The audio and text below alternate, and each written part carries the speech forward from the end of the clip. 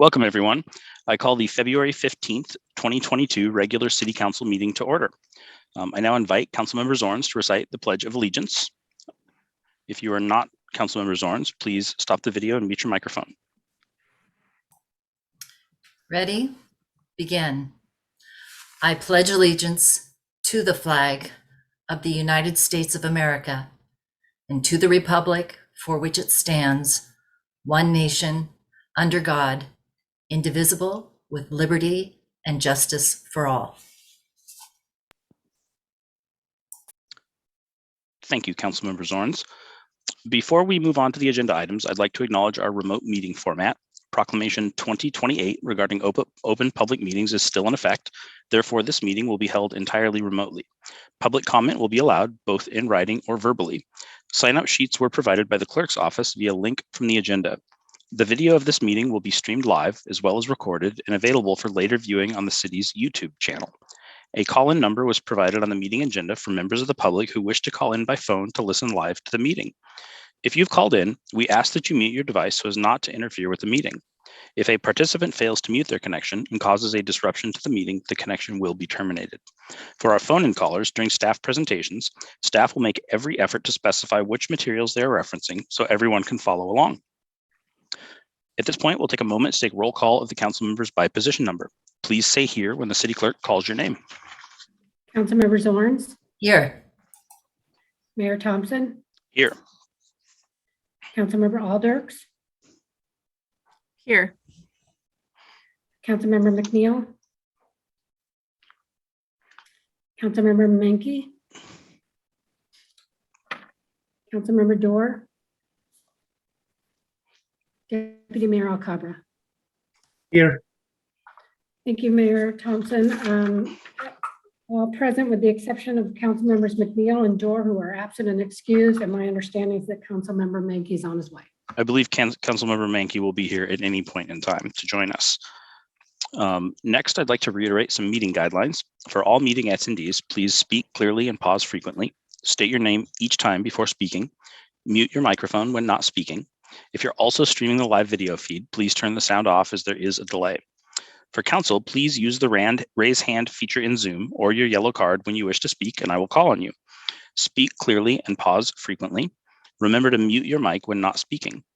The first item on the agenda is meeting agenda approval. Are there any changes to tonight's agenda? Councilmember Aldrich. Thank you, Mr. Mayor. Jenny Aldrich here. I propose that we add an agenda item regarding the tree canopy letter to Snohomish County Council that was mentioned to us last week, and at the urging of the Planning Commission as well. Can I?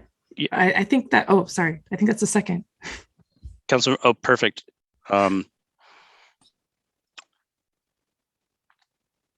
mean, I'm going to vote for it too, so I don't know if we need a whole ton of discussion around it. So yes, I think I'll be your third and we can get that on the agenda.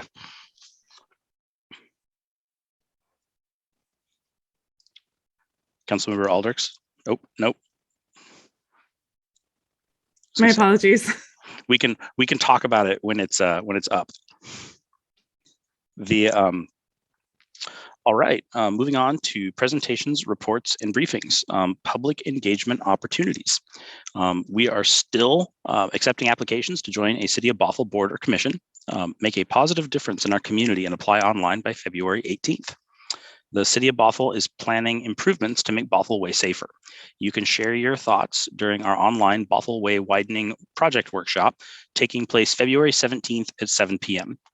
You can learn more at bothellwa.gov/BWW. Oh, and the URL for boards or commissions is bothellwa.gov/boards.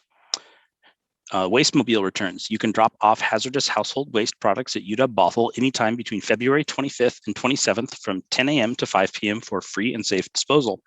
Learn more at kingcountyhaswastewa.gov/households. All right, next up, we have our city manager update. I think Matt Pruitt and Heather Gantz are here to present to us.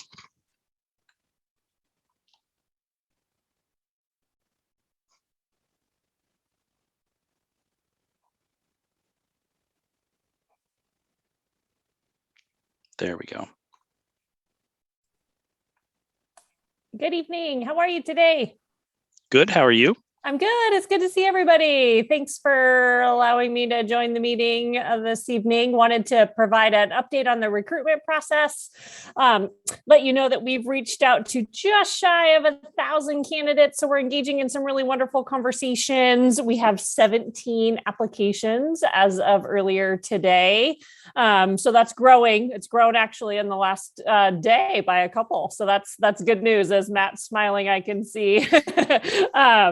We have 2 weeks left. I anticipate that we'll continue to receive some good applications. I'm having some wonderful conversations with candidates that are expressing interest, asking some good questions, just don't quite have their materials in yet. So looking forward to receiving those based on the conversations that I've had. So trending in the right direction is what I will say. There's some interesting candidates that have applied thus far, and looking forward to those that are still to come. Any questions?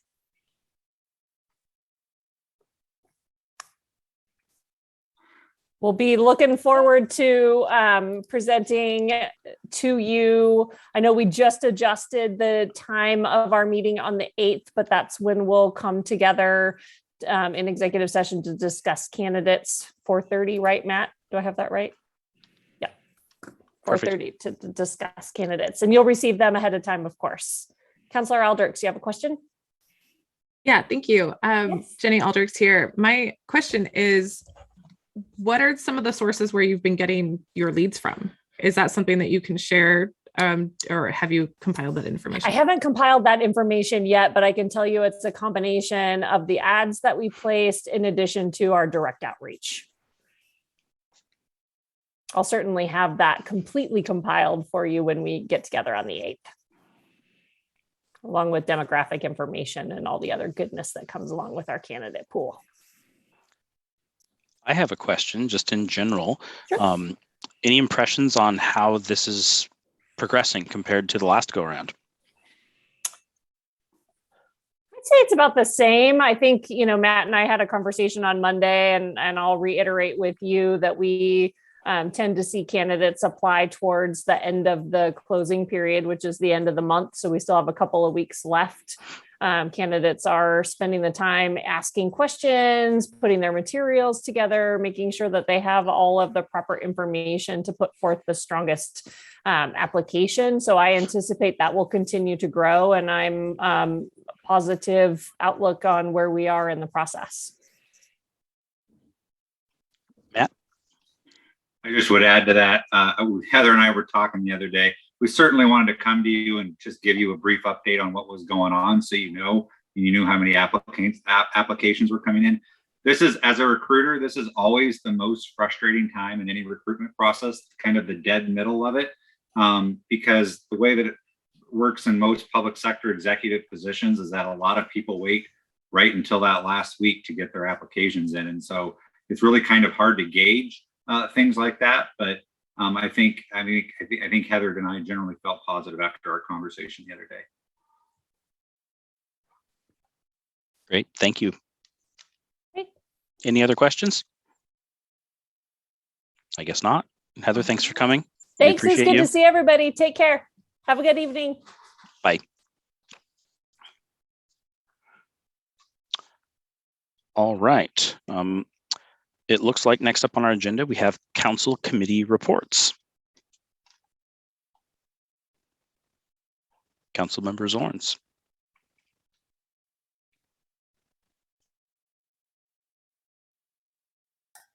So many buttons. Just one report on LTAC, which met today. It was a very robust day at LTAC. Jeannie Ash came, and you're going to get some information later on some things that she's doing that's going to help businesses with small business grants that are, from my perspective, look very, very helpful and meaningful. And also, besides the grants, there's going to be some resources that are going to support our small businesses. And then Hillary Long from our arts, she chairs arts, joined us and shared some things that they're talking about in arts that LTAC could come alongside and help support, and we could work collaboratively. And then LTAC, specifically from Danae McGee, she's got 3 really thoughtful, connected, interdependent ideas that are that are ARPA supported. And what I think I noticed and the rest of LTAC noticed is that her ideas really support a long-term help for tourism in Bothell. So that'll be coming to council later so you can see what's going on. So good things are happening in LTAC, and that's the sum of what I've got for you.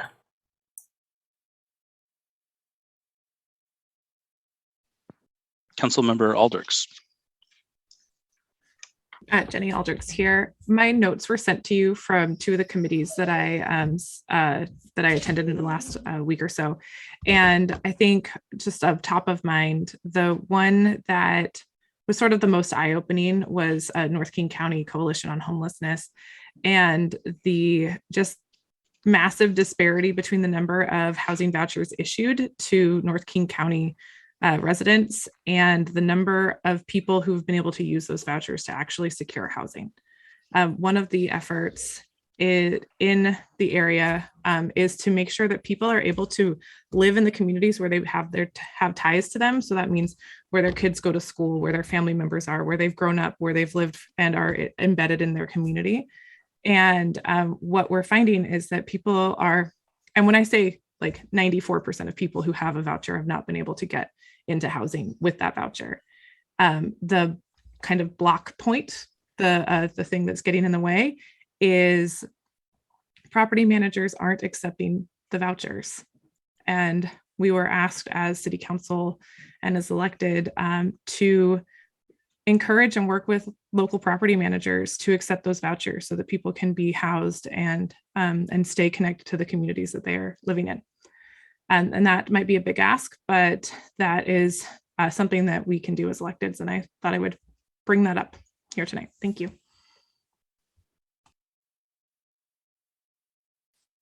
Thank you for that. All right. Seeing no more, and we're going to move on to visitor comment. In keeping with Governor Jay Inslee's emergency proclamation 2028 regarding open public meetings, the city has accepted visitor comment in writing, as well as accepted sign-up sheets for those who wish to speak at tonight's meeting. Written comments submitted to the city clerk no later than 3 p.m. today were forwarded to all city council members and are part of the record.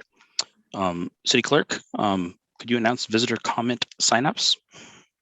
Yes, thank you, Mayor Thompson. We had 3 written comments received and forwarded to council. Those will be made part of the record. The first one is from Ann Agard, who wrote in regarding AB 22025, requesting that council not adopt the draft 2022 planning docket. Item number 3. Cindy Springer wrote regarding objection to Bothell endorsing Senate Bill 5670 and House Bill 1782. And Karen Thompson wrote in regarding their Ecology store and its closure since COVID began in 2020. With that, we have live comment. The first person we have signed up to speak is Katrina Doan. And we're having issues getting people paneled in, so please excuse us if it's a little slow. For some reason, there it is. Hi, Katrina. Hi, Can you hear me? everybody. Hi, I'm going to set the timer. You have 3 minutes to speak. Thank you. My name is Katrina Doan, and I have a special connection to Bothell. I ran the fireworks stand at the Canyon Park QFC from 94 to 2019. And Bothell has a very special place in my heart. I always talked about going to Camp Bothell. I just came to love the community and the residents. Last year, I took a job with TNT Fireworks as their area manager. And what I want to present to you today, because I know fireworks has been a topic in the community of Bothell over the last couple of years, and I want to present a win-win-win option that a lot of people don't realize is an option. For about the past 20 years, there's been a trend of just an all-out ban of fireworks when people express concern. And then that's followed with frustration. We banned fireworks. Oh my gosh, they're still going off. Our residents are still frustrated. What do we do? I'd like to offer you a win-win-win option to consider as you talk about this topic. This one is a win for everybody, regardless of where they stand on the fireworks option. We have people who say, I hate fireworks. And if you talk to them and peel it back, what do you hate? I hate the things that go boom. I hate the things that fly around and might set things on fire. In the option I'm going to share, those are still illegal, so their needs are still met. What I'm suggesting is a modified ban that allows what are called ground-based or safe and sane fireworks. They are fountains or below. Nothing that goes up in the air, nothing that goes boom. So the people who don't like them, their needs are still met. Enforcement still happens. Families in neighborhoods, which I know love fireworks in Bothell, they can still have their neighborhood celebrations and they can buy them locally and not have to go to the reservations where they're offered, the illegal ones, the ones that everybody complains about. And lastly, nonprofit groups that run most of the local stands can still make the money. The money made from fireworks makes a huge difference for the groups that run the locations. So everybody wins. The people that don't like them still have the ban in place on the ones they don't like. Your neighborhoods and families can still celebrate safely. You as a city still maintain control over what is sold. And the nonprofits still make the money. So I just want to put that, a lot of people don't realize that's an option. In my new role with TNT, if you would like to consider this further, I would love to work with you. I'm currently working with 4 municipalities who are considering this. I think the pendulum is swinging in this direction because of the frustration with fireworks bans not stopping fireworks. And I am here to work with you. My goal is that every community has a safe and enjoyable 4th of July that causes a minimum amount of frustration for everybody. So I'm at the end of my 3 minutes. I hope I get to work with you soon. I would love to keep fireworks in Bothell. I love Bothell. Thanks, everybody.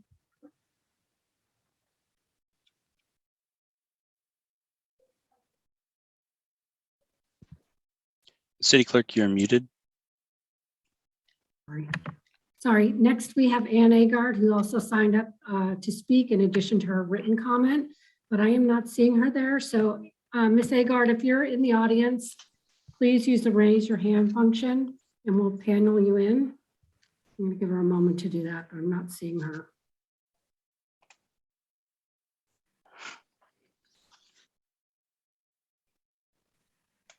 I have a phone number. Ms. Agard, if that's you with the phone number, could you use the raise hand function and we'll get you paneled in?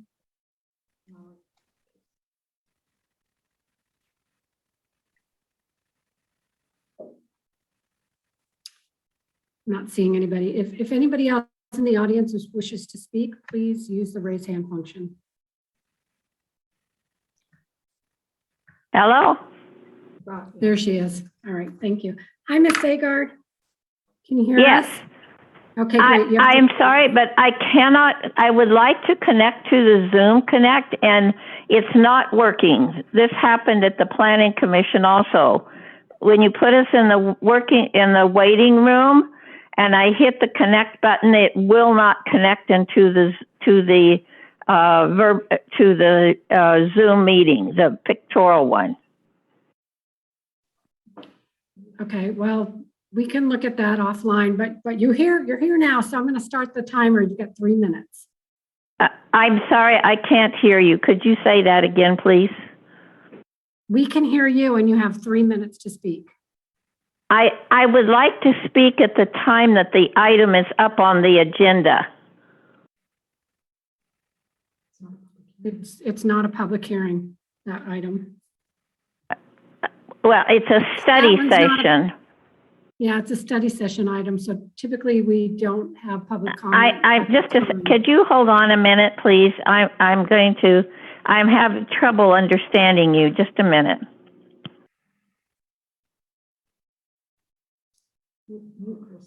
I'm gonna let Paul address that, but I'm gonna just 1 second.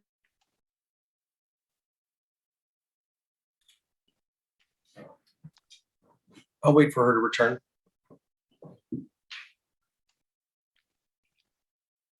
Okay. I'm sorry, could you say that again? I would like to speak at the time when this item on the docket AB 22025 is up for discussion. And Ms. Agard, this is City Attorney Paul Byrne. So in these situations, we have a excuse me, we have a public hearing for the two agenda items under public hearing. But for everything else, this is the only opportunity to speak. So although that would be your preference, that would go against our protocol in terms of when we allow the public to comment on non-public hearing items. So you can either, do I need to address it now? you need to address it now because you won't have the opportunity when the council is receiving information from community development and further discussing. Okay, so then before I start my 3 minutes, I do have a question for clarification.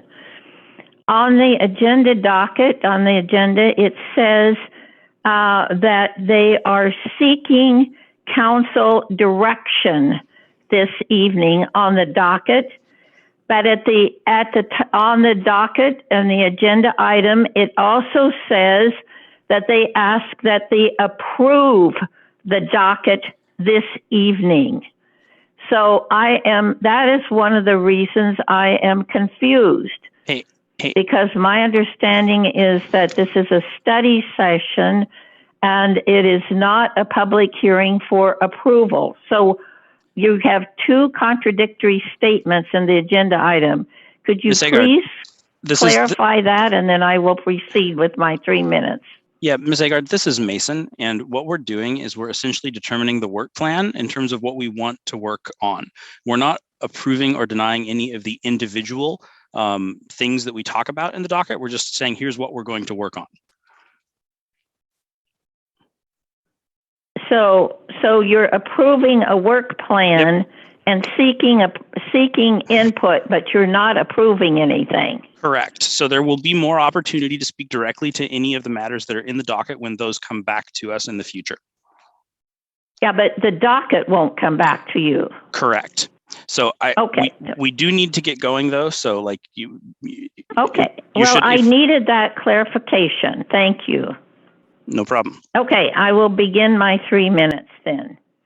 Okay, on February 9th, a little over a week ago, I sent an email to the council asking that they delay the adoption of the item 3 on the docket, which relates to the housing strategy, until after Senate House Bill 1782, the substitute House Bill 1782 and Senate Bill 5280 is determined by the legislature. Current 5280 has been dropped in the Senate substitute House Bill 1782 is currently on the floor, and if it passes out today from the House, it will go to the Senate. The legislative session ends March the 10th. As I pointed out in my email to the council, I had the House floor contains a number of amendments that I strongly support and that I would like to see the council delay this item so that they can get the input from the Department of Commerce for their model ordinance, for the guidance, and they can also get more funding. Using the funds provided by this would give more money for other necessary items on the proposed docket that have been deferred.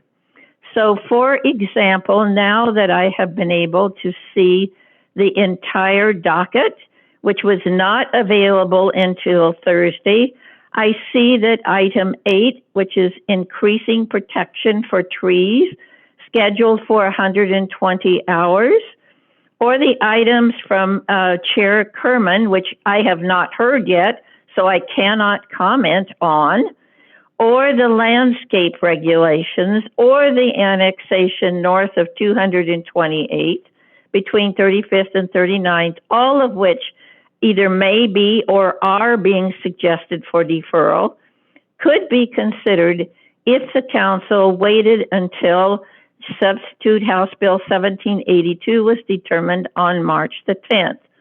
And the next meeting could be March the 15th, when you actually make approval of the docket item.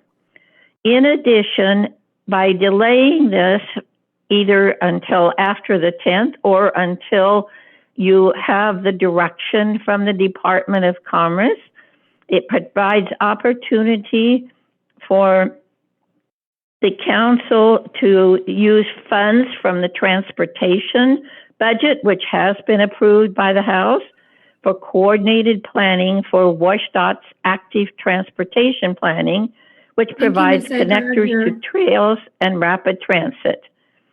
It also Ms. would report, the staff report indicates that council direction was for multiple housing considerations for subdivisions and short plats, presumably Agard. citywide.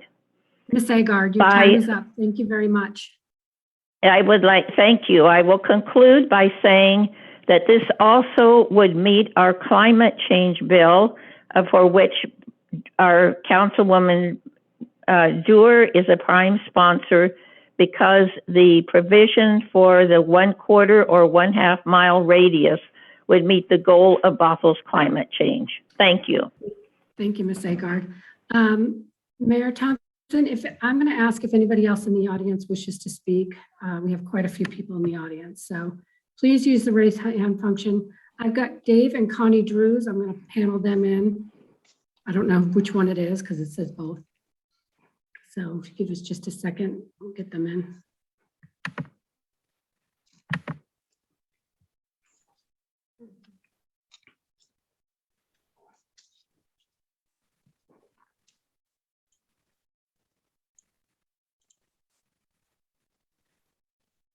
Hello. Hi there. Hi there. It is actually Dave and Connie Drews. 2 for 1. There you go. Okay, I'm going to start the timer. You have 3 minutes. Great. So we wanted to comment on the comprehensive plan amendment and rezone that you will be looking at later. It's actually around page 223, at least of the online information that we've seen. And we want to share with you that we've raised our family here in Bothell and we've put down roots. Our daughter, Ariana, is almost 23 years old, and we want her to be able to live and work and thrive in Bothell. So several years ago, we all know that the Alyssa Burnett Center came to Bothell, and it helped create a vibrant community among differently abled people. And now we'd love to see the possibility of an affordable, inclusive community for these differently abled individuals, including our daughter. So we had the opportunity to purchase some lots that are accessed from downtown Bothell, and we believe it's the perfect location and time to create a vibrant community and home. And we would love to have Bothell partner with us. So we just wanted you to hear directly from us as you consider this comprehensive plan amendment and rezone. We really think there's a great need and the time's right. So thank you so much for your time, and thank you for considering the proposal. Thank you. Is there anyone else in the audience that wishes to speak? Please use the raise hand function.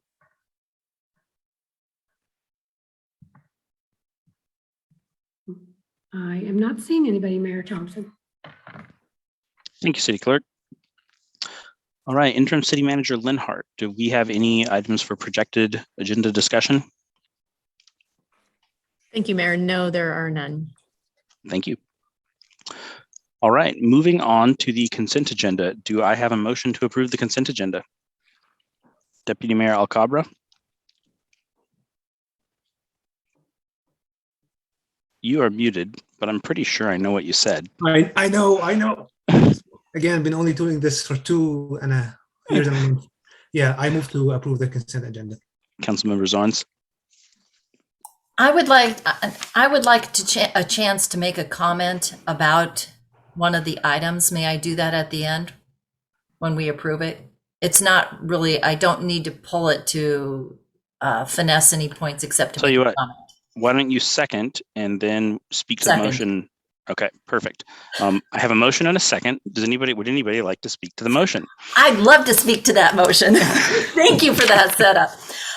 We have one item that I just would like to encourage. It's AB 2220 that is getting aerial imagery with an option to purchase impervious surface data. I really hope that as a city that we exercise that option, because I think it would be really important data for us to have when we look at tree coverage, our impervious surfaces that might be absorbing heat. And I know it has a very strong, important stormwater component to it. So whatever I can do on my end to encourage us to, it's not a cheap piece, but to encourage that purchase, I would really like the city to do that.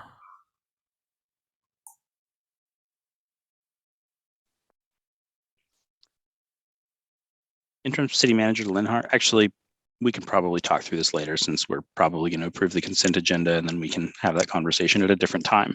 All right. City Clerk, would you like to take a roll call? Yes, I would. Please say yes or no when I call your name. Councilmember Zorns, Yes. Mayor Thompson, Yes. Councilmember Alders, Yes. Councilmember Mankey, Yes.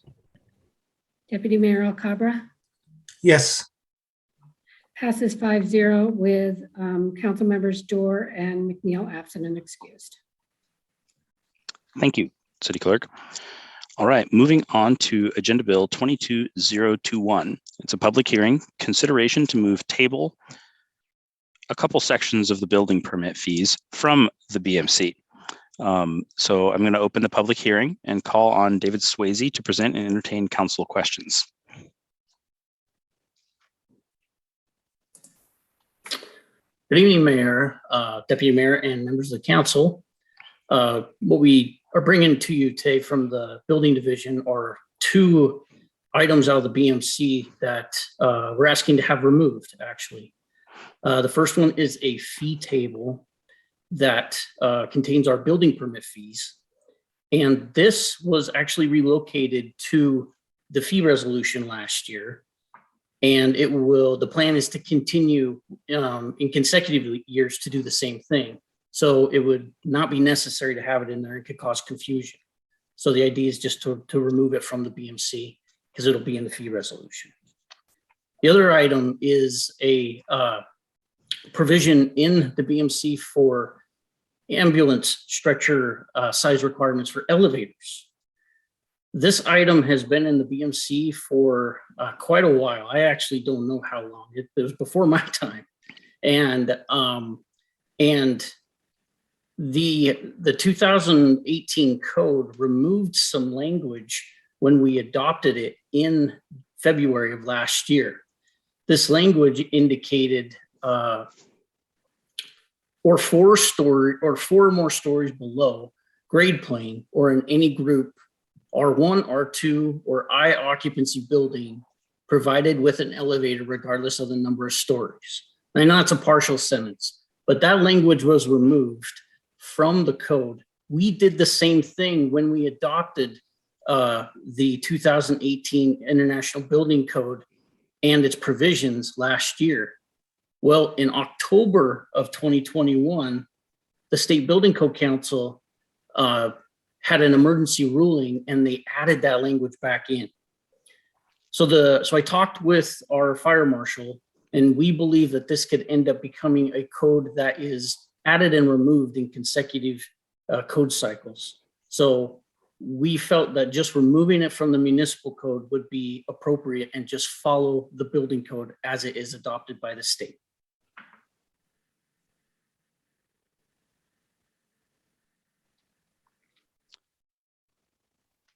Does anybody have any questions for Mr. Swayze?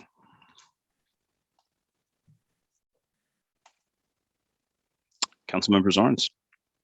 It's just a quick question. No one has spoken out against this, have they, that you have heard? Out of which one? Out of either of them? Right.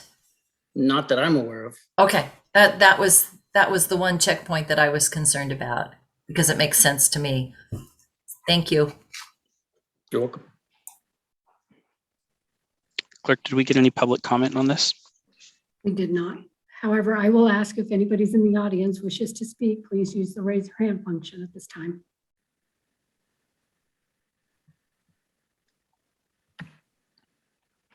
I don't see anybody, Mayor Thompson. Thank you.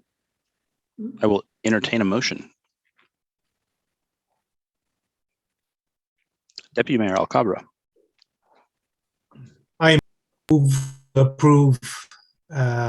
to remove the table. I move to approve the action as presented.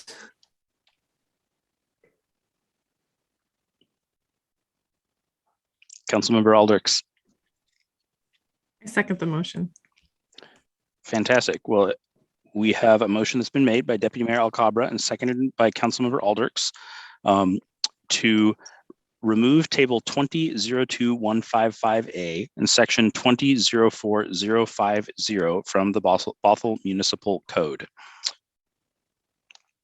Would anybody like to speak to the motion? All right. City Clerk? Please say yes or no when I call your name. Councilmember Zorns, Yes. Mayor Thompson, Yes. Councilmember Aldrich, Yes. Councilmember Menke, Yes. Deputy Mayor Alcabra. Yes. Passes 5-0 with Council Members McNeil and Councilmember Dorr absent and excused. Thank you. Moving on to Agenda Bill 22.022, public hearing, consideration of housekeeping code amendments to the Bothell Municipal Code. And I believe Senior Planner Nathan Lamb is here to present and entertain our questions.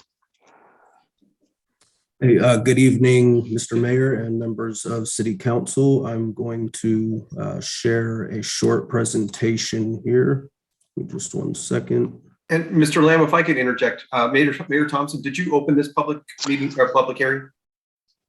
I do not believe that I did. I would like to open the public hearing. Thank you. Thank you. Also, Senior Planner Lamb, you're looking sharp. Oh, thank you. Thank you very much. Good to see you all. It's been since 2021, so been a few months, and haven't had the pleasure of meeting the new council members. So nice to see y'all. And Council Member Jenny, nice to see you again. Let's see. Oh, my presentation is not coming up. Can y'all see a presentation on your screen? Let's try this again.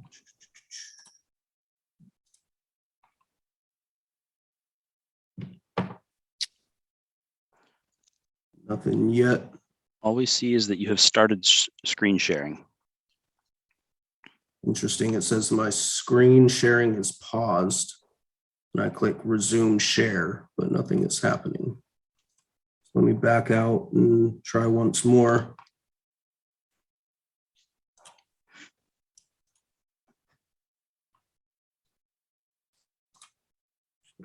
Once.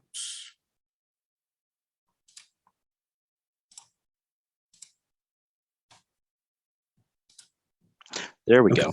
Sorry about that. The disconnect, one of my other screens was getting in the way. Okay, so now we're ready to go.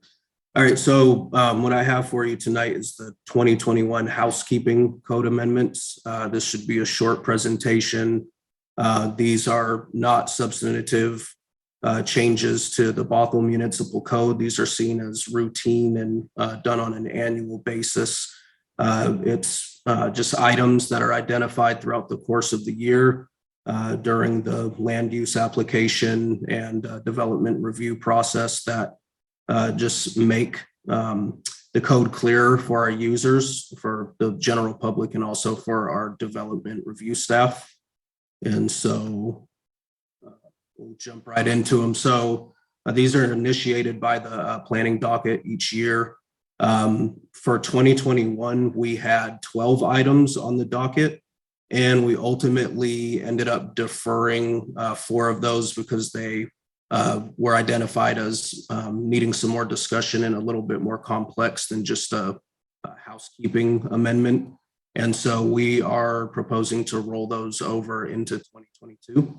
One of the items we have expunged because it was identified as not an issue anymore, and so we've just removed that. So we stuck with 4 amendments to carry forward, and we brought those to Planning Commission and got some feedback in addition to 7 other housekeeping items that we had identified last year. Again, these are just things that come up and come around when you're applying the code. And most of it is outdated, defunct, or extraneous language that is just no longer applicable. And so we're going to look at each one of these. And it's important to remember that the recommendation before you tonight does include Planning Commission's findings, conclusion, and recommendation. And so their feedback has been incorporated. The affected titles are Title II, Administration and Personnel, Title 11, Administration of Development Regulations, Title Zoning, and 14, Environment. And just for our viewers and for review, new language is shown as underlined, deleted language is stricken, and it's not always necessary to show the subsections in between code sections that we're not amending, so we show that skipped with 3 asterisks. Okay, so the first item in Title II is just removing extraneous language in 2.52085. It has language that refers to the Planning Commission as a quasi-judicial decision-making body, which is no longer the intent of the Planning Commission. It also has some sort of confusing language about city council dealing with subdivision approvals, and it's come up in development review and been identified as something that is not clear and confusing for applicants. And so we're proposing to strike both A and B in this section. Okay, the next item is removing the redundant definitions. Heard mention of impervious surface earlier. We've got a few different definitions in our code for building coverage, hard surface coverage, and hard surface. And they're all sort of covered by our impervious surface coverage definition in a later subsection of this section. And so we're proposing to just delete these and go with the impervious surface definition. It's more consistent with what local jurisdictions use in their nomenclature, and also when Public Works is reviewing applications, it's what they use with their design and construction manual. So that is that one. The next one is amending our land use actions by type table. It has 3 amendments. The first one is striking temporary occupancy permits because those are no longer exist. And I'm forgetting my acronyms and I can't see my notes, but we're adding EFR, eligible facilities requests, I believe, to this type 1 column because it was identified that it belongs there and it had been missing. And the third amendment is striking the in the bottom right corner here language that's sort of in the same vein as that first amendment we looked at, city council delegating decisions to Planning Commission and Shorelines Board as quasi-judicial decision-making body. So that's irrelevant. This next one is very straightforward. It's just adding some language about when a facilities permit is required for minor maintenance to wireless communication facilities. That one was pretty straightforward. This one is regarding setback placement for HVAC equipment and other similar pad mounted equipment. We have a 5-foot setback requirement for side yards, and that's not always achievable through certain subdivisions and cluster subdivisions. And so the fire code and building code would allow us to reduce it to the minimum, which is 3 feet. And so that gives us some flexibility for our development applicants. And so that's what we've done there. That's also pretty straightforward. The next one is regarding exemptions for exterior lighting for regulations in this particular subsection. So it's just clarifying that lighting equipment placed within public rights of way intended solely for roadway illumination is exempt from these particular subsections that precede this one. Okay, the next. This is Laura Hathaway. We're having trouble hearing you. Oh, I'm sorry about that. I'll get closer to my mic and speak up. Is that better? Yeah, thank you. Okay. All right, so the next one is correcting defunct language in 12.22.075 for permanent off-premises non-commercial signs. We no longer have a director of public improvements. We have a community development director now, so we're just changing that language to not confuse anyone. The next one, and we're getting to the end here, is revisions to the Shelton View sub-area regulations. There were office professional, residential activity center, and community business zones in the sub area that were moved into Canyon Park, I think right prior to the Canyon Park sub area plan. And as a result, there's only office professional zoning there now. And so we're just striking those zones to reflect that. Similarly, this next item here is clarifying development standards for the zones that were not included in the regional growth center rezoning for the Canyon Park sub-area plan. And so somewhere along that process, the development standards for these zones were removed, and we're simply adding them back in and clarifying what development standards apply where. And there's also, some circular references to add further clarification. This next one is adding exemptions for using in lieu fees for outdoor space required in the downtown sub area. It's just further revisions to help implement the downtown sub area plan. We're adding a table that shows what percentage of in lieu fees are applicable to the required public space for a given development. And we also some clarifying language for when payments of in lieu fees would be calculated and when the money would be collected, essentially. So we have some added language there. This is the last one. This is vestigial language for the director preparing recommendations to a hearing body for reasonable use applications. That's we don't do that, and that's not the intent of this section of our code anymore for reasonable use applications. So we're proposing to strike that as well. Excuse me. And so finally, that leads us to our recommendation for you all, which is the same that you would have received in your package, and it's adopting the recommended 2021 housekeeping code amendments in the proposed ordinance that was attached.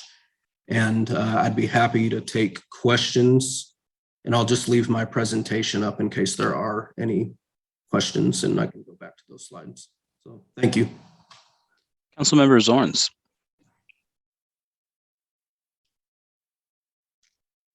You are muted.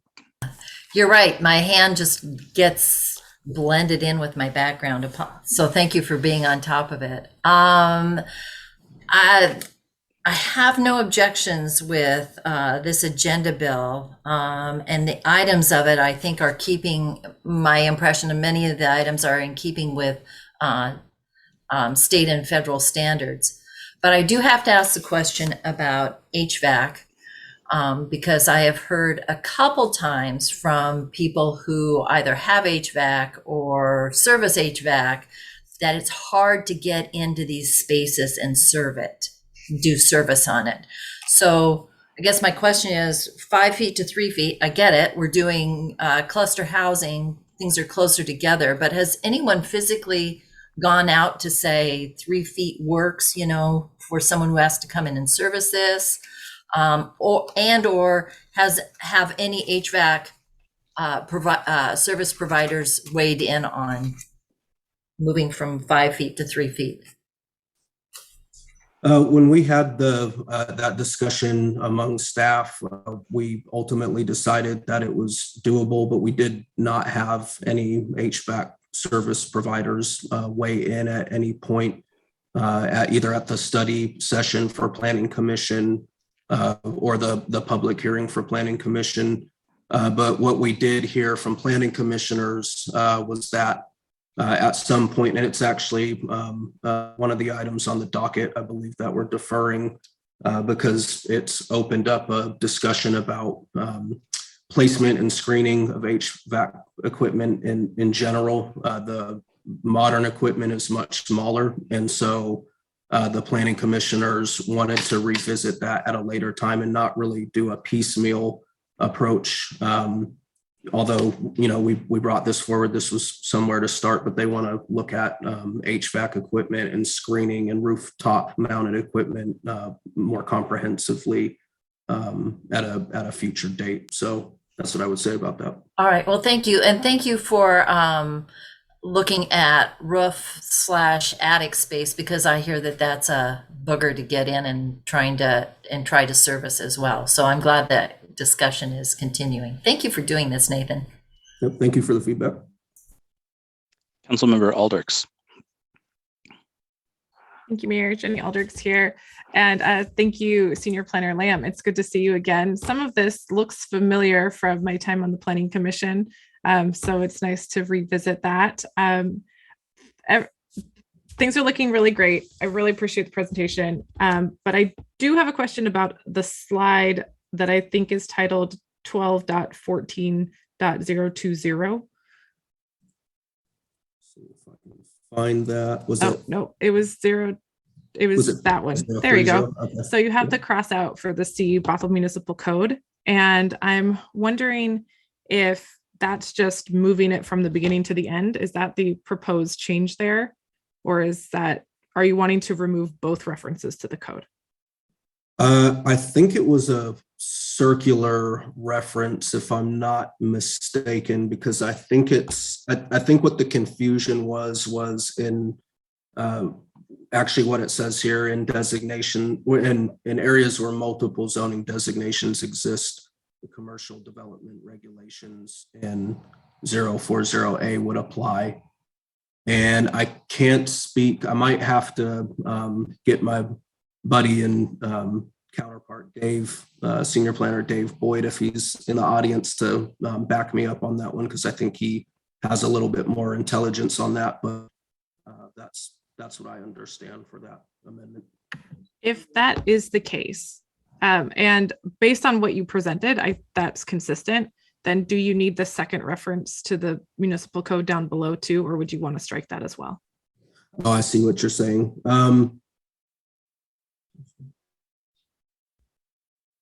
We might have wanted, to strike that too.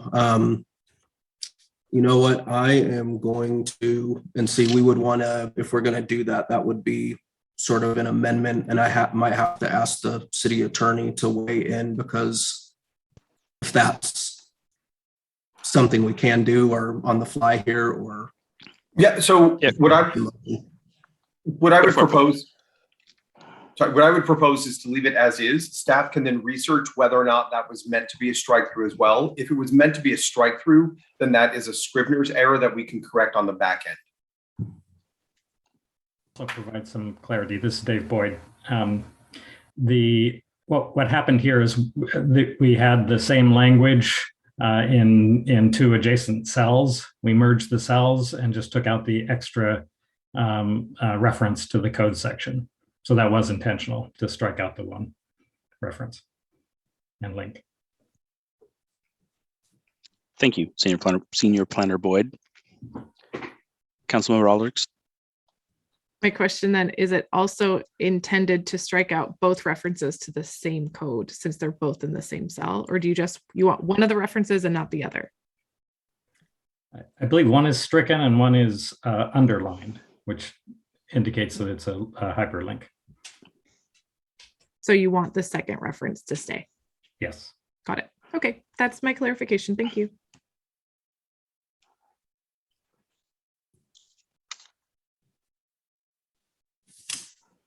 All right. If nobody else has anything to say, now would be a great time to make a motion. Actually, I believe we need to ask for public comment first. Thank you, City Attorney. Clerk, did we get any public comment? We did not. However, I will ask if anybody's in the audience wishes to speak to this public hearing, please use the raise hand function. And we'll give them a minute to do that. I'm not seeing anybody. All right. Well, now we'll jump to that part. Would anybody like to make a motion? Councilmember Mankey. I'd like to make a motion to move the recommended action. Deputy Mayor? Second. All right. I have a motion made by Councilmember Mankey and seconded by Deputy Mayor Alcabra to move the recommended action to adopt the recommended 2021 housekeeping code amendments in the proposed ordinance. Clerk? Please say yes or no when I call your name. Councilmember Zorns? Yes. Mayor Thompson? Yes. Councilmember Alders? Yes. Councilmember Mankey? Yes. Deputy Mayor Alcabra? Yes. Passes 5-0 with council members Dorr and McNeil absent and excused. Thank you. All right. Moving on to Agenda Bill 22023, consideration of replacement of existing synthetic turf at North Creek Sportsfields numbers 2 and 4 through King County Directors Association Purchasing Cooperative. I believe we have Nick Stroop and Aaron Milner here to present to us. Yeah, good evening. Thank you, Mayor, Deputy Mayor, council members. My name is Aaron Milner. I'm with the Parks and Recreation Department. I've been assigned as project manager for this exciting Parks Capital project. I'll share a screen here.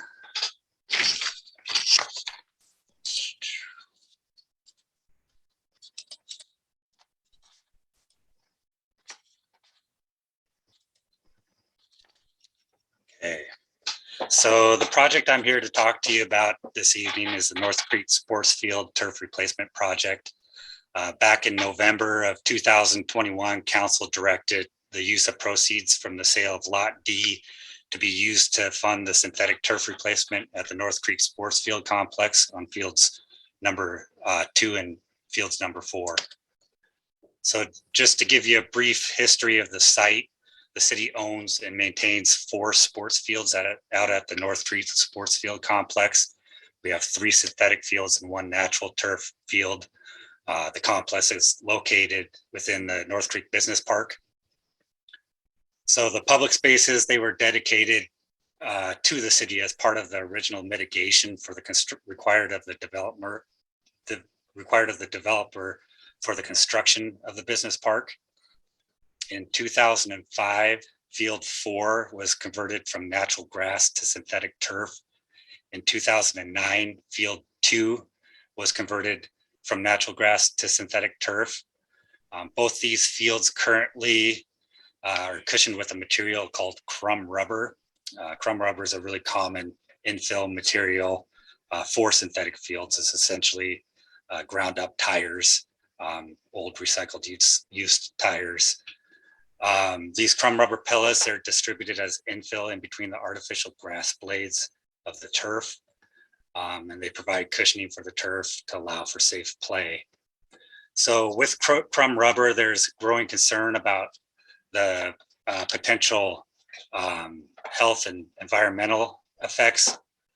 And with that, due to these concerns and the direction of council, staff explored alternative infills options for this project. Both these fields were installed, sorry, I'm getting a little ahead of myself. Both these fields were installed with an industry standard 8-year warranty. These fields each have a life expectancy of 10 years. So as you can see, we've surpassed that life expectancy, and both of these fields are in need of replacement.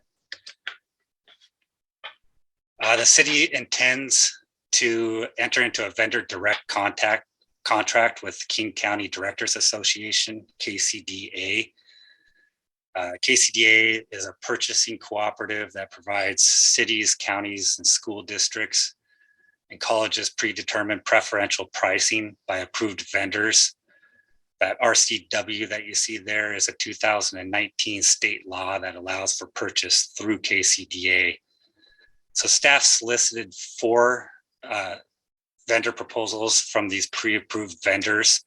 Of those vendors that were contacted, Sprint Turf, Hellas, Shaw, and Field Turf provided the city with proposals. The criteria set out for council or by staff, includes a durable, long-lasting turf that allows for play for multiple sports, as well as provides an alternative infill to crumb rubber. Bruce Dees and Associates, which is the landscape architect firm that originally designed these fields, was also consulted in the review of these vendor proposals. So after consultation with Bruce Dees and Associates and review by staff, Field Turf was selected as our preferred vendor, and they provided a proposal that provides a field with the use of cork infill instead of crumb rubber. Just to touch a little bit on cork infill, there are several natural infill products in use today that each offer slightly different characteristics. Cork met staff's criteria for providing a natural and safe play surface that provides similar characteristics to crumb rubber without the concerns for human and environmental health. It's the most common natural infill product used in our region, and it's proven durable and it's expected to last the life of both of these 2 fields. So it's important to note here, if you look at that cross section of the field on your screen there, that all natural infill products require the addition of a shock pad. So that shock pad you see there is right above the aggregate base layer sitting underneath the turf.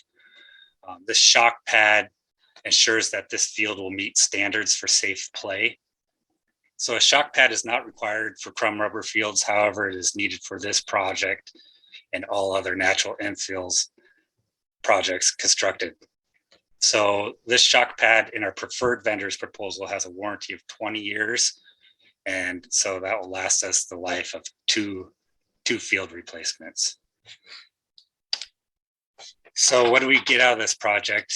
Using the previously identified $2.2 million in funding from the proceeds from the sale of Lot D field turf, they will remove the existing turf and infill, install a shock pad, new turf, and cork infill, as well as provide necessary maintenance equipment and other minor site improvements.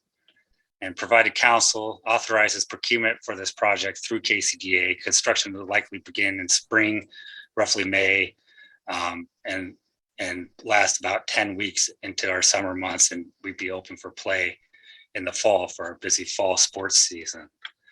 So with that, I thank you for your time, and I'll open it up to any questions you may have for Director Stroop and I. Councilmember Alders. Thank you, Mayor, and thank you for this presentation. I am here currently representing my children who have very strong feelings about crumb rubber and how they absolutely hate playing on surfaces with it.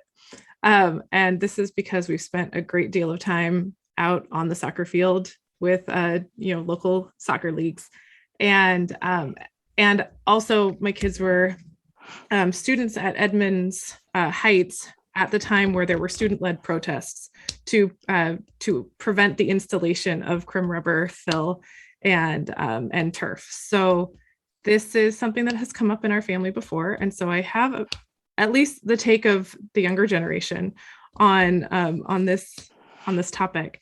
And I will say that I'm very grateful to hear that the proposal is not to replace the crim rubber and there is a cork alternative. And at the same time, they're not here to hear this, but for the benefit of my kids, they do prefer real grass turf and not the alternatives that we're discussing here. So I hear that there's going to be a replacement of turf. I don't know if there is an opportunity to revert back to grass. I'm guessing that is not going to be a popular idea, but I'm saying it because I know my kids would feel strongly about it. And so, yes, I'm open to hear what other council members have to say. I appreciate this presentation and this move towards cork. Thank you. Director Stroop, did you want to jump in and make a comment there before we move on? I would say that, one of the challenges that we have in this region is the weather. And that is the primary reason that we go to the synthetic turf, because it does give us that playability year round. When we do look at, the cost of fields, even though it's a large cost to replace, if you look at a grass field, there's a whole lot of maintenance that goes with that. So you have irrigation, you have fertilizer, you have mowing, you have an annual turf renovation where you go out and you plug it and you do some other things. So, it actually increases the maintenance, and it probably, equals out or comes close to equaling out if you look at that over a 10-year period. We have heard from people without a doubt that they love grass, and then some other people, they love turf. It's really hard to, consider, going back in an area where we have the weather that we do, but it's certainly something that we've heard before from our residents. Councilmember Zorns.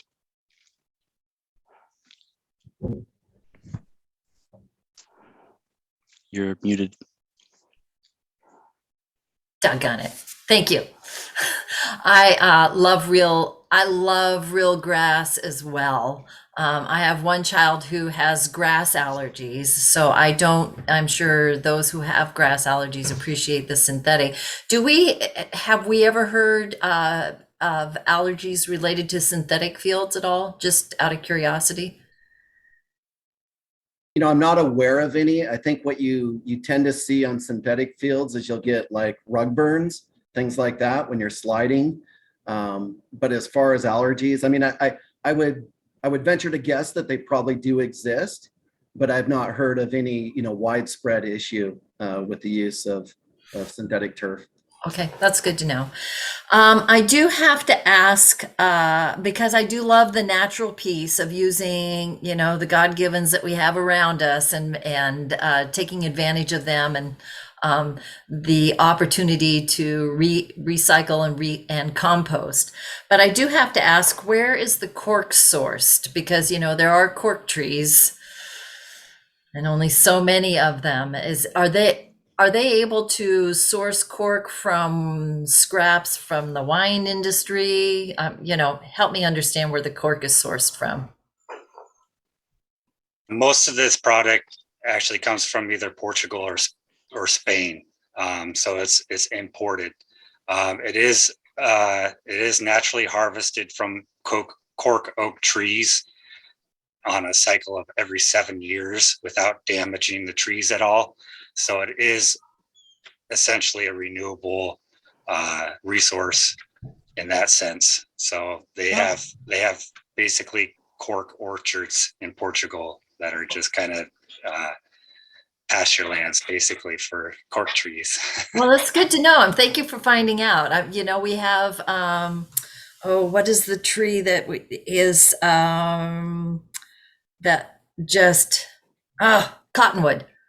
there's cottonwood farmers and we need them for toilet paper. So it's a good industry, I'm grateful that there's thoughtful farming happening out there. So, and thank you for having that answer. And thank you for including lacrosse markings on this field too. Really appreciate that.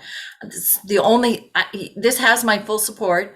I just want to thank everyone there at Parks for, persevering and making do on a heroic level on turfs that are way past their shelf life. And I'd like to thank Councilmember McNeil for not letting us forget that it was a problem and it needed to be addressed. And I thank the community for their patience as we are finally getting around to this. It's a good thing. And so just a lot of thanks and appreciation. Deputy Mayor Alcabra. Thank you, Mayor. I also, second Councilmember Zorn's comments, and I will, as a retired soccer player and football, with my friends, flag football and stuff. I don't play anymore because the knees. But I really appreciate. I can tell the difference between a really old field and a newer turf. Like you can really tell the difference. So thank you for doing this, and I'm glad that the recommendation of adding the padding underneath the court because it's not naturally bouncy. So that's awesome to add that. And as a parent whose kids have played on grass/dirt toward the end of the fall season. And played on artificial turf. I appreciate us keeping it as artificial turf because it does, from parenting perspective, it's much cleaner. So thank you.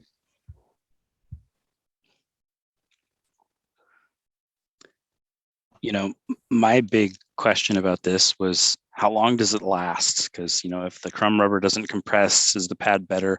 So I was really excited to hear that it lasts twice as long is our last one, and the environmental benefits of going to cork as opposed to crumb rubber are an absolutely just a huge win. So we'll keep our kids playing on this. This seems great. Thank you. Yeah, I think it's important to clarify, Mayor Thompson, the pad will last 20 years. The turf life expectancy is 10 years. So okay. we'll get 2 field replacements out of this pad. Out of the pad. Mm-hmm. But we won't have to replace the whole thing in 10 years. We'll just have to replace the top part, which I'm guessing will cost less money than this. That is correct, yes. Okay, perfect. Thank you. I have notes that I'm following here. Councilmember Mankey. I'd like to move the recommended action. Councilmember Zorns. Second. I have a motion by Councilmember Mankey and a second by Councilmember Zorns. If anybody would like to speak to the motion, let me know. All right. Oh, Councilmember Zorns. Just, can we have a gathering? Is it as a christening of the turf fields when it happens? Because it's kind of a big deal. We absolutely will do a ribbon cutting ceremony similar to what we did when we first opened Field 4. But yes, we will plan a ribbon cutting ceremony, invite the community as well as all of our council members to that celebration. All right. Thank you very much. I'm excited about that because I've been in office for 2 years now and I haven't gotten to hold up a shovel or like a big pair of scissors or anything like that. So I'd be pretty pumped to do that. All right, clerk. Please say yes or no when I call your name. Councilmember Zorns? Yes. Mayor Thompson? Yes. Councilmember Alders? Yes. Councilmember Mankey? Yes. Deputy Mayor Alcabra? Yes. Passes 5-0 with Councilmembers McNeil and Dorr absent and excused. Thank you. All right, next up, we have Agenda Bill 22024, the American Rescue Plan Update. And I believe we have Aurora Belli here to present to us.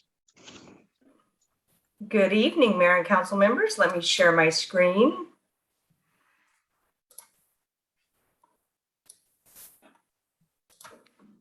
Can you see my screen? Yes. All right, I am here once again to give a brief update on the American Rescue Plan Act. So tonight I'm going to touch on revenue loss, updating our guiding principles, and then we'll also go over some brief next steps. So as I mentioned the last time that I visited Council, the Treasury issued the final rule on January 6th. And the updated guidance offers broader flexibility and greater simplicity for the city. The biggest change is the updated guidance on revenue loss. The final rule allows entities to select a standard allowance of $10 million.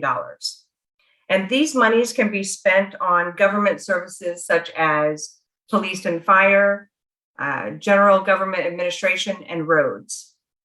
And staff is proposing that we elect to the standard allowance to provide for public safety. The general fund monies that were originally allocated for public safety would then be used to fund ARPA type projects. Now, I'm sure you're wondering why we would want to do this, and the answer is simple. Electing to use the funds in this manner will reduce the administrative burden for both the city and our human service partners. During a recent meeting I attended, a majority of the cities present also stated that they would be utilizing their funds in the same manner. As you may recall, we are scheduled to receive roughly $13.2 million in funding, and it is important to note that the remaining $3.2 million will still be bound by the more stringent federal requirements. And that brings us to the guiding principles, which were drafted before the standard allowance option existed. So based on the guidance, based on the issuance of the final rule, we are recommending an update by removing the line that says use all eligible ARPA funding before existing city funds. And last, next steps. So I am already on the calendar to come back to Council on March 1st. And at that time, various staff will be available to discuss updates on our ARPA human services as well as economic recovery programs. At that time, I'm also going to provide you with a graphic which will show how much of our ARPA monies have been committed to date, which will help in the future to make sure we understand how much we have spent and how much we have left. And with that, I thank you for your time this evening, and I am happy to answer any questions that you may have. Deputy Mayor Alcabra. Thank you, Mayor, and thank you, Aurora. This is helpful as always. One question I had was about using the 10 million revenue loss for public safety. Do you know, or does the staff have an idea of what that money will be spent on? So what I would suggest is that we can use that $10 million and offset even just public safety salaries and benefits. Of course, nothing that is tied to any of the other funding. It needs to be general fund funding. So basically, we would allocate the $10 million to public safety, but then take that money that was originally budgeted for public safety and still spend it on ARPA type projects. It just helps us to be able to spend the monies in a way that it's much easier for reporting purposes. Okay, thank you.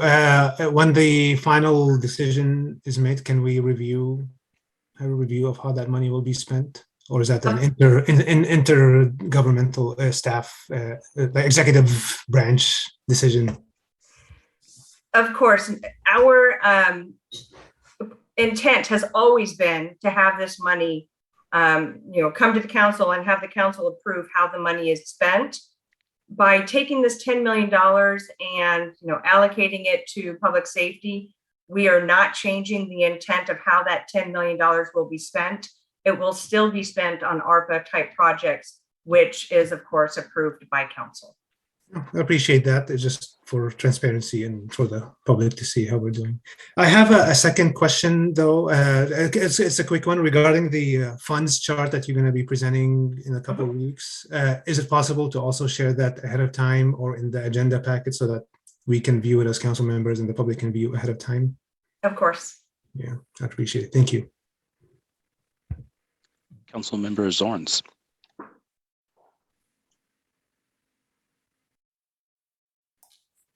There we go. Thank you for this presentation. I feel for you because $10 million is going to be spent so stinking fast.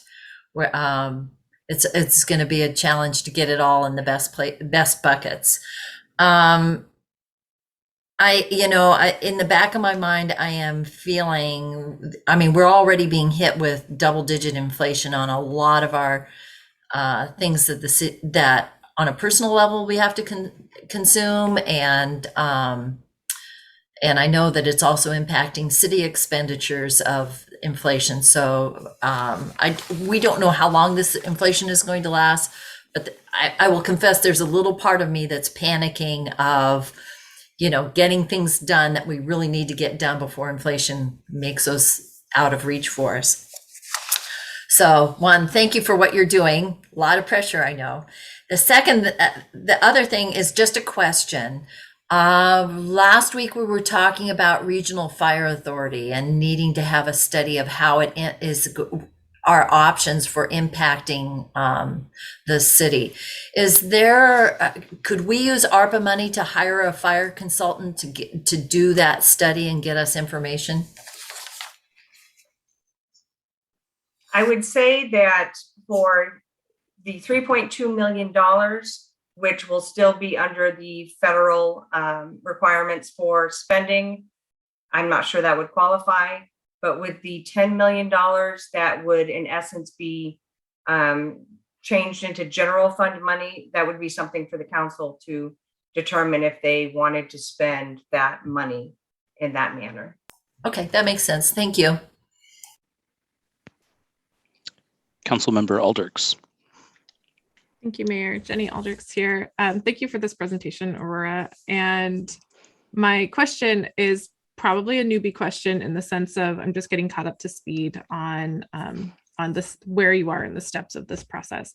It sounds to me like, one, have any ARPA funds been allocated? Is there a current plan for how those funds are going to be used? Or is this the steps before that where we determine the criteria for how it will be used and then later we determine what it's specifically going to be used on? Can you get me up to speed on that, please? That is a great question. So council has allocated some ARPA monies. Specifically, we, in the very beginning, allocated it to buckets, if you will. And council allocated $1 million for human services. There was $1 million for economic recovery.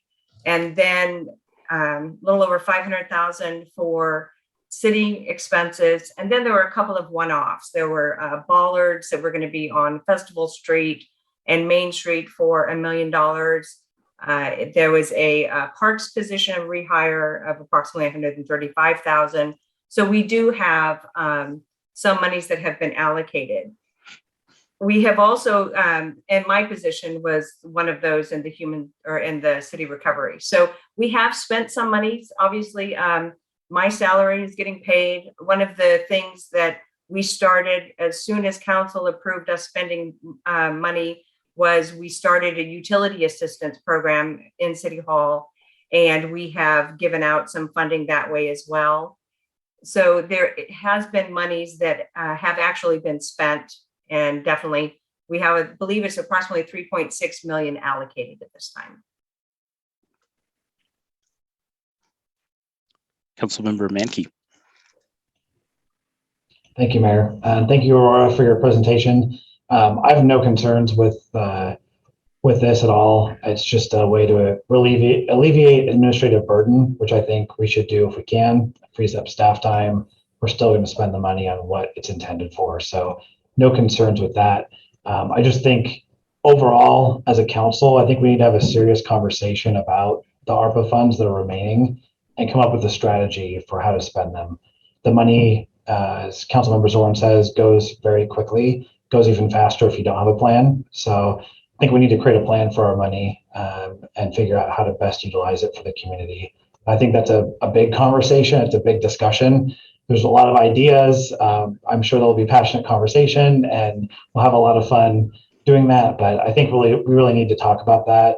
Hopefully get some additional community feedback as well, and approach it in a very thoughtful and in a manner that's not just assigning funds here and there. And I think we've done some good things with the money so far, but we are spending it without a plan. So we need to slow down a little bit and figure that out. So with that, I'll yield. Looks like the interim city manager has a comment.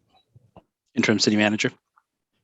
Thank you, Mayor. Thank you, Councilmember Menke. Staff's recommendation is to include the remaining ARPA funding conversation along with budget and capital facilities plan processes, since it will be recognized as one of the revenues that council can use to achieve your goals.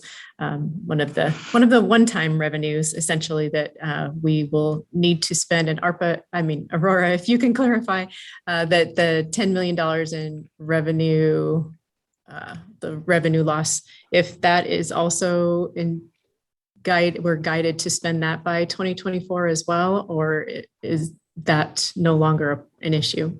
That would no longer be an issue because technically, according to the federal government, we will have already spent it.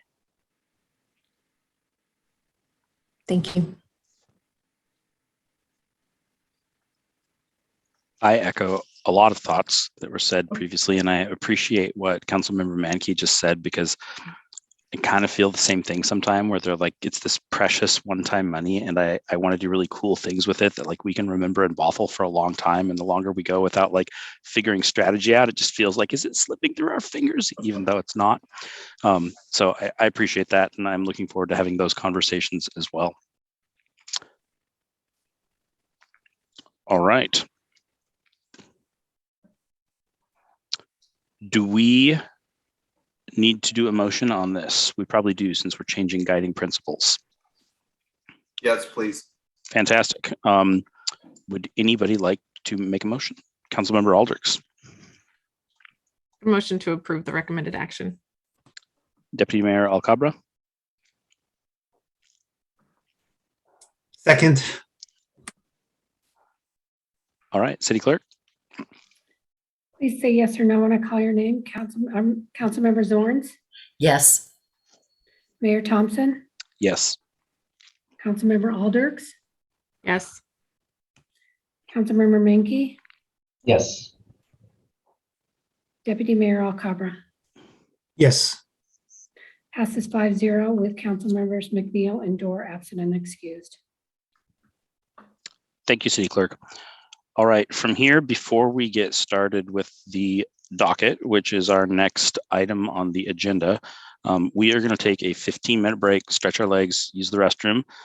It is 7:30 right now. I will see everybody back here at 7:45.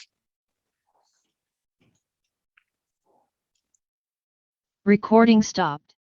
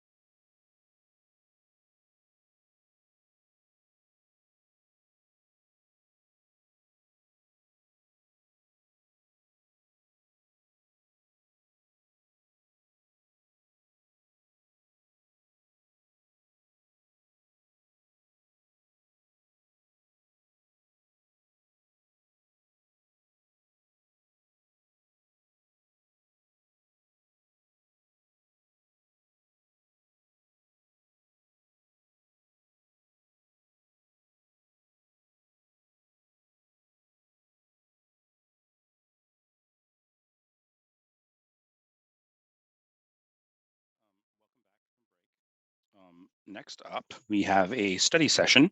It is Agenda Bill 22025, consideration of proposed 2022 docket. We have Community Development Director Michael Cotterman and Planning Commission Chair Kevin Kiernan to present to us today. Thank you, Mayor. Good evening. Good evening, Deputy Mayor, members of the council. Thank you for your time this evening. This is our annual docket discussion with the City Council. And I have to say, I need to have conversation with whoever sets the agenda because it's just not fair for me to have to follow someone who's talking about $10 million and can do it in less than a half hour. This will go a little bit longer than that, I suspect. And unfortunately, I don't have $10 million to offer you, but hopefully do have enough to keep your interest for this evening. I brought the whole band with me tonight, so everyone's going to be speaking. We've got a presentation of about 30 minutes. We're going to try to keep it brief, and I will introduce folks as I get to their part of the presentation. So with that, I'm going to try to share my screen.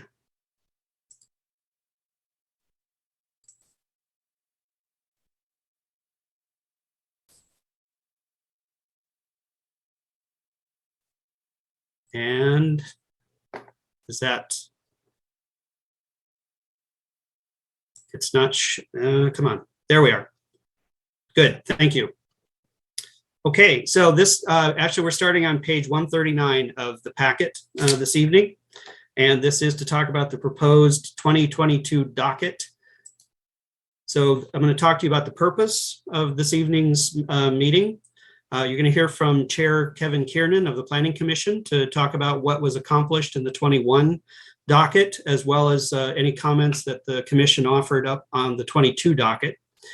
I'm going to cover a few additional highlights that did not go through the Planning Commission, but that were also things that we accomplished in 21, and then talk to you about the approach that we're taking this year, slightly different, a little bit tongue-in-cheek, trying to lighten it up a little bit. And I should say my disclaimer at this point that interim city manager Lenhart wanted to be very clear that if this falls flat, it was entirely my idea.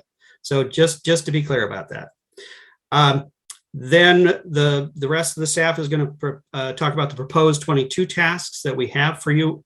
Then we're going to open it up for council discussion. We are looking for some specific direction on some things, as well as approval of the work plan based on whatever changes you want to make to the docket this evening, because this is the work plan for this year for not only the staff, but also the Planning Commission, the Landmark Preservation Board, and the Shorelines Board. So what we're going to focus on this evening, our presentation, is just to highlight the proposed tasks that you have in that docket in attachment 1. We're really not going to touch on the ones that we're proposing for deferral at this point, but certainly we are here to answer any questions you have about those, talk about why some were proposing deferred and others were not. We hope to provide you with as much information as we can this evening so that you can give us some direction, excuse me, as far as those priorities going forward. In addition to the docket, there are a few issues that have come up, and we're looking for some specific direction from the council this evening on these items as well. One being missing middle housing, and we'll talk some more about these as we get to each of these docket items. And we're going to ask that we hold that discussion until we get all the way through the presentation. And we'll come back to this slide and talk some more about these. But this is just to give you a heads up. These are the things that we're going to be focusing on in addition to the docket itself. So we're going to talk about missing middle, affordable housing and parking reductions, parking requirements overall, the interim ordinance we have in place right now for outdoor dining in private parking areas, as well as the Shorelines Board task that's on the docket. So with that, I would like to introduce the Planning Commission Chair, Kevin Kiernan. Kevin has been on the commission for many years. I won't say senior member, but I would say longest serving member of the Planning Commission. And he's been the chair for the last 2 years. And he's here this evening to talk to you about the work that was done by the commission last year as part of the 21 docket, and then provide some comments on the proposed 22 docket. So with that, Chair Kiernan, I will turn it over to you. Well, thank you, Director Cotterman. Many years would be 4 years in my case, so not too many, but I am the longest serving commissioner at this point, which crept up pretty quickly on me. I do appreciate the opportunity to be here speaking with you, and I must tell you, I really enjoy my time on the commission, and things jumping around. Are we ready there? Sorry about that. Okay. I really do enjoy my time on the commission, and I think we do good work for the citizens of Bothell. So with that, in the past year, we did a number of things. We looked at the downtown corridor code amendments, and in particular looked at height adjustments for affordable housing. It really is a passion of many of us on the commission to do more for affordable housing in Bothell, as we've seen what's happened there. And these downtown corridor code amendments were one way to make maybe a little step in that direction.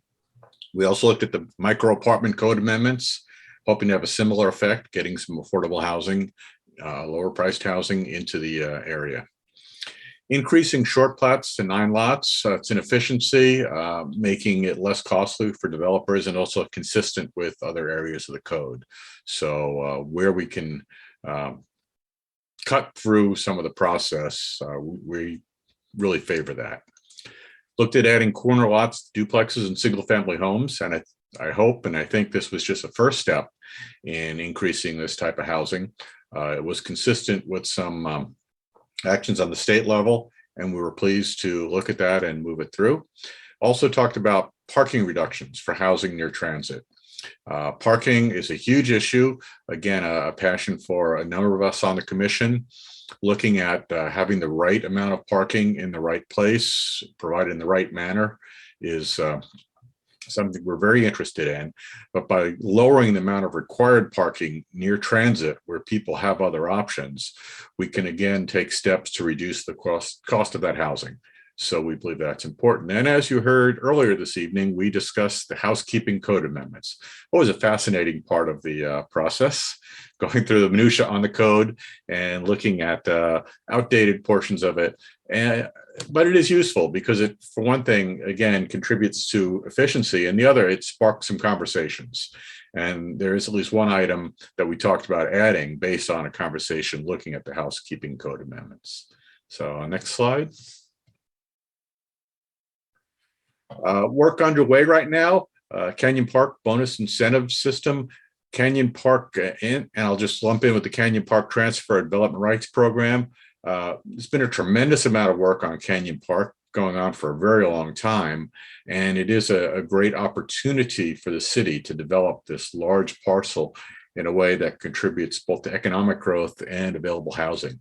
So these two items are real important. There'll be some discussion of TDR tomorrow night. So tune in if you want to catch a preview on that. Talking about missing middle housing code amendments. Again, that's an item for us tomorrow.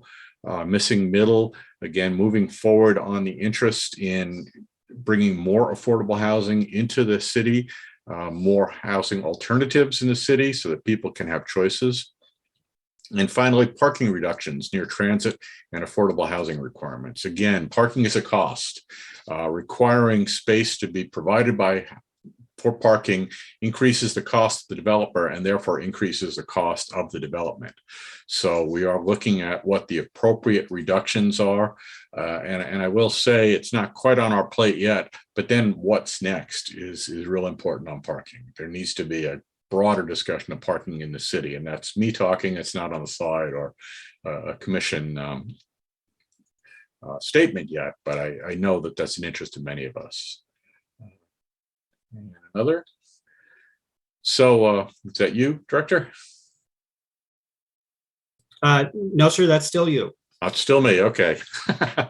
So, oh, that's right. It's our feedback. So we did spend some time beginning last year rolling in to this year on the 2022 docket. We didn't make changes. We didn't make changes in the priorities. We'd love to have, but we recognize that resources are limited, and you can only do what you can do with the resources you have. So the priorities are consistent with what was presented, and in particular, the focus on affordable housing. We, as part of that, we looked at rolling the private amendment requests into part of the affordable housing. There were a couple of those that came in. You heard a speaker to that earlier in the public comment. So we're very interested in those sorts of amendments.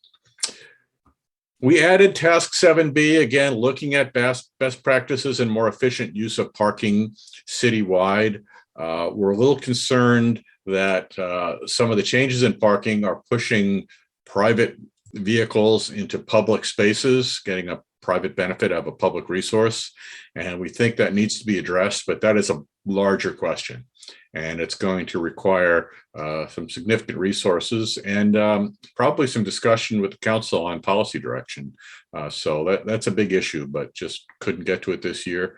And the other task, again, arose out of the housekeeping amendments. As we look at HVAC, there was a reference made to the fact that HVAC units are smaller now, they're quieter now, they're less intrusive. And we do think more flexibility on the placement would be appropriate. But based on the feedback we got, that is a bigger issue. It will take more time than is available, and it's not as high a priority as some of the other items we have. So both the staff did propose both tasks for deferral, and the commission did agree with that proposal. So those are indicated as on the docket, but deferred. And next. Okay. And I will just, if I could just add to that, just to more for the edification of the newer members of the council, the Planning Commission does not make a formal recommendation on the docket, but they do provide input to it. And that's why we bring their input to you as part of this discussion. But there is no formal recommendation, just to clarify that. So I will stop sharing for a moment and see if there are any questions for the chair.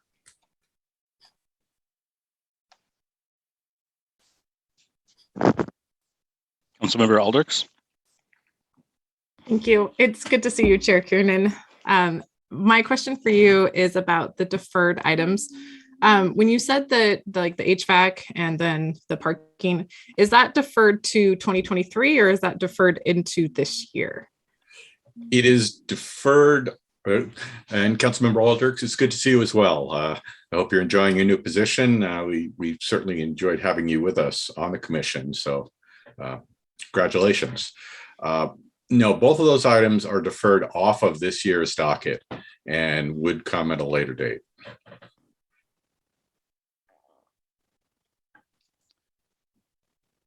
I don't see any other hands up, so I'll just go. And this isn't a question, but Chair Kiernan, thank you for your service on the Planning Commission. You're a credit to Bothell. We really appreciate the work that you have done and are doing there. It's a pleasure to see you tonight, and just thank you.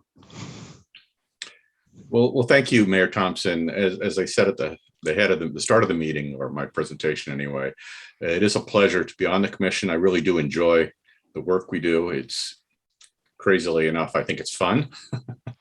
But I want to say also, the other commissioners are wonderful to work with. They do their homework. People come to the meetings prepared. They give really interesting feedback, and we have good discussions as things develop. So it is a pleasure to be there. As I said, I've been on 4 years. You likely see my application for reappointment in your stack. So we'll see where that goes. But I do look forward to continuing to participate on the commission. So thank you. Well, let me know if I need to talk you into it. Councilmember Alders. My notes here tell me that I had another question to include the first time I spoke, and that is the bike plan underway, and is that a docket item? I know that was something that we discussed in the last year. I'm going to defer that to Director Cotterman. I know we've had presentations on the bike plan. Yes, thank you, Chair, and thank you, Councilmember, for the question. The bike plan is being done by the Public Works Department. It will come to the Planning Commission, and it is intended to come to the Commission this year. As soon as the Public Works staff have it ready, they are scheduled to bring it to the Commission, who will then make a recommendation to the Council. That portion is not on the docket per se, because that's really the Public Works process. When we incorporate that into the comprehensive plan and integrate that, I should say, into the comprehensive plan, that is in the docket, and that's in topic area 1.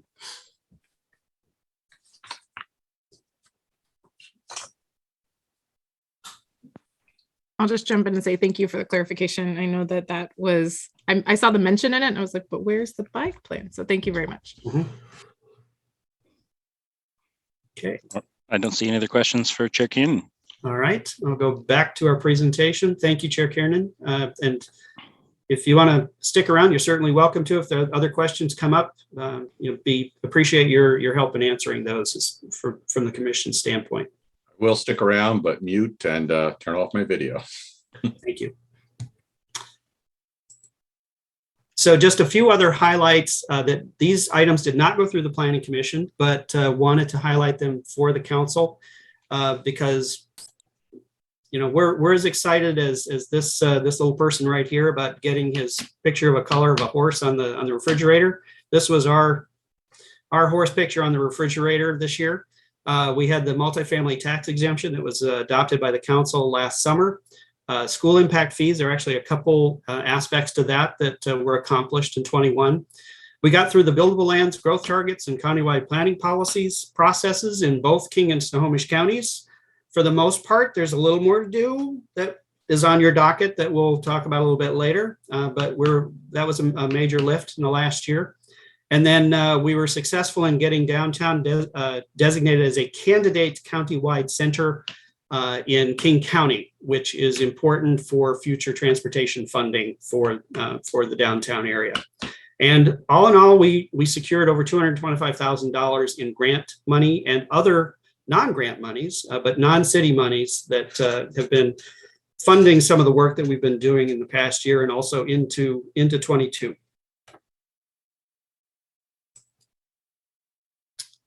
So this evening, with your indulgence and maybe your forgiveness, depending on how this goes, as I said, I want to take a little bit different approach because I know the biggest challenge that the council has is not endorsing the projects that are on the list or adding things to the list. The challenge is always what gets a lower priority as a result. And sometimes we get hung up on the number of hours that we've allocated, and we will talk about that.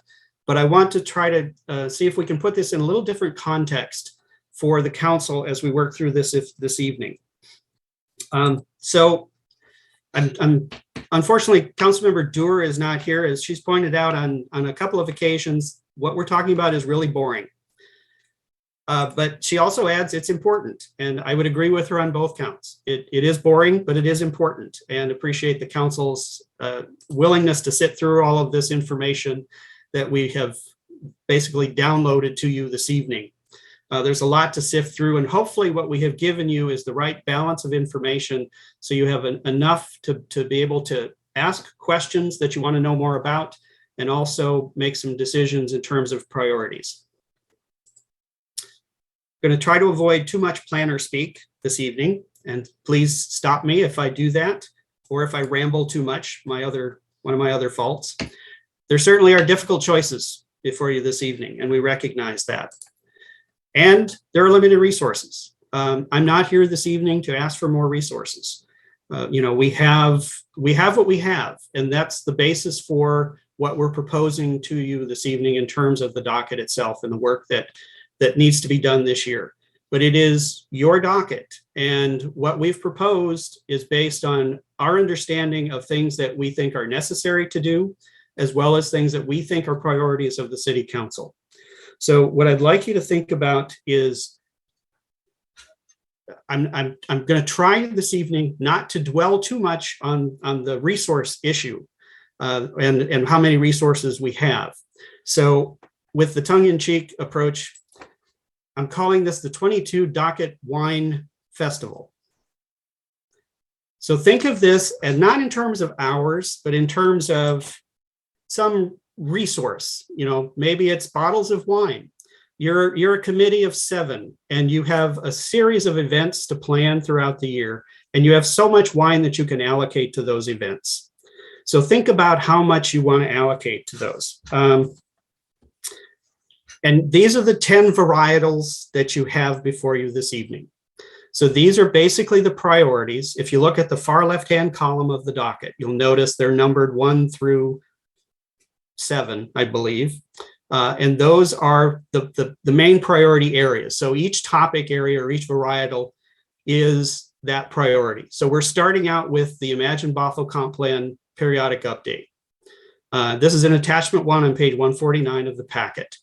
And the staff name that you see listed there, that's not all they're going to do, and they're not the only one that's going to work on that, but they're going to have the primary responsibility for leading that effort. In some cases, it's a shared effort. In others, it's that one person. So this is the information that we're putting out for you, and these are listed in that priority order. And we're going to touch on each one of these varietals, and staff is going to talk about those, highlight those things where we're proposing for the 22 docket. I should also mention there are a lot of non-docket items. You've asked about some of them earlier this evening. These are other things, some of which we anticipate coming up during the year, like we have an annual report that we have to do on the LIFT program for downtown. We assist finance with that effort. They put most of it together, but we have to provide information to it. That's worth $1 million a year to the city. So that's an important effort that we have to put forth every year. We also have other things that come up that are not anticipated, things like the Canyon Park appeal, the Urban 3 proposal that we're working on, negotiating a funding agreement with Sound Transit, the Bothell United Methodist Church proposal, coordinating and supporting on the BRT implementation with Sound Transit, grant applications that we had to submit. So just to give you an idea, those are a few of the things that also take additional staff time, which is why we can't allocate all of the hours we have with the staff that we have. Again, not whining. This is just the reality. So we have 2,860 units, however you want to consider those, because not everybody likes wine or drinks wine. I understand that. These are going to be allocated based on your priorities. Again, this is your docket.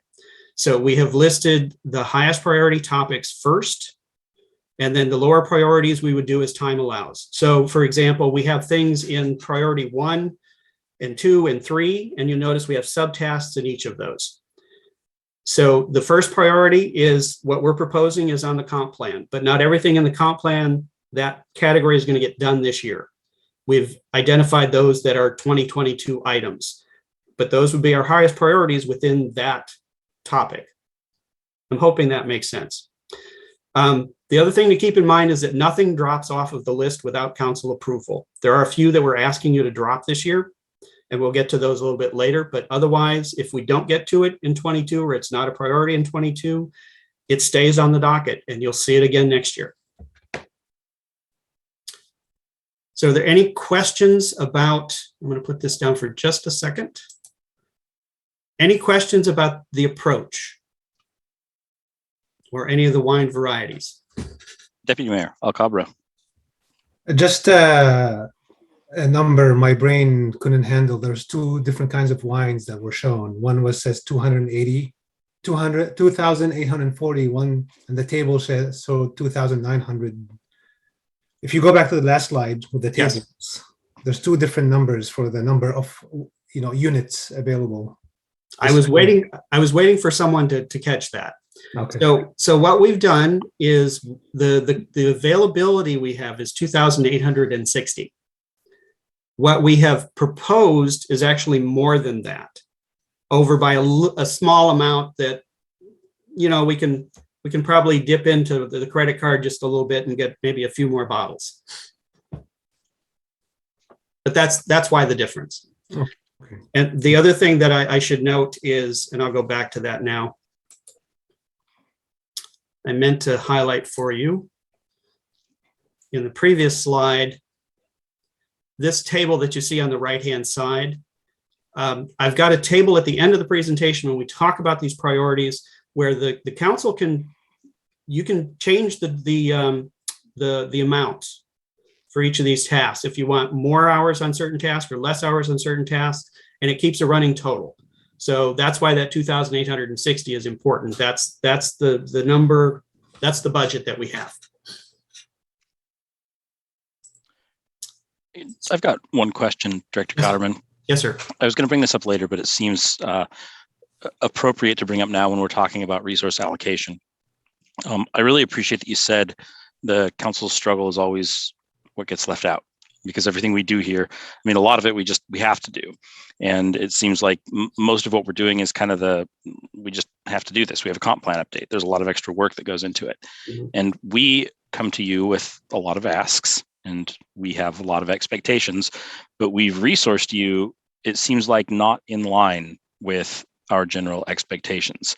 I know you said you weren't here asking for more resources tonight, but it seems to me that if a council wants to get policy passed and has their own ideas about like what policy that they would like to see passed, appropriately resourcing your department seems like a way to get the people's business done. If we were to look at putting another planner in the role, I mean, how long does it take to get somebody like that onboarded? And what do you think that would add in terms of available hours to the docketing discussion? I appreciate that, Mayor, and all good questions. And I let me give you the short response to that. One of the reasons I'm not here tonight asking for resources is because I will be coming back to you and asking for resources when we have the budget discussion. And then it will be in the context of other resources that are needed in the city, because not everything we do is just the planning department. A lot of what we do involves other departments as well. So even as much as I would love additional resources in community development, don't get me wrong, I'm not turning down any offer of additional resources. But just putting another person in place is not necessarily going to, it's not going to solve the issue of capacity and resources. Because even if I had 3 times the number of staff that I do now, the number of items that would be on the docket would probably grow exponentially, because the expectations would also increase dramatically. And it's not just a matter of planners, it's also other support like GIS technicians. You know, a lot of what we do relies on GIS. We need folks in finance to help with some of the work that we do that's related to affordable housing and MFTE and tracking these things. You know, public works, we work a lot with the transportation division and public works. They're almost side by side with us. So I went on longer than I intended to, but the answer to your question is yes, we need additional resources. And we can talk more about that, and I can give you a much better idea of what would be helpful when we get to the budget discussion. That was a really in-depth answer. And I probably shouldn't be surprised that it's not as simple as, well, if we get another headcount, you can have this many more hours for your things. But I appreciate that very much. Just know that from my point of view, and obviously we would need to poll the whole council on it, I'm keenly interested, and I think especially, you know, the new council members are interested in pushing more policy that begins from council, that those ideas are coming from us. And I would be welcome to have that discussion as soon as possible, because realistically, I think moment that goes by is a moment that we could be doing more, and I'd like to. So let's please continue to have that discussion, and I'll leave it alone for now. I certainly understand and appreciate that, Mayor. And I think one other thing I'll just add to that when we do have that budget discussion, and if there are additional resources, the council can revisit the docket at that time and change your priorities or add to certain areas. You know, like I said, it's your docket. We can bring it back and you can make any adjustments that you want. And I could give you a better sense at that point. Okay. If you could follow up with me maybe offline, just get an idea. If we did hire another planner without obviously all of the extra support staff, that person's going to be a little bit more limited, but I would be interested in knowing after you've had a little bit more time to think about it, kind of what that extra capacity would look like until that discussion. Because if in that discussion, we're going to be hiring that person anyway, and if we can get, you know, some utility out of them this year, I'd be interested in that. Okay. Be happy to do that. Thank you. So I can't see everyone. Are there any other questions? Not that I see. Okay, thank you. So at this point, I'd like to introduce Dave Boyd, Senior Planner.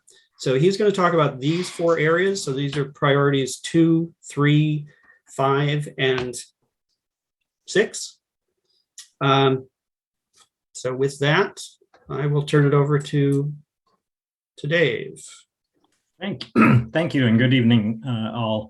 I'm going to start off here with the private amendment requests that are in the docket. There are 3 that are carryovers that have been deferred in previous years. And the location of those is indicated by the orange 8-pointed stars on the map here. And then there are 4 new ones this year that are indicated by the slightly larger blue stars. The ones that have been deferred to date are relatively small scale and therefore have less opportunity for affordable housing. Whenever we increase capacity, our comp plan says that we need to at least consider provisions to provide affordable housing. And so our proposal for those, also at least 2 of those, the ones up around the Safeway Center on 240th and Bothell Way, would likely be part of a larger effort that is more appropriate to tackle in the comprehensive plan update. So that's what our proposal is, to continue to defer those to the 2024 update. The other benefit to the applicants is if it's done as part of that periodic update, there's no cost to them. The ones that we've received this year, 3 in particular, are larger sites and involve larger areas and larger potential numbers of housing units, and therefore a bigger opportunity for affordable housing requirements and or incentives. So those are the ones that we are recommending to move forward with this year in this year's docket. The one that's over in the North Creek sub area may actually fit into either the parking reduction code amendments that we're already in process and discussing with Planning Commission, or we're also working with that applicant to see if the existing transit reductions in our code will work for them. But we want to keep it there just in case that doesn't work out, and that we will have the ability to work on that. So next.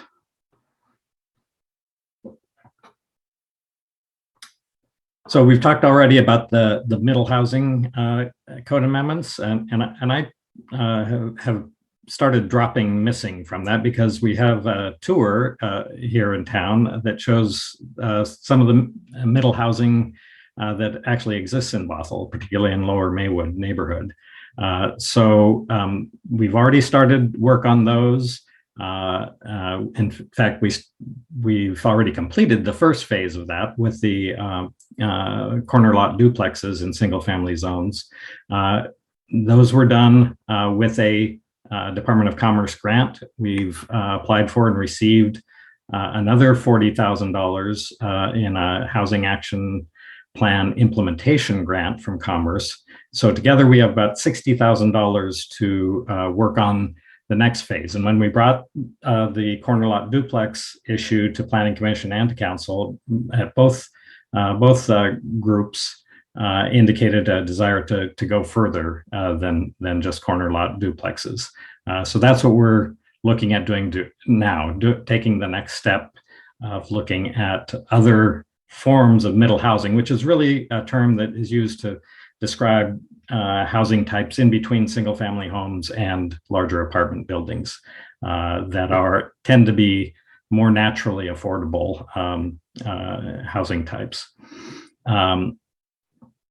Together with that, and we're kind of including accessory dwelling units in with the middle housing. It's a similar type of housing product, and so we will also be looking at code amendments to remove barriers, and also looking at opportunities for pre-approved plans and fee reductions to help remove barriers to ADUs.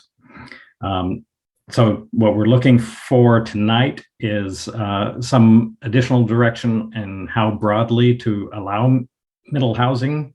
The initial discussion with last year's docket was, and with the adoption of the corner lot duplexes, was that a logical next step might be to allow up to 4 plexes in new subdivisions. So that's where we've started with Planning Commission, but again, there's interest in going further than that. And also, we're looking for direction on whether to require affordable housing with parking reductions near transit. And there is some overlap in between the parking reductions and the middle housing code amendments. Next. On downtown plan implementation, we received a transit-oriented development implementation grant from Commerce again. We got partial funding. We were hoping to get enough money to do a task that we've had in the docket for a while, which is to revisit the planned action environmental impact statement for downtown that established development thresholds for both housing and commercial development. We are approaching those, particularly the housing threshold.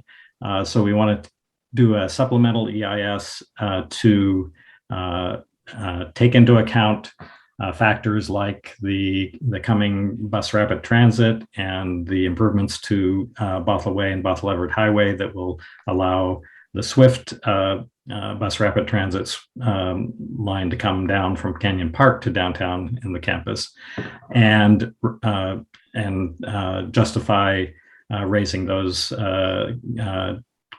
thresholds.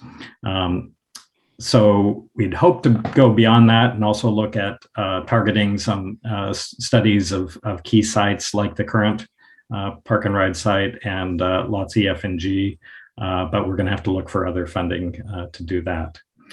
And then another one related to downtown is some amendments, additional amendments regarding historic preservation and the historic resources section of the downtown development regs that Sarah Desimone will be talking about later. Next. Dave, I'm going to stop you real quick. The deputy mayor had his hand up, I think, on the last slide. Okay. And I don't want to get too far away from that before we get to his question. Thank you, Mayor. Actually, my question was a general one because I am looking at the table that we're going to have to prioritize the work against, and I see the presentation and I see the the context in the agenda, but it would be awesome if you can just link to the item number that you're talking about.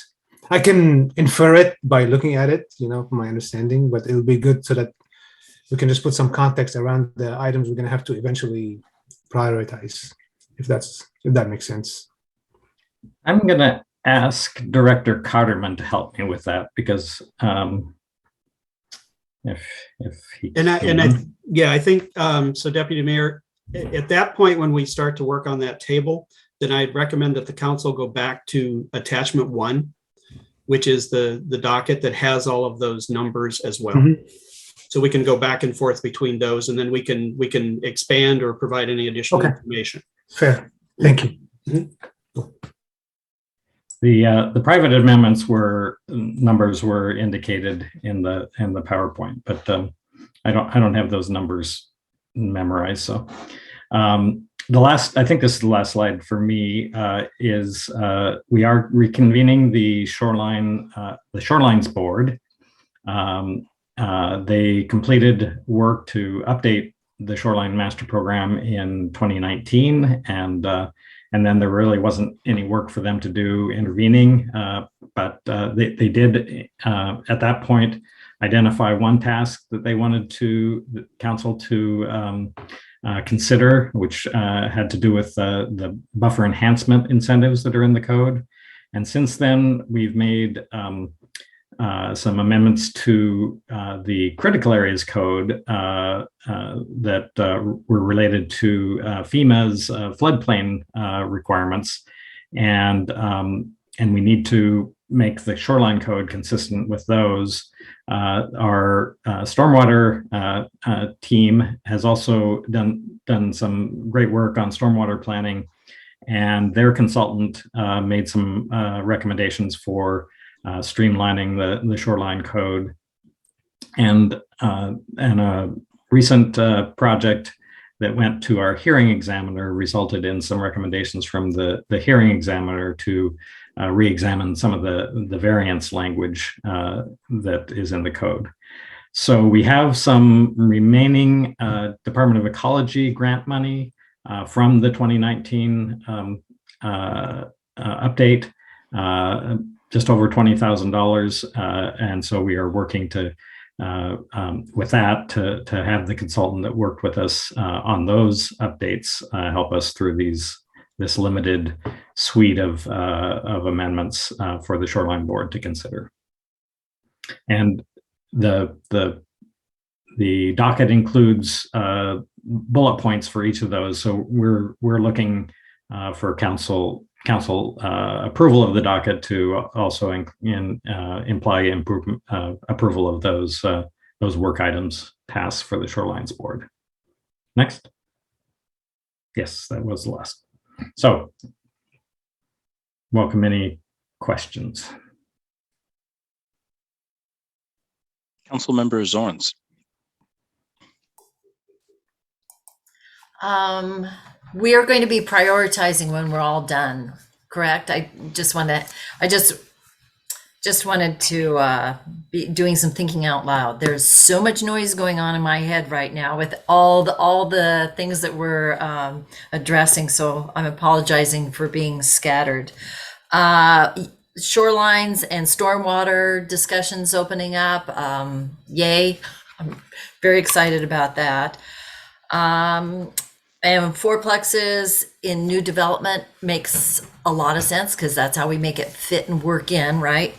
I will tell you, and Planning Commission can go, oh, Council Members Orange, there she goes. But I really feel strongly when I know that making housing affordable is you have to look for places to make that happen in order to make it happen. What I get frustrated with is the sense that people who have lower incomes I see it as discriminatory in that they probably have as much need to get in a car and take their kids places, or they're seniors and they need to get places. And so when we talk about reducing parking in affordable housing, it gives me pause because that is as much, I don't want to say a right, but that is as much a part of living life as anybody else in any other income. So if people can start thinking how they're going to crouch that conversation with me, because I do have that bias. And then I love transitions. Transitions make sense. So when you talk about putting missing middle in between single family and multifamily, makes sense. And when I look at missing middle, I'm thinking that appeals to people who don't really want to have to do a lot of yard work. They like to be closer to things. It's a market that it really taps into. I don't really see it as affordable when I look at a lot of the missing middle housing that is around here. So I guess my question is, do we have a definition of what missing middle is as far as income, being able to afford housing? I guess I would say that missing middle is more of a type than a price point, but they do tend to be smaller units and more units on a given piece of property, so that they do tend to be more naturally affordable housing. But we aren't targeting necessarily a percentage of area income when we're talking about middle housing in general. And most of the middle housing, at least the direction the Planning Commission is going, most of it isn't going to be rent controlled as the areas in areas where we have an affordable housing requirement would be, where a certain percentage of the units have to be. We're only going to be applying those affordability requirements on larger developments. Right now, the standard that we've set in the past has been 5 units and more. So, and there's some discussion about whether we should make adjustments to that. So, no, I appreciate that. Answers your question. Yeah, it does. Thank you. No, what you're describing is what I've observed, and so that helps with some of my confusion. And I saw some of Planning Commission's discussion on where is that magic number. So it's good to see those hearty discussions. The only other thing that I want to do on specifically what you mentioned is applaud the idea of having ADU plans. Would that available where people could, I'm guessing, come into the planning department and say, hey, I've got this much space. What kind of plans could I use? We're looking at some different models. The city of Seattle has did a whole process and identified 10 different models of detached accessory dwelling units that people can get the full plans for $1,000 or $750 to $1,000. And they're pre-approved and a very streamlined permitting process. Other communities have done slightly different variations on that. So we're looking at which one works best for Bothell. Well, I'll be watching that discussion because I think it's a great idea. So thank you. And Director Cotterman, keep with the jokes. I'm enjoying them. Councilmember Mankey. Thank you, Mayor, and thank you, Mr. Boyd, for the presentation. Feedback on your first question about fourplexes, up to fourplexes in new subdivisions. I think that makes sense. Sounds like a good next step, so I'd be in favor of that. One question I did have about the individual applicants for upzoning, the ones that we're looking at deferring to 2024, have we contacted them to ask them how they feel about that and receiving, no cost to them if we defer to that time versus them paying for it to have it done now? I have reached out to those applicants. 2 of the applicants actually have moved, but they put me in touch with the new owners who did indicate that they were still interested in moving forward with them, but seemed to understand the proposal to defer that to the comp plan update. Okay, that's good information. I guess the big question for me is around missing middle. Has anybody cracked the code on how to get more missing middle housing? And the reason why I ask this is because we can remove zoning restrictions all we want to, but it's up to the developer, the owner of the property, what they build. And in asking questions of developers about how they decide what to build, it frequently comes down to the same thing. It's yield. What's going to give them the maximum amount of payback for their investment?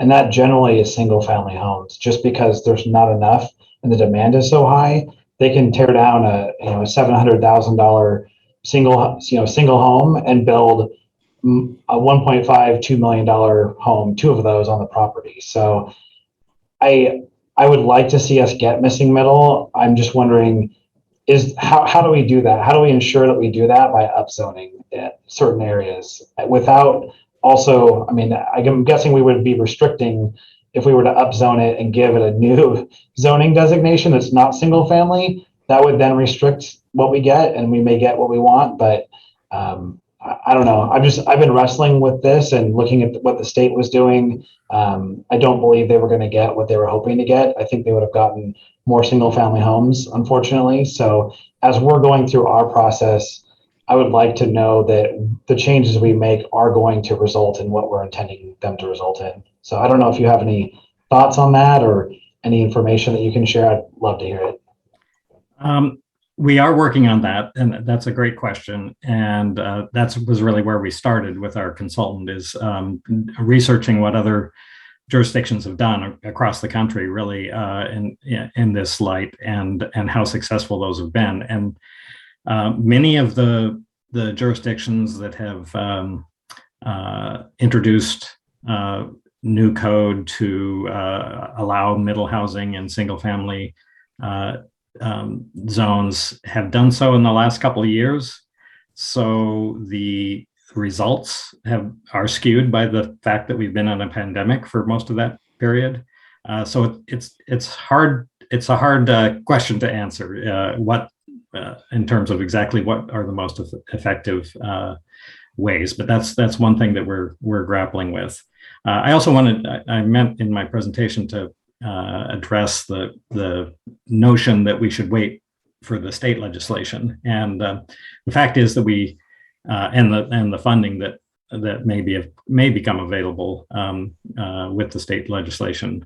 The fact is that we've already received funding for the work that we're doing now from the State Department that will be administering that, and so they're very much on board with jurisdictions like ours moving forward and taking at least some initial steps, and we're keeping a very close eye on the state legislation and trying to structure what we do now to make sure that it fits in with what's being considered and what's coming closer to a final form at the state legislature. So, and we have delayed our effort a little bit so that we can make sure that we're in step with that. And if I could just add one thing, Mayor, to that. One of the things that we will be doing, in fact, I think Dave is scheduled to do this next month, is we have a group that we call our Development Services Advisory Group that meets roughly quarterly. And it's a meeting where we sit down with several folks from the development community, different aspects of the development community. And we share with them what our thinking is on some of these things. And we ask them for their feedback and say, will this work for you? Or what is it that will make this work for you, so that we're making sure that we're putting things in place in terms of our code that are furthering the council's goals and priorities and actually going to be implemented by the folks that, like you said, actually build the product. So that is a concern that I've heard and seen regarding the middle housing, but that's how we're trying to approach that. And I don't want to stifle discussion, because this is great discussion, but I also want to ask, we're not asking for your direction at this part of the presentation. So we want to make sure we get through the presentation as well, but we're happy to answer any questions about any of the tasks that Dave has discussed. Deputy Mayor Alcabra. Since Director Carmen preempted my question, I'll wait until we go to the prioritization discussion to ask what's the ROI on each of the topics that we just discussed, and what's the level of effort on each one of those topics that Dave just mentioned, so that it will help us in the prioritization discussion. But we can wait till the end as we discuss that table more. And a couple of books that are really good: The Color of Law, Walkable City. A lot of background, a lot of great history. We've been in this mess for 100 years, so very great ways to get to know why we are where we are. Sorry, Councilmember Alders. Thank you, Mayor. I second Deputy Mayor Alcabra's recommendation for The Color of Law and Walkable City, mainly because we are trying to get ourselves out of a mess that was created by generations before us. And there are communities that never got into the mess in the first place, or not to the extent that we have.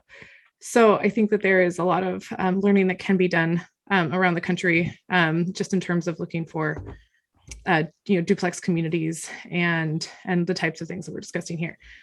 So that is a side note, but I'm also here to share breaking news about the Homes for Washington House bill. This was a Twitter update that I saw on our break. which is that the House bill is dead on the floor and it will not be progressing. So that could be something that we're not going to be talking much more of, at least from the state level. And I will let you carry on with the presentation. All right.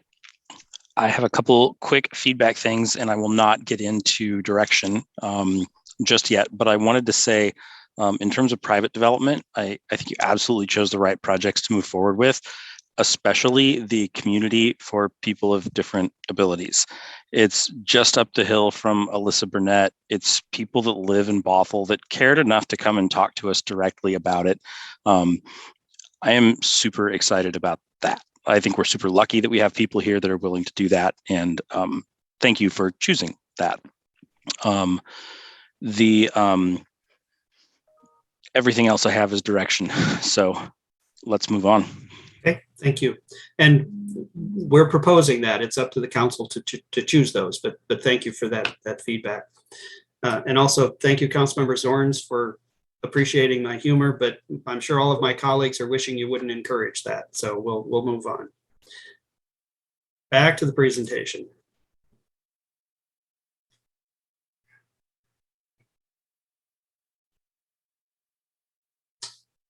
All right.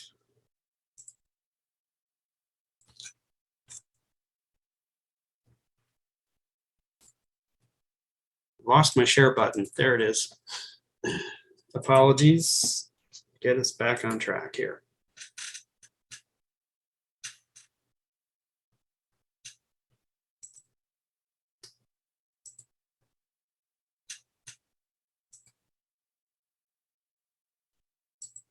Okay. Are we back? Everybody see that? Thank you. So next we have Senior Planner Nathan Lamb, who's going to talk about the Imagine Bothell Comp Plan update, the Canyon Park implementation, and other code amendments. That is if Nathan was able to get back in. He had dropped out. Nathan, are you here? I'm here just in time, so. Timing is Sorry perfect. about that. That's okay. All right. So with that, I'll turn it over to Nathan. Okay, so I'll start us off on this variety on your docket tonight. So we're taking a sort of a three-prong approach to our comp plan update. So we've identified a lot of foundational work that's really imperative that we get done this year to set ourselves up to be able to hit the ground running for 2023. And the first item that we're going to tackle is evaluation of our current comp plan. So what we're going to do is we're going to look at how well we've implemented it to date, refamiliarize ourselves with the policy that's in there, and just sort of take stock of where we're at and reorient ourselves around the current policy.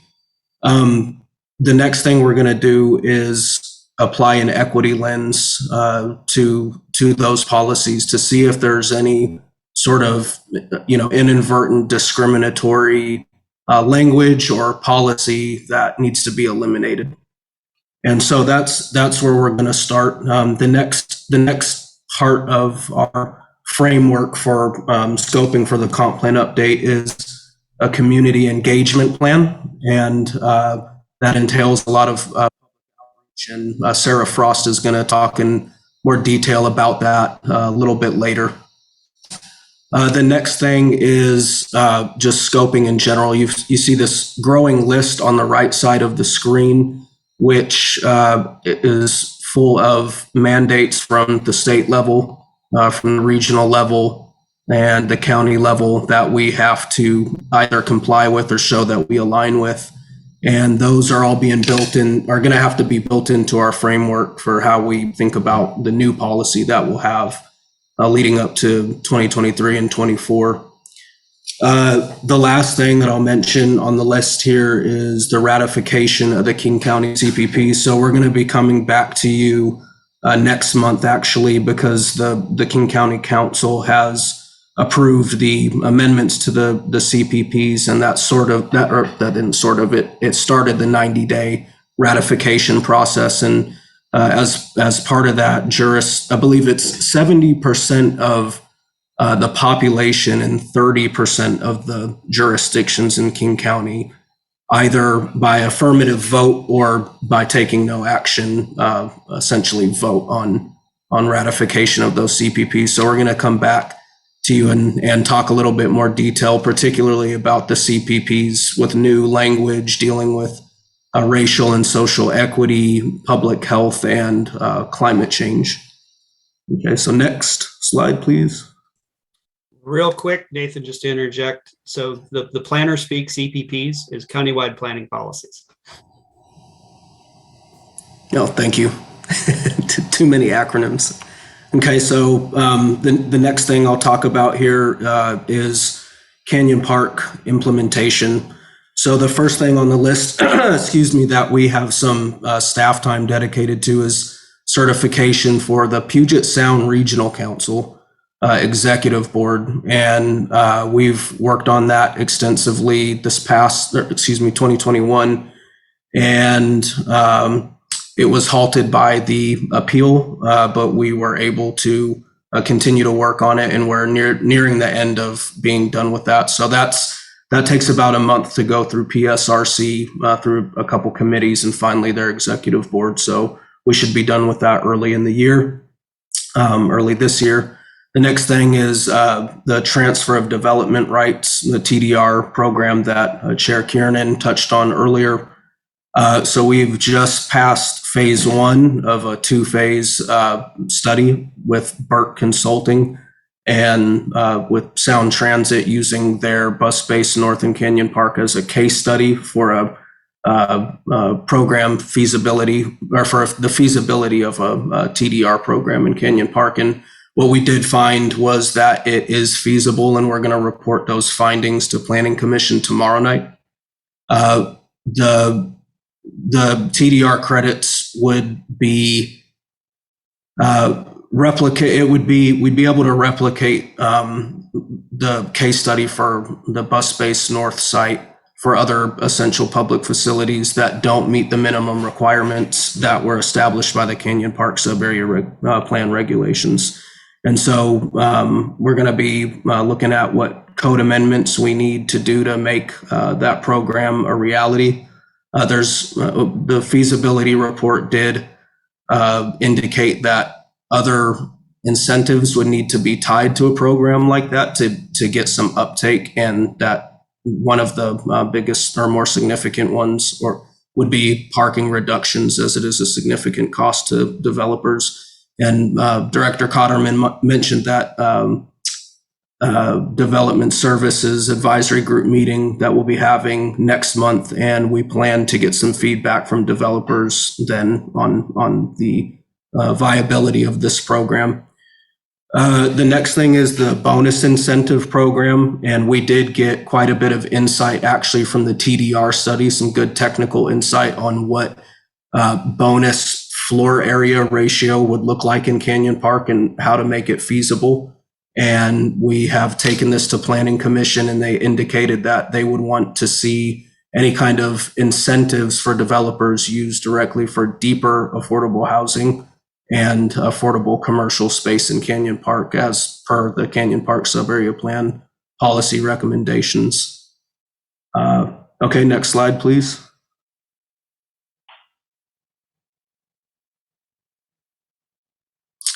And I think this is my last slide. There's other code amendments that we are currently working on or will be working on later this year, as indicated and enumerated in number 7 of the docket. So the first one is parking reductions near transit, and Senior Planner Boyd touched on this, and we are looking for some direction later on this evening towards the end of this docket discussion. But essentially these would be tied to amending the 2020 residential parking reductions to increase the radius of reduced parking from a quarter mile to a half-mile radius, and include mandatory affordability provisions where possible. And you've already sort of discussed that a little bit tonight. The next item is 2022 housekeeping amendments. Just like earlier tonight, we have a list that we're asking for your approval on this evening. That's just going to help our staff and help members of the public be able to apply with the city for their needs. King and Snohomish County's TDR programs. This was on our docket last year. We have gotten some insight from the TDR report as well, as far as what other local jurisdictions in King County have established for TDR programs, but we are requesting to defer this to next year to figure out how Bothell would fit in a regional TDR program.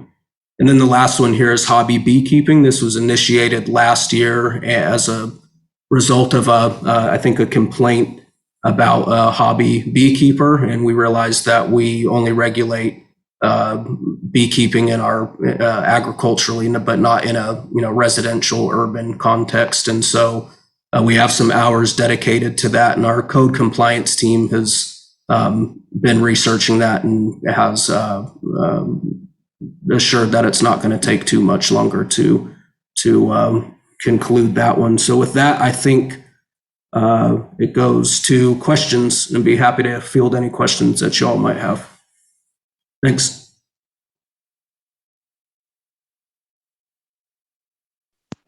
Councilmember Zorns.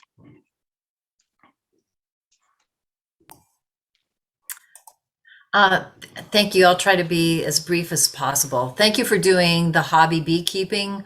I love pollinators and anything we can do to encourage them, but that was kind of a hot mess. And I know one of the neighbors had severe bee allergies. And so when that hive split and went through neighboring yards, I know that was a little bit, it was stuff movies are made of. So thank you for the beekeeping piece. You mentioned that the bus, I keep calling it bus barn, the maintenance facility for buses is our trial run on TDRs, and that other facilities might be an application for, the bus may be a proving ground for what a TDR. Could you give me some examples of what other facilities might be something that Bothell would be having discussion over, that we might say, yeah, let's apply TDRs, what we learned on TDRs here? Yeah, I'm not aware of any in the pipeline, but just anything that would essentially, qualify as an essential public facility that wouldn't meet those thresholds that are established in the regulations would be required to, as a condition of approval for development, would be required to just make up the gap between what they're proposing and what is the minimum requirement, and nothing further. And so that's what we're looking at more closely, how to administer something like that and how to translate the credits. And we're going to be, I think, trying to do that through our code, and that hence the code amendments that'll be coming later this year to the Planning Commission and hopefully to y'all for a recommendation. So I hope that answers the question. And well, nothing in the pipeline that answers that question, but my imagination is trying to come up with what ifs, and I don't think a sewage treatment plant is in the pipeline because we got big old Brightwater. But would like a school building be considered like a candidate for something like that? Like a new school being cited? I would say probably if they're coming in under that threshold, but I'm going to defer to Director Cotterman because I'm not sure that we've had that discussion, and if we did, it probably predates my tenure here. So okay, all right. Well, yep. I've tortured you enough while I fish around for some ideas. No, I'm happy to answer your questions, but I think Director Cotterman can probably do a better job than me at this. Just, You're doing great, Nathan. I think you did just fine. Just real quickly, there isn't anything else in the pipeline that we're aware of. Examples would be for the fire station, rebuild of the fire station. That's an essential public facility. Because of the small parcel, they actually didn't come under this code change. They were in before that. But if they didn't meet the minimum, we'd be able to use the TDR program to allow them to build at a smaller scale. Those types of things. A school, I'm not sure if a school is actually classified as an essential public facility because we allow it in most places. But if it were, then yes, that could be used for a school as well. Or a hospital or a mental health facility, those kinds of things. Right. Anything that's Okay. difficult to cite that falls under the definition of an essential public facility. Gotcha. All right. Got an answer to my question. Thanks, guys. Thank you. Councilmember Mankey. I don't really have a question so much as when we're talking about reducing parking minimums, things like that. I think as a city, we should be mindful of technologies that are being developed currently that can help with mobility in spaces like the business park or even downtown. I don't know a lot of companies that are doing it, but I know one because I've seen it. Zoox is a company that Amazon bought. It's basically a self-driving taxi service is what they're developing. I know there's others out there. So as we're looking to reduce parking minimums and move people more efficiently, I think we should stay on top of who's doing what in that space and maybe even look at contacting some of those companies to see if they want to do a pilot in our city. And I'm sure we'll have to create some new code around self-driving taxis at some point, but just thinking long-term about efficiency and being on the forefront, that's something we can look at as we're looking to make those changes. Yeah, I appreciate the comment, Councilmember Mankey. The item that the commission added is item 7B, update citywide parking standards to reflect best practices and more efficient use. And that was intentionally worded that way so that we're looking at not just reductions, but how can we use the parking we have more efficiently? And I think, like you're talking about, technology is one of the things that certainly we need to look into more. The other thing that I would mention is in conversations that I've had with some of our major employers in Canyon Park, they're looking at a different hybrid work model. And in some cases, the percentage of staff that they will have in the building at any one time on a full-time basis is less than 10% of what they have right now, which obviously has a huge effect on not only parking, but traffic in those areas and the types of transportation that we need to look at. So thank you for that. Yeah, that's consistent with what I've heard as well from major employers. It's generally going to be 2 days a week in the office. So I don't think we'll need all the parking that's currently required. Yeah. Deputy Mayor Alcabra.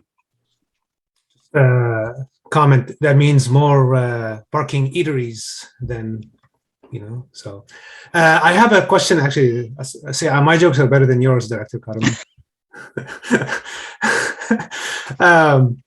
7A, it says amend the 2020 residential parking reductions to increase radius to 0.5 mile. So we already have can you elaborate on this as briefly as you can on this ordinance that we already have that you're proposing to amend? Very briefly, the last session and the session before the state legislature passed requirement that cities reduce parking for certain types of housing within 1/4 or 1/2 mile of frequent transit service. And I'm not going to get all the details exactly right, but generally that was the approach. The Planning Commission expanded that to include market rate housing as well. And we asked the council to defer adopting that portion of it because we thought we could use that reduction in parking to require some affordable housing as part of granting that reduction for market rate housing. So that's the part that's before the commission right now that Dave Boyd is working on with the commission. So it's just applying it the same thing to the market rate housing and including affordable in there. Thank you. Councilmember Alders. Thank you, Mayor. And thank you for bringing this back.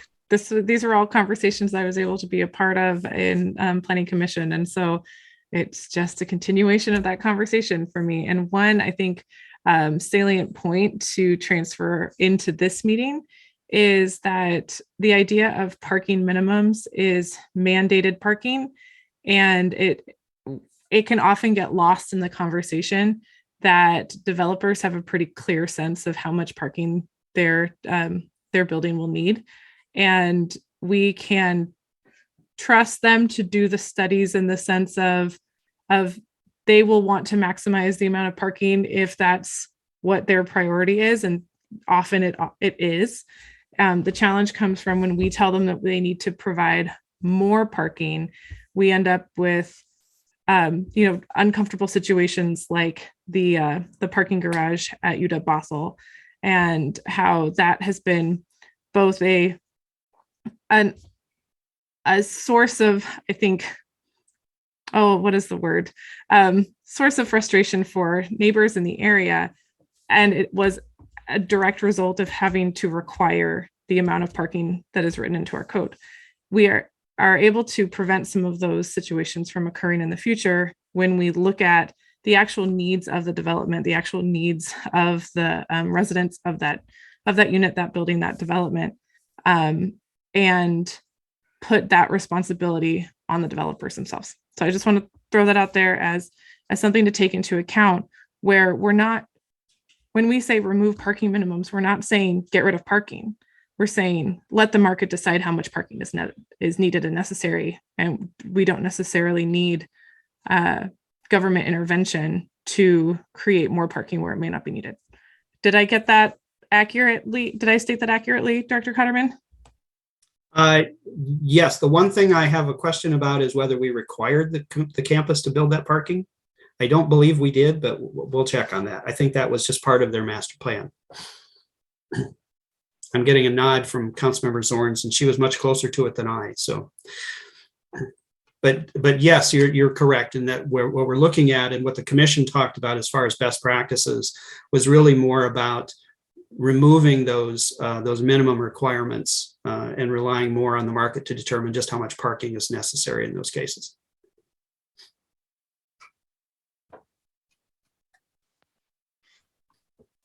Okay, should I go All right. back to the presentation? I'm gonna go now. Oh, yes. Sorry, Mayor. Question for you. There's quite a few things on this docket, in both 2022 and future projects that have to do with parking. And I've probably got another question for you later about why everything we do is disjointed in certain areas instead of doing something blanket. But for now, is there an opportunity for us to be more efficient with staff time by combining things like the half mile from transit, the parking management that it looks like we've recommended to defer into the future? I believe there was a project at North Creek that's applying for lower parking minimums, and I think some of the ones downtown as well.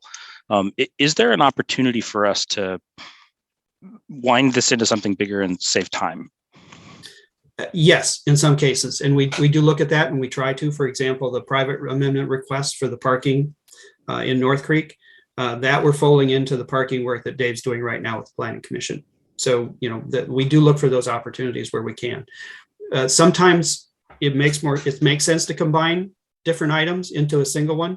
Other times it actually creates more complexity, and we try to take a more incremental approach, knowing we can only bite off so much at a time. It's probably not the most efficient. In fact, in some cases, it's not the most efficient approach, but that's what we have done on occasion. So yes, we can look at combining some as well.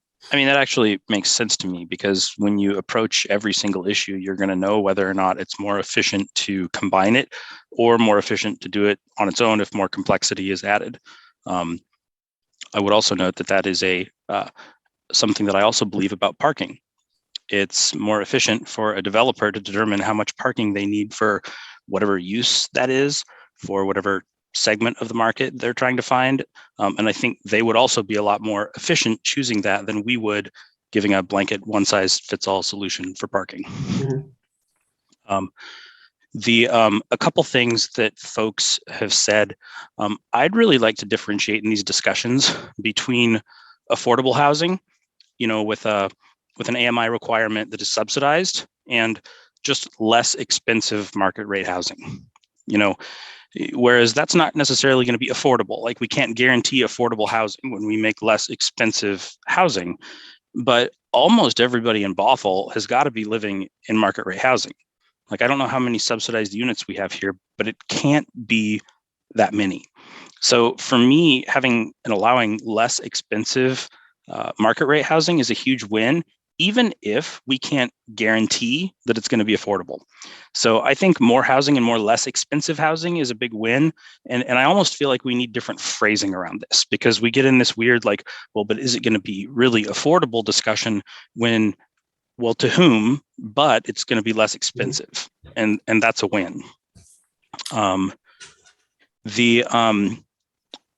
would also just say that it's important that we compare affordability of missing middle to like what the affordability would be without it, not some future where we don't build less expensive housing, but we have more affordable housing, because that's not going to be a thing. I also want to touch on fairness in terms of the parking discussion, and lower income people needing a car just as much. To my understanding, income level and car use tracks pretty closely. I think AAA said it costs, coming up on $10,000 a year to own and operate a car.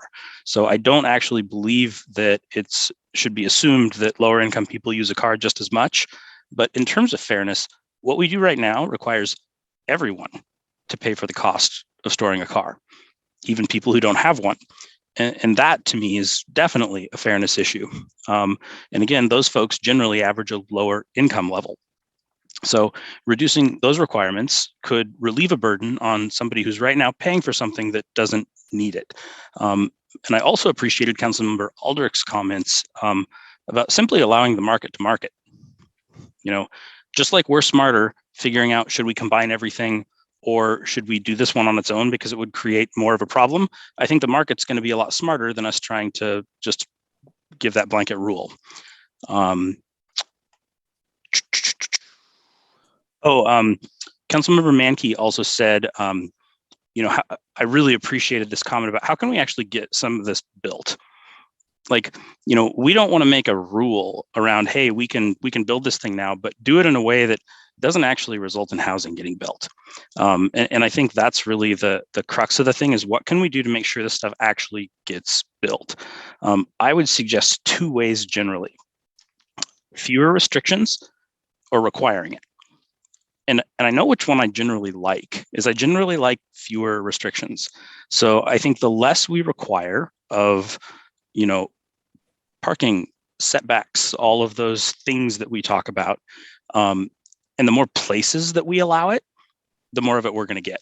So I'm in favor of it citywide, simply because we're going to get more of it that way. And when redevelopment happens, we can have 4 less expensive units instead of 1 more expensive unit. And they might not be affordable, but they're going to be less expensive. And that's a really big win. And I have a third option to add later on when we talk about that, Okay. In addition to less regulation and requirement. One other quick thing. So we do distinguish between the types of affordability. And the term Dave used earlier was naturally affordable. Okay. So that's the current term of art, is if it is not the specific AMI category, that it is naturally affordable, which it may be affordable to certain AMI levels. For example, we talked about micro apartments being affordable, naturally affordable at 60% of area median income. So it can include some of those, but that's the term of art currently. Perfect. Thank you. Mm-hmm. So, meanwhile, back at the ranch. So next, I'd like to introduce Sarah Desimone. Sarah is our part-time historic preservation consultant. Although she's a consultant, we consider her, part of the family here at Community Development and Strategic Planning. She's a tremendous resource for the city. We actually contract with her for 10 hours a week, and most of that 10 hours is spent staffing the Landmark Preservation Board, doing development review for projects that come under that category. She's going to talk to you about the other things that are on that work program that she's involved with and a couple of things that we've added for her. So I know you're not as familiar with Sarah as you are with our senior planners, but she's an integral and important part of our team as well. So Sarah, if you would like to talk about the Landmark Preservation Board's work program. All right, thank you, Director Cotterman. Good evening, Mayor, Council, everyone. So the Landmark Board's plan, like Director Cotterman said, covers kind of all the planning activities that are related to historic preservation. It's not just Landmark Board projects. The staff hours are kind of divided between the housekeeping tasks, like what Director Cotterman mentioned, and then projects that the Landmark Board kind of designs or directs. So this year they have 3 projects that they are focusing on. The one that's going to get a fair amount of time this year is some that you've probably already heard about, Telling Bothell's Full Story project. So the goal of that project is to really update the city's written history by including the histories of the BIPOC communities of Bothell, because currently they really just aren't represented in our written historical narratives. So the first part of that project is to establish a DEI advisory committee for the project. And we started doing that at the end of last year. We started recruitment for that, and we have a list now of people that we are looking to appoint in the very near future. So that's on track. We should be hopefully having meetings within the next couple of months on that. And that's really going to guide the project and help us sort of determine what should be included in the narrative and also find the information, for the narrative. So the second one that the board has chosen kind of to develop this year is what we refer to as mitigation guidelines for demolition of historic properties. That's sort of planner speak, but basically, Title 22 in the code outlines a process where demolition permit applications for historic properties are reviewed prior to demolition, prior to just issuing a demolition permit. So it gives a chance for us to look through and see, like, is there anything special here? Do we need to maybe look at protecting this property in some way? And then part of that also is that it authorizes the Landmark Board to assign what we call mitigation in the event of demolition of a historic property. So if a permit gets approved, a demolition permit gets approved, then the Landmark Board has the authority to require something to kind of memorialize or, in a sense, take the place of that demolished resource. So most commonly, this takes the form of signage at the site, like at a development. You've probably seen a few of those around town. And there's been quite a few in the last few years. And the Landmark Board has really felt like there was a huge variance in the quality and the content of those signs and sort of in the projects that people have chosen to do. So they want to set some really specific guidelines and criteria for this type of signage and these types of projects. So this isn't going to be a code amendment. It's not going to require any sort of code changes, but it'll just be in the form of a document that will establish some guidelines and help streamline the process for, internally and for the public. So that's their second project. And then the third one is something that Dave Boyd mentioned earlier. We'll be working on some amendments to the downtown historic resource regulations. These would affect just a very few amount of properties within the downtown special review area. Those that have facades that are over 50 years old, but that are not architecturally significant. Currently, the regulations emphasize the retention of historic materials and features, which means materials and features that are over 50 years old, termed historic. And it is important to do that. We want to make sure that we do, maintain as many historic features and materials as we can in order to really maintain that sense of place in a historic downtown like we have. However, some of those historic materials and features, while they might actually be 50 years old or more, they might not be the materials and features that best represent Bothell's architectural development. In other words, a facade could be over 50 years old and technically historic, but really not be representative of a particular architectural style, not really be significant. So what these amendments would do is set forth a criteria that, if a project met that criteria, would allow certain proposed projects where facades are over 50 years old but not significant to go to the Landmark Board for a review and potentially a waiver that would allow for alterations that while they might not be consistent with the code as is written, it would be more appropriate for the building or for the downtown as a whole. So that is their third project. That really is their work plan for this year. So I will ask if Director Cotterman has anything to add to that before I take questions. Thank you, Sarah. Just real quick, I think what Sarah was talking about with the downtown historic amendments is best illustrated by the issue that came up that we are addressing with this. So that is for the Chantilly restaurant on Main Street. They came in and requested a roll-up door. They wanted to replace all the windows that they have on the western portion of the facade with a roll-up door so that they could have seating both in and out. That does not meet our current code because those windows, believe it or not, are historic. The rest of the facade has been altered such that it's completely different. And what Sarah and I struggled with, frankly, was we didn't necessarily oppose what they wanted to do, but the way the code was written, and it was amendment that was done by the council last year.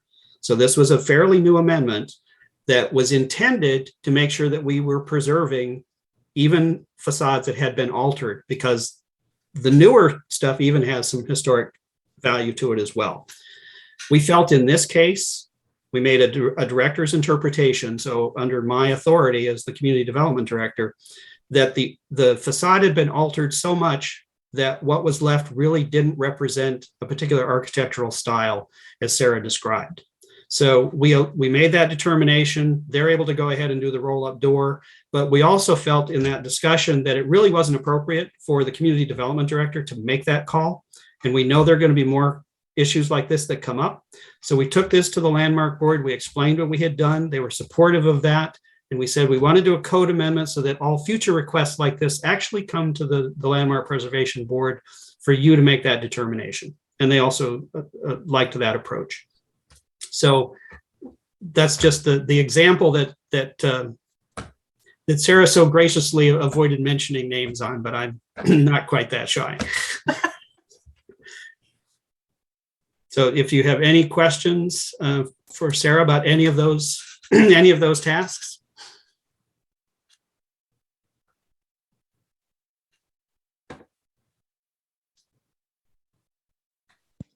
Councilmember Aldrich. You could save me the time of trying to find it and tell me how many hours are allocated to the project for the code amendment in the facade. Can save you the time on that. I will defer. Actually, most of that will be Sarah's time. We've allotted maybe 20 hours or so just for the processing that has to be done for the SEPA amendment, the notification to commerce, the public hearing at Planning Commission. So it's a minimal amount of time. I want to say it's 20 hours that we've allocated to that for the strategic planning staff. Sarah's already drafted the criteria. So, and we've been working with the city attorney's office on what would need to go into the ordinance. So most of it is done.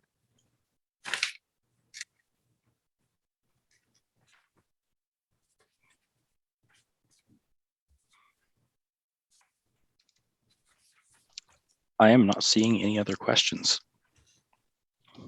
Okay. Thank you, Sarah. Thank you.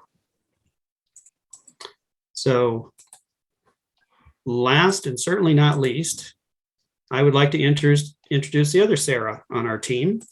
Sarah Frost is the newest member of our team. Last year, we had a vacancy because of a promotion within the department. We had a vacancy of an administrative assistant position. And I opted, rather than fill it with another person at that level, to reclassify that position into a community engagement specialist position for the department, knowing that we have a lot of work coming up related to the comp plan and other projects where we really need someone dedicated to working on engaging the community, particularly underrepresented communities that we have not engaged with very well in the past. And I'm happy to say I was able to promote from within and put Sarah Frost into that position. So Sarah's going to talk to you about what her work entails. And it's related to, it's not a separate task for the most part. It's really integral to a lot of the different tasks that you see in the docket. So with that, Sarah, take it away. Thank you, Director Cotterman. Hello, Mr. Mayor and council members. I am so thankful and excited to be in this role. And I'm super glad to meet all of you if I haven't already. So I'll dig in. Each of the highlighted tasks on the docket will have some level of community engagement, which means that additional time and resources are needed to complete those tasks. This can be any level of engagement from purely educational and informational to full-on meetings and all the things. Adding that engagement will allow us to have a clearer communication and interaction with residents and community groups. This is like opening a door. We're going to be providing a lot of outgoing information, but we're also asking for targeted and maybe not so targeted feedback, discussion, and input from the community. This is vital, especially as we emphasize accessing, including, and prioritizing BIPOC and other traditionally underrepresented communities. Engagement for the comprehensive plan will include everything from the very beginning scoping phase throughout the process of finding alternatives, looking at data and research, and moving in through the implementation phases and completion. One of the things that Nathan and I have been talking about is closing the gap, closing the loop, where we take a project and we've asked for this feedback from the community.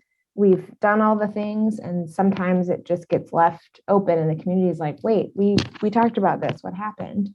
So we also want to include that sort of end of the cycle of the project communication as well. So how do we do this? I'm looking into a number of different tools to use, in addition to consultant, assistant, and of course our fabulous staff and council, such as engagement websites that are designed specifically for this purpose. They're a hub where residents can come to get information, give feedback, watch the progress of projects, find out about any events that are scheduled. And there are also significant data and analytic perks to these sites that'll provide crucial statistics about who is participating in the conversations and, more importantly, who isn't. That way we can better understand our communities, the makeup of Bothell, and how we can better serve them and complete these tasks. Did I miss anything? I don't think so. Any questions for Sarah?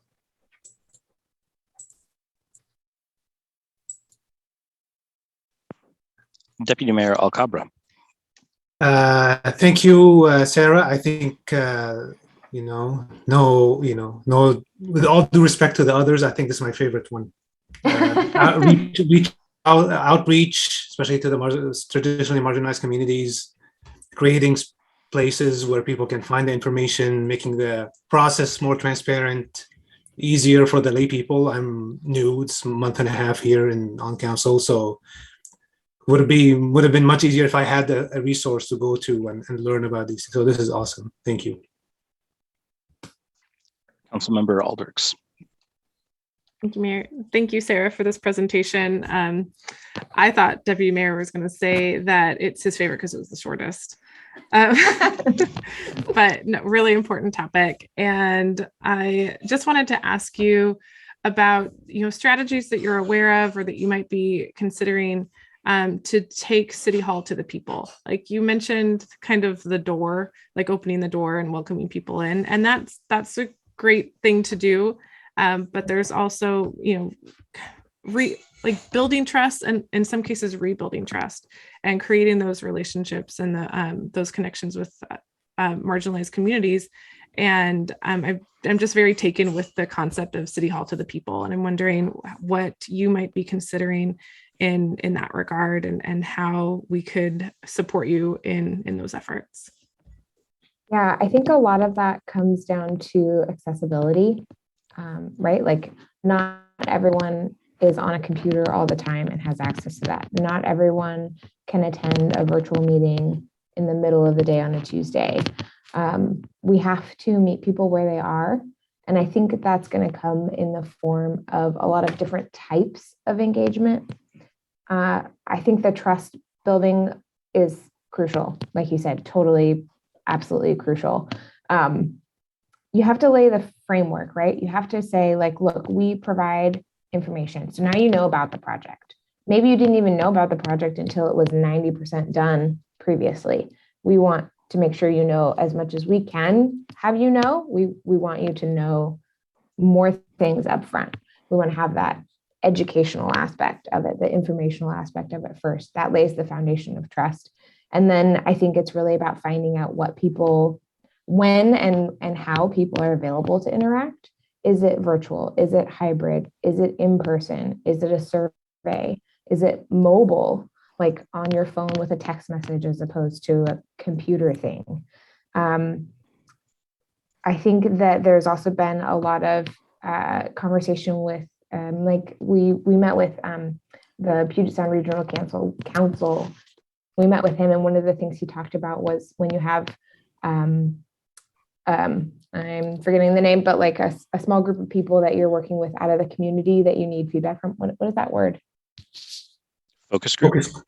Thank you. It's past my bedtime. When you have focus groups, finding a way to compensate them for their time so that it makes it sort of a fair, like make it fair and equitable. And that compensation can look a lot of different ways. So I'm not suggesting we just like dole out dollars right now. That is not what I'm saying. But we got to find a way to meet the people where they are so that it feels like we've opened the door to welcome them in, rather than us being like, hi, we need you, which we do, but it needs to feel like a two-way street. That answer your question, Councilmember Alders?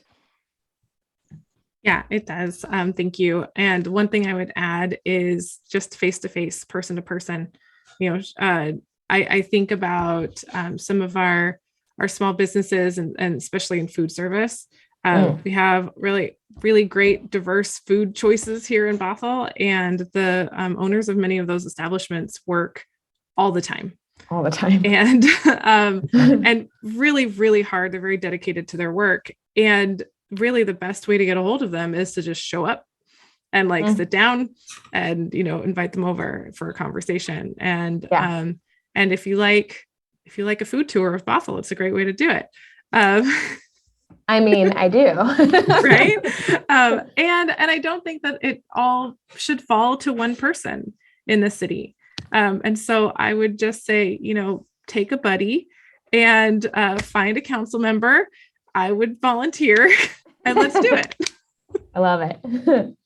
I think one of the things many of you know that I hosted a market here last September. And that's my little like side passion project thing. But one of the things that I've learned from that, to your point, is the power of being face-to-face. And those are small businesses that I've built relationships with because maybe it wasn't face-to-face originally, but I am not shy and I'm no stranger to making those connections with people one-on-one, whatever that looks like. So there needs to be different levels of engagement. There needs to be that one-on-one face-to-face. There also needs to be we need to reach all the people phase also. So it's very multifaceted.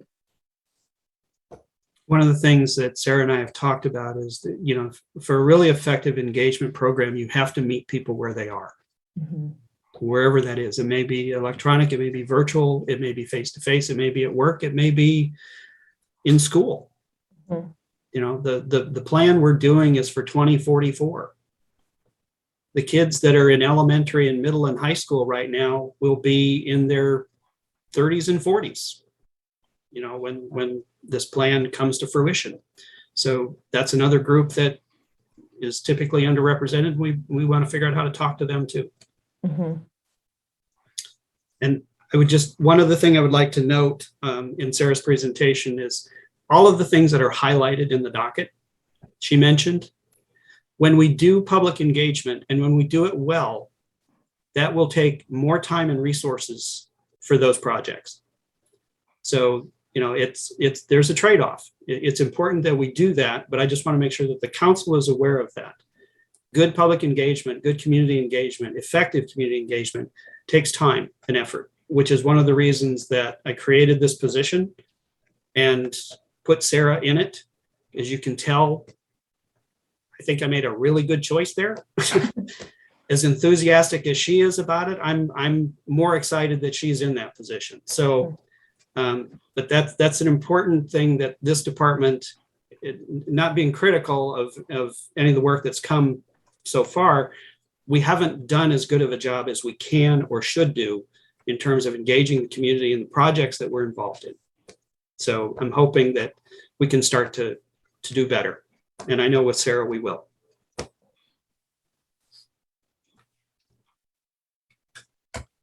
All right. I just wanted to say thank you, Sarah, for this presentation. I am really excited about the work beginning on this kind of outreach.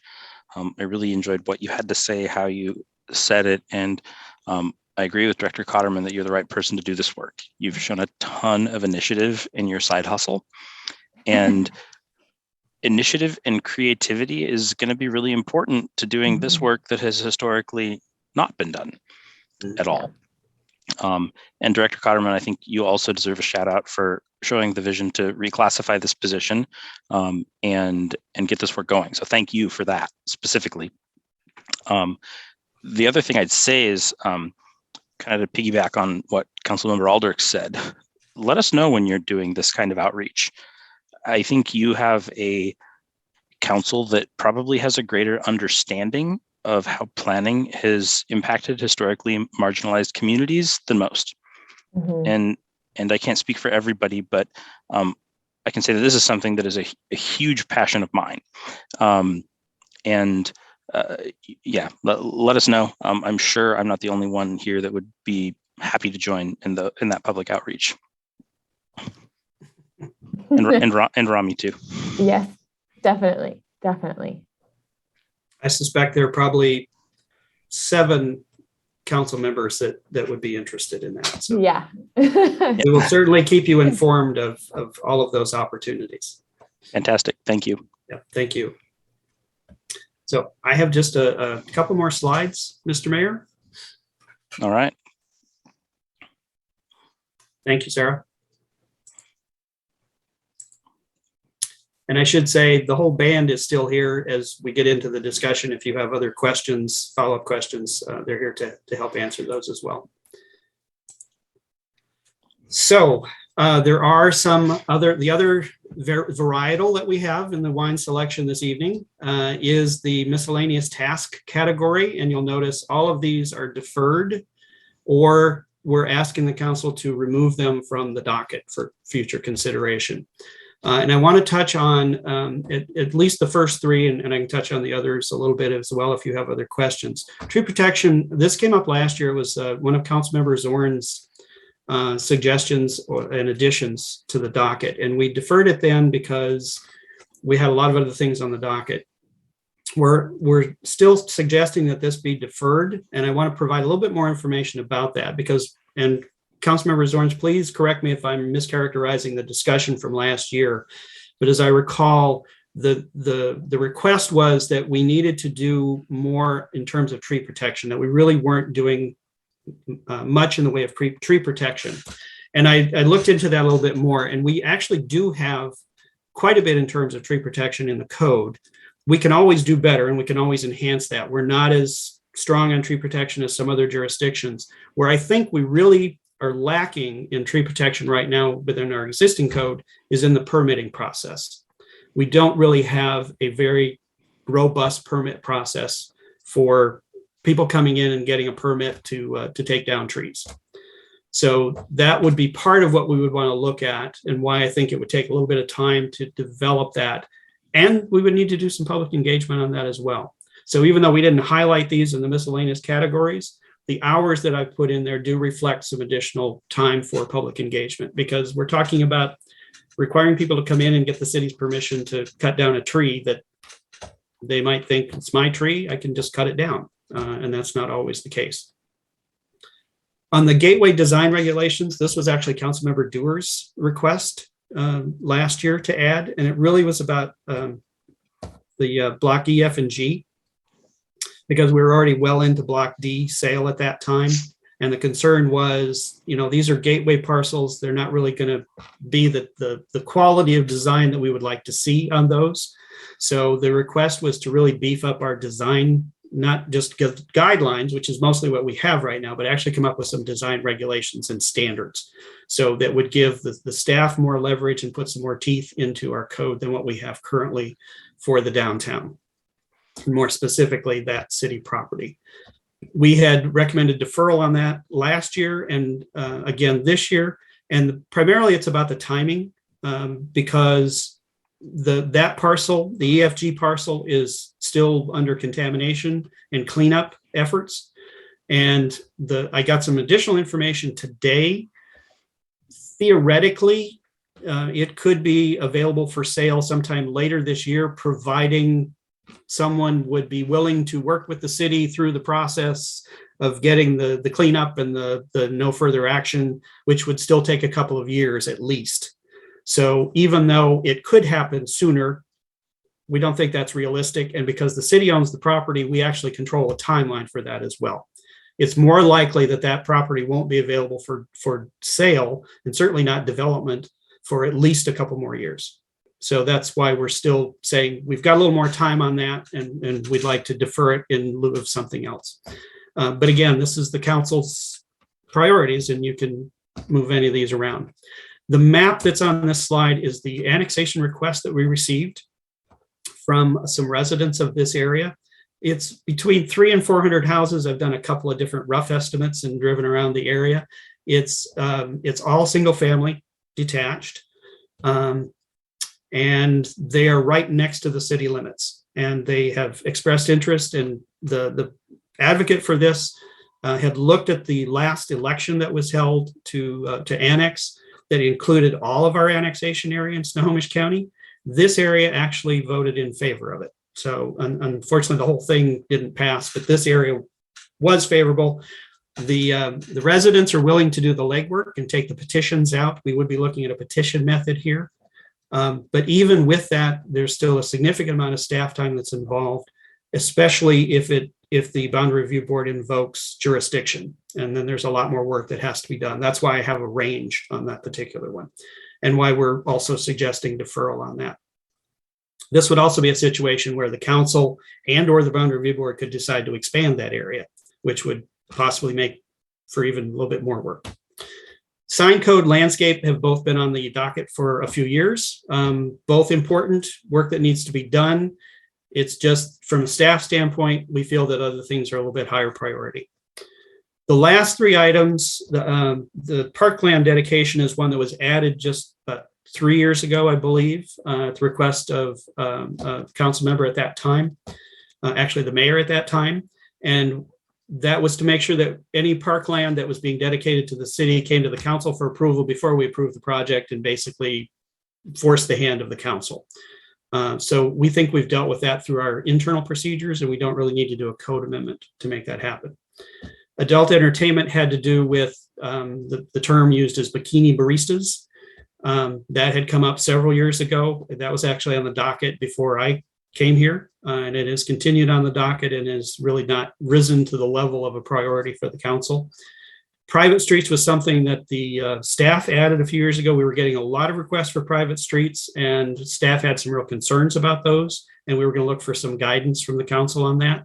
We have since updated our street requirements, even for private streets, and the number of requests have gone down substantially as a result of that. So we don't see the need for that anymore. So that's why we're suggesting that those three actually come off the list with the council's approval. And I'd be happy to answer any questions about those before we get into the next part. And I see, Mayor, that we've actually gone over our allotted time. So thank you for your time this evening. We'll just call it good there. How's that? Probably not. Nice try. But I don't know if you would like to take another short break before we dive into the rest of it, because this and the next, these are the specific issues, and I think we can get through most of these fairly quickly. And I will try to lay out some what we're asking more specifically, as well as what the different options would be as far as that. And then when we get into the additions, deletions, and priorities, this is where we get into this table, where we're really talking about shifting priorities and maybe hours and things like that. So that would be my suggestion at this point, Mr. Mayor. And I see that Councilmember Mankey has his hand up. And I got Councilmember Zorns up there too, although you can't see hers quite as well. What do we think, Council? Who's in favor of taking a quick 5 here? Anybody need a nature break? Show of hands. Anybody? All right. I'm going to propose 10 so I can say goodbye to my children before they go to bed. Sold. Thank you. Let's do 10 minutes. It is 9:41 by my clock right here. Let's see you back in 10 minutes at 9:51. Recording stopped.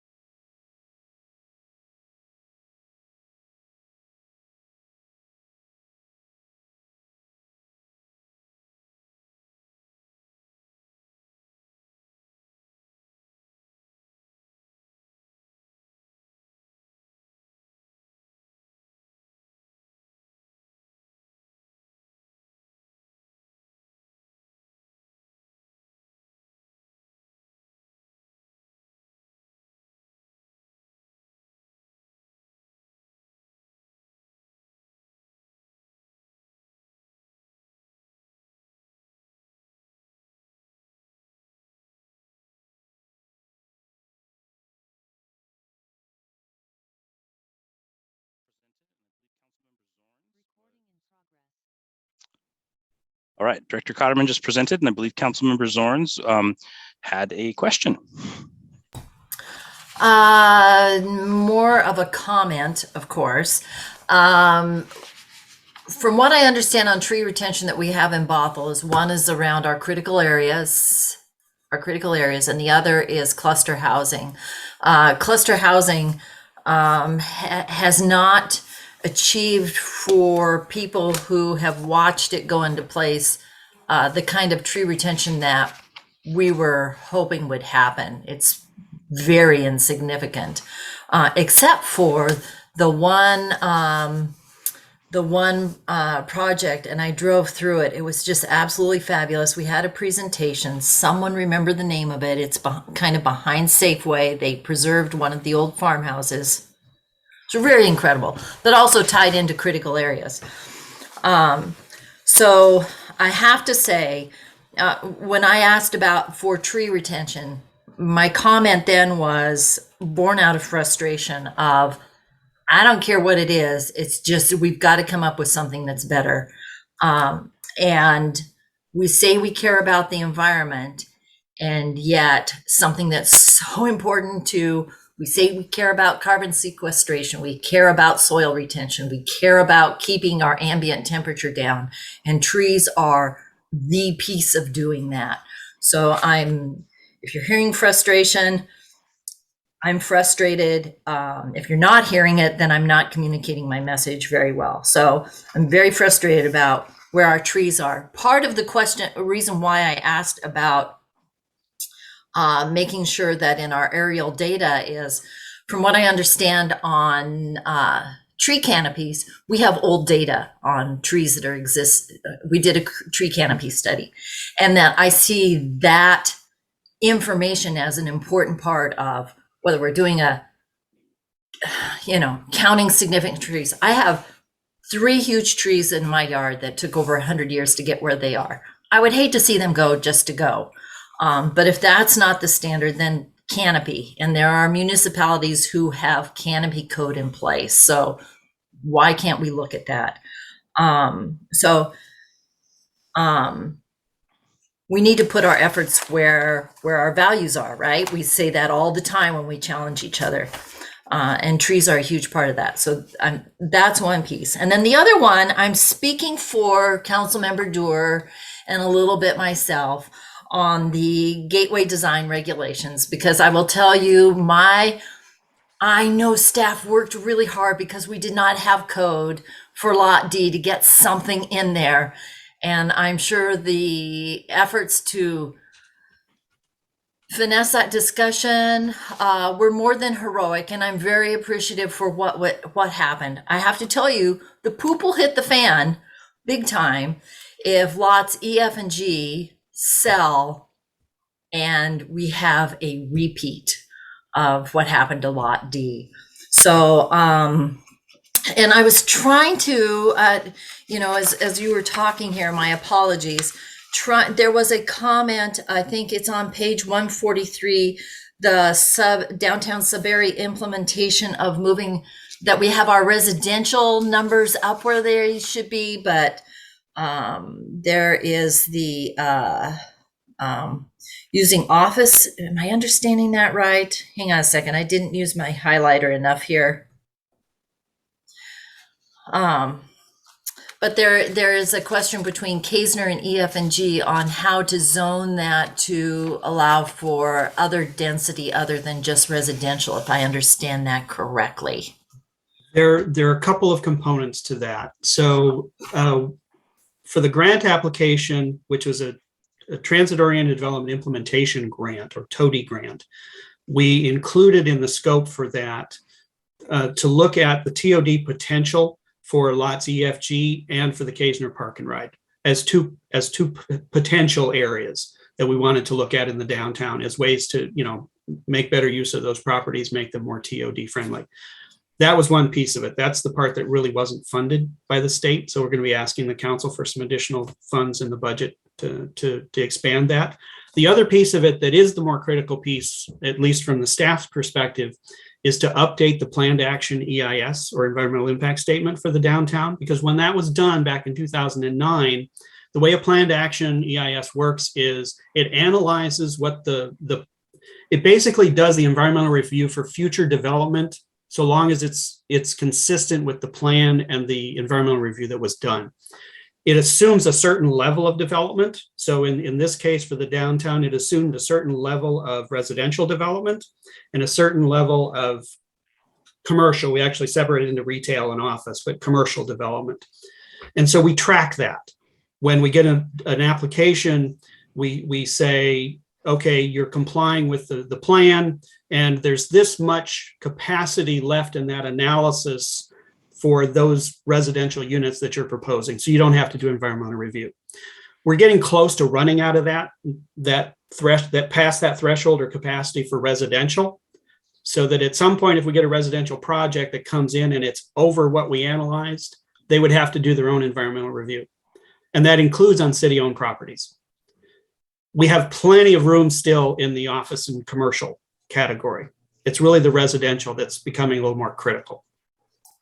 That's interesting to hear. And I would think for issues like stormwater, it's less significant when you're just talking about building mass, but then you're talking about infrastructure of how many times people are flushing toilets and that kind of thing. Yeah, it's really more about transportation. Well, that little detail. Yeah, that's the main one. Not to say the others aren't important, but it's really, as far as the environmental analysis, it's really about the transportation. Awesome. Right. So I did have to bring also the gateway design in there because we're serious as the grave about EF and G being as welcoming as possible, and really we don't want to put you in that position, your department in that position again to play negotiator. So part of it is to protect that corner, but it's also protecting the work that you do, where you can just point to it and say, look, this is code, this is what has to happen. So I just had to bring up the gateway as well. And thank you for that. I really do appreciate that, because I know it's one of those, no one, or not everyone is going to be happy with the design when you go through a process like that. But I appreciate what you said, because the staff really did work and leverage as much as we could to get. I'm not going to say it's a good design, because that's a subjective statement and everybody's going to have their own opinion about it. But I will tell you, I think it's a better design than we would have gotten otherwise. If it's what I see in the picture, the jury's out for me. So, and that's fair. I know some may like it, most may not, but it is better than what we would have gotten otherwise. Well, but I do hear what you're saying, and we do need, if you want something better on EF and G, we do need to beef up our regulations there. Okay. And I also hear you loud and clear on the frustration with the tree retention. And that's important. And we do have policies in our plan, and we can beef up those regulations, if that's, and we can do it this year if the council wants to make that a priority. Well, I tell you, it's not only a priority for me, but it's a priority for most of Bothell, for people who call this home. And we sit on some waterways where those trees are kind of important in what they contribute to what happens with those waterways, as far as how cool our stormwater is and what we're putting out into the ambient air. So thank you for listening. Absolutely. Councilmember Mankey. Thank you, Mayor. Councilmember Zorns, the neighborhood you're looking for is Poets Cove. Yes. Great neighborhood. Highly recommend it if you want to go through and see. One question, Director Cotterman, about the adult entertainment.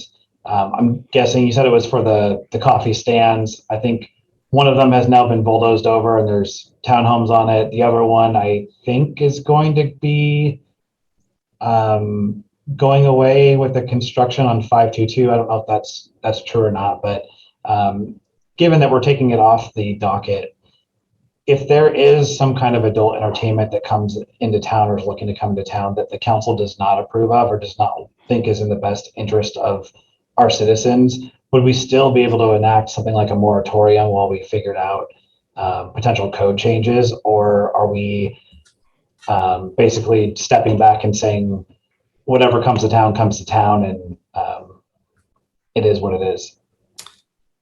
Unfortunately, I have way too much experience with this. When I was director in Renton, this issue came up. We had an adult bookstore that opened across the street from an elementary school. We couldn't do anything about that bookstore because it was already there, but we did go back and amend our code to make sure that that wouldn't happen again in the future. And it was a very difficult and tricky thing to do when you talk about any type of adult use, because it is protected under the First Amendment. And there are Supreme Court cases. In fact, Renton was a Supreme Court case that actually established some standards for how we regulate adult uses. So short answer to your question is yes, I believe, and City Attorney Byrne can correct me if I'm wrong, but yes, you could adopt a moratorium, but it wouldn't address the one that had already opened. It would only prevent future ones from opening until we put regulations in place, and we would have to develop those regulations very carefully. And the moratorium is also temporary. So yes, it's 6 months and can be extended only with good reason. Okay. I just want to make sure we understand what removing it means. I'm not saying we should, I'm not saying we shouldn't. I just wanted to ask those questions so that we can consider that as we look at the docket. Yep. Thank you. Councilmember Zorns, did you have your hand up a second time, or is that up from the first time?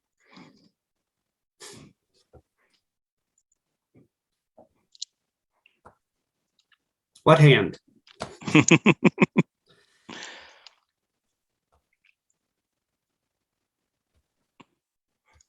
All right. This can't be back to the slide. All right, let's go. Thank you. While I'm doing that, I also want to say thank you to Chair Kiernan. I know he's left for the evening, but thank you to him for being here this evening. And also thanks to the staff for all their time and effort in putting this presentation together and this information. And they are still here to help answer questions. I also want to apologize for the length of the presentation. It went a lot longer than I had planned. And I just want to point out, in all fairness to Interim City Manager Lenhart, since you're doing her evaluation, it's not her fault. So she wanted me to make sure that was clear.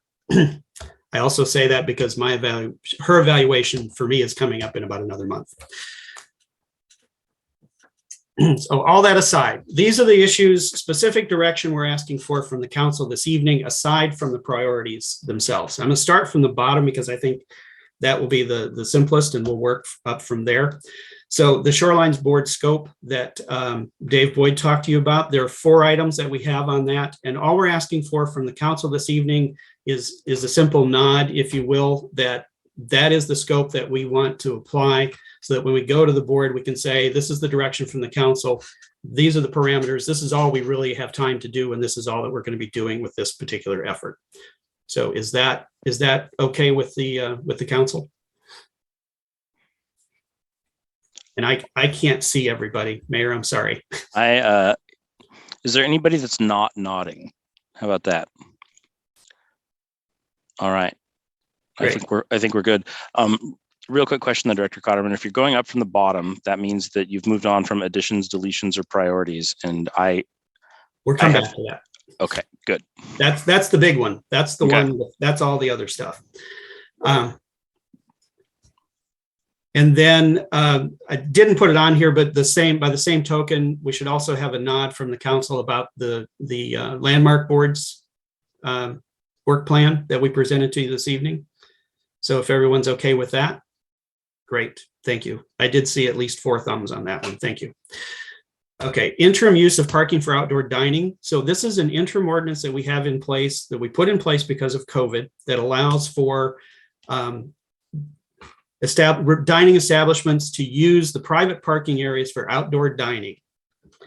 It's on private property. And what we did basically was we lifted the requirement for parking so that we didn't worry about how many parking spaces they were taking up, as long as they had the permission of the property owner. We haven't had a lot of businesses use that, maybe 4 to 6, I would say, citywide. But this will come up for renewal again in June if the council would like to renew, otherwise it will expire. And the question to the council this evening is, would you like us to make that permanent so that they can continue to do outdoor dining in the private parking areas, subject to the permission of the property owner? And what I would propose is, if you do want to do that, that we try to craft it in a way that isn't changing the parking standard, but just providing an exemption, assuming they don't take up more than 4 to 6 spaces or something like that. Deputy Mayor Alcabra. Thank you, Mayor. And thank you for making this suggestion, Director Cotterman. I feel like this is a larger topic that requires a larger conversation. Because I don't know if we can address it. Maybe we can wait till June to talk about it, or instead of talking about it right now. If we're gonna have to make a decision on whether we move it right now or not, I would keep it until we have a lot of discussion. I would err on that side, but that's just me. It will continue through June, and then the council can decide to extend the interim ordinance again or let it lapse at that time. Member Zorns.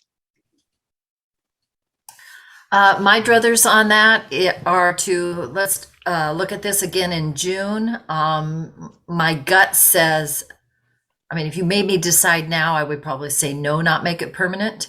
But I think we need to go through another cold and flu season to have a discussion on whether or not this is something that we need to make a permanent part of how we do business in the city.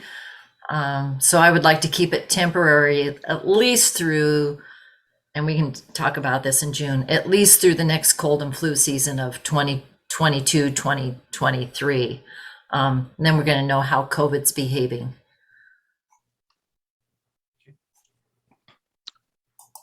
All right. Councilmember Mankey. I agree. I'd like to have more discussion. And one thing I'd like to know more about is if there's any safety concerns with having people dining where cars are normally traveling by.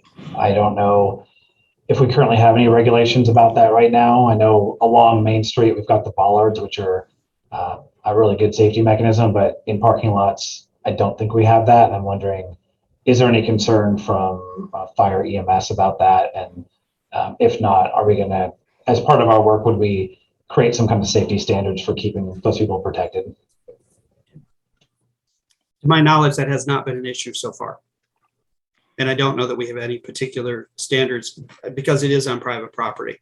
And I did mean to mention this does not affect Main Street. This is just parking in private, outdoor dining in private parking areas.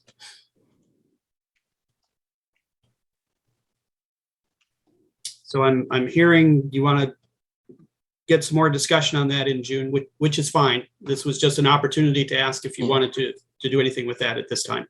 Councilmember Aldrich, do you want to turn? Sure. I'm in support of my fellow council members on this one, and to defer it to June makes a lot of sense to me. Okay, cool. Works for me too. I'm probably going to be a yes on it in June too. I'm actually just as interested in this for the summer as I am for the winter time, because it's really fun to be outside when the weather's good, just like it is to not get COVID. Okay, we'll come back to you in June when before that, because it's going to be expiring, I think, June 9th. So we'll probably come to you in May with that. Yep. Approach to parking requirements citywide. I think we can actually incorporate this into the docket discussion itself, because there are a couple things in there related to that. So the question we were asking here really of the council is, do you want us to start looking at parking requirements citywide, more in line with what the commission added? So we've been doing it piecemeal, as the mayor was saying. Maybe we need to look at it more holistically. So if you would just keep that in mind as we talk about the docket and whether you want to combine some of those parking items into one, we can talk about it then. The next one is more specific. However, this is the previous direction from the council on affordable housing has been whenever we increase capacity and we have the opportunity to provide, to have an inclusionary component to that, in other words, require a certain percentage of affordable housing, the direction from the council was do that. The commission has been discussing whether or not that trade-off is worth it to get reduced parking. And we're looking for some direction from the council as to whether you want to continue the policy of always requiring affordable housing when we have that opportunity by reducing parking or increasing height, or if you would like the commission to consider that on a case-by-case basis as we bring these things through them, and then the council can decide when you get that recommendation. Councilmember Zorns. Case by case, maybe permanent and more widespread, but for now, case by case, because there's places where it really makes a lot of sense. I think there's a couple projects that you listed in our packet. So yes, definitely case by case is where I fall. Okay. Deputy Mayor? I'd again like to have more information. We have, you said we have this to a certain degree right now. How many projects are actually leveraging it? And how many more units are we getting, affordable units, are we getting out of it? And are people struggling with transportation? Is it like near major transportation lines and all these things? So I feel like I need more information, but if I had to err on making a decision, I would vote for, because adding parking increases cost. So that's an incentive for a developer to build more units for humans than cars. So I would err on that side. So yes, to keep this requirement, but I still need more information, if that makes sense. Mm-hmm. Councilmember Aldrich. I was one of the planning commissioners that was making the recommendation to council that would tie parking forgiveness to, in a sense, to higher to affordable housing or to higher levels on the buildings. And so my position hasn't changed. And so I would continue with the recommendation of the Planning Commission and be happy to implement that now. I realize I'm in a unique position, having been on the Planning Commission, to make that recommendation. So it's up to you all now to decide where you're going. So if I could ask for clarification, Councilmember, when you say that the Planning Commission, so that would be more on a case-by-case basis. So we would not automatically include mandatory affordability when we do any kind of a parking reduction.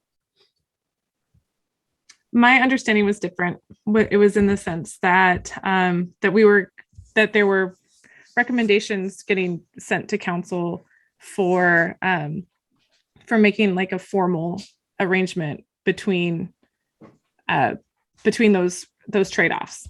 And perhaps I'm not remembering correctly, in that your current strategy is case by case.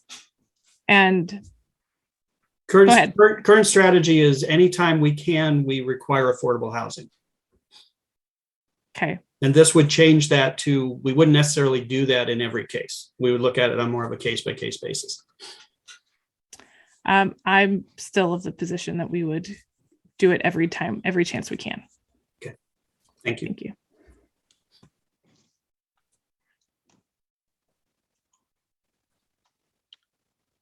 Councilmember Mankey, have you weighed in?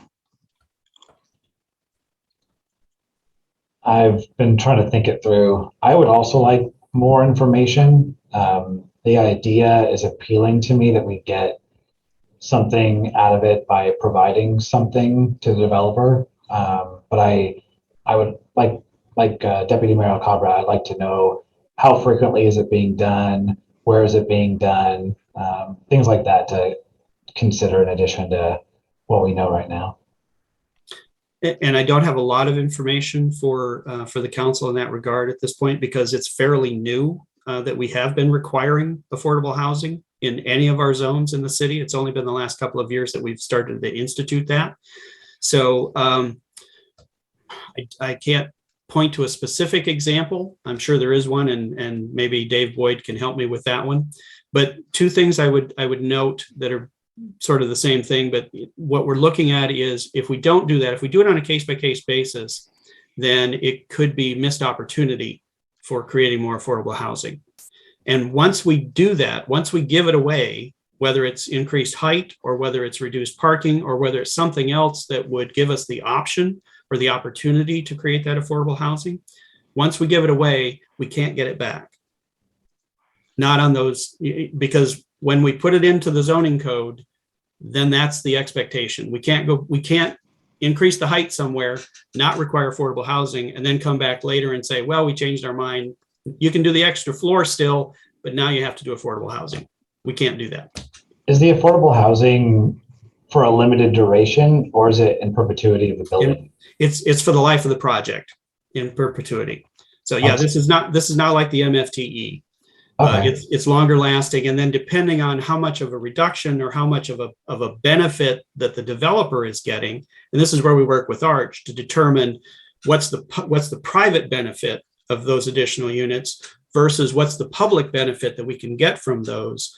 We can either increase the percentage of units that would be required to be affordable, or we can require a lower level of affordability for a fewer number of units, if that makes sense. Yeah, that makes sense. I do like that. I've had a lot of time to think about it, but I do like that we're getting affordability and we're getting something in perpetuity, which we don't get through the MFT program. So yeah, I do like that. Dave, do you have something to add real quick? Yeah, real quick. First of all, MFT program, the tax exemption doesn't last the life of the property, but the way we have set it up, the affordability would last for the life of the project. And the example that we have, it's not built yet, but it's the closest one that has used not a affordability requirement, but an incentive, is the SAMA project, the Imagine Housing project that where we did do a parking reduction as part of the state mandated parking reductions that applied specifically, or that allowed them to reduce their parking to make that project feasible.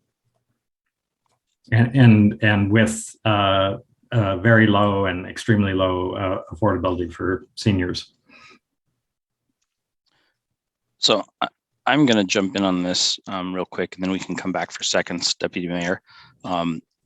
Fundamentally, requiring parking makes housing more expensive.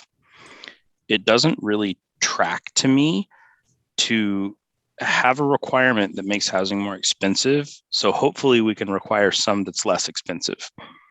I think in general, we should require things because they're good, not because they're so bad that people might give us something to take it away. Like, I'm not a fan of pretext in planning. I think we should make rules that are what we want, not have rules that are there so we can get something else, possibly.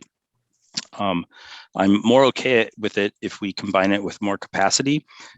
But realistically, what I would like to see is additions to our code that result in more housing getting built and more of the naturally affordable types of housing specifically. And reducing parking requirements is a good way to do that. If we require affordability, I totally understand the impulse because we desperately need it. But there are also plenty of examples of that mandatory affordability and inclusionary zoning depressing building because it's a requirement and it adds a cost, which on the net makes housing more expensive. I guess I'm just not convinced that requiring it across the board is actually going to help with overall affordability. So I guess I would be on the case-by-case basis side for that in terms of how we've approached this and how we've framed the discussion today. And Deputy Mayor? Thank you, Mayor. Yeah, I was going to ask what's the definition of affordable? Is it back to the less expensive, or is it like 30% AMI or whatever the definition is? So that's the question. Yeah, it feels like we need more data, and we're split here. So so it's hard to make a decision. I would err on the side of let's run at the experiment and see how data we get back out of it, since we don't have data, it sounds like. Or maybe there are other jurisdictions that implemented something like this. We can gather that data and bring it back, and then we can have a discussion about it. So. What we mean by affordable in this case, Deputy Mayor, is 80% of area median income or less. And I can tell you, we don't have track record with it here in Bothell, but other cities that have mandatory provisions like Kirkland and Redmond in particular that have had it in place for a long time. When you have a market like we have now, it really doesn't slow down development. As long as we put the right numbers in place to make sure that that it's not a disincentive. And as a result, they've created several hundred affordable units that are for the life of the project.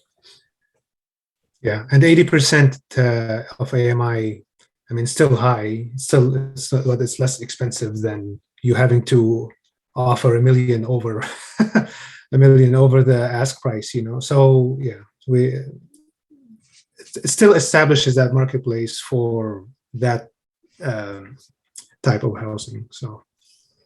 Yeah, I would still stick with my initial gut and say keep it a requirement, especially now with more data. It sounds like even with little data, it hasn't affected development, and I'm assuming it's working if it's 80%. That people who are making that income are actually moving in. So what I'd suggest, Mayor, at this point is we continue with the policy that we have with the Planning Commission, so that we don't have them debating more of that right now. And then when it comes to the City Council, which it will, then the council can have that full debate again and how you would like to approach it. That sounds good, but maybe just a little bit more nuance with the Planning Commission, that this is something that's in flux right now, because it seems like this is in flux right now. Is continuing with the assumption helpful to you? It is, in terms of helping the Planning Commission move along so that it will come to the council sooner. Okay. I'm fine with that. Okay. And then certainly we'll convey to you whatever the Planning Commission's, in their recommendation, if they would like to see it a little bit different. Perfect. We can all get some more information and then we can revisit this. Okay. Thank you. Then the last item, certainly not the simplest item, particularly given what happened at the legislature this evening, is the missing middle and how broadly the council would like to apply that citywide. And what I'd like to do is frame it in 4 options and just get your thoughts on those 4 options. So I think it's 4 if I've counted right. So what we've done already, as Dave mentioned earlier, is the duplexes on corner lots. That one's done. The direction that we had at that point was to look at allowing up to 4 plexes in new subdivisions. So it would be short plats and regular subdivisions. The idea being these are new areas that are developing. People would know that those are there or could be there when they move into the new development. Second would be more in line with what the legislature was considering, which would be to apply it in those areas that are within a half mile. A walkable half mile was the language that was in the last draft. And that's important because it's different than a half mile radius of frequent transit. So that would expand it beyond just new development. In fact, it would be different than new development, it would be just in those areas. The third option would be to combine new development, new subdivisions, plus the half mile. So if it falls within either of those categories, then we would include the middle housing. And then the fourth would be just make it citywide in all single family zones, which is going beyond, I think, what we've talked about with the council previously. So those are the four options that I would ask for some feedback from the council as to what's your preference. Even if it's a couple of them, we can continue the work and pursue looking what the differences would be among a couple of those options. Councilmember Zorns. Well, speaking for the majority of the people, when I was doorbelling, I think if we went past option 1, people's heads would start becoming disengaged from their shoulders. So I'm going to say option 1. So new subdivisions. Right. Okay.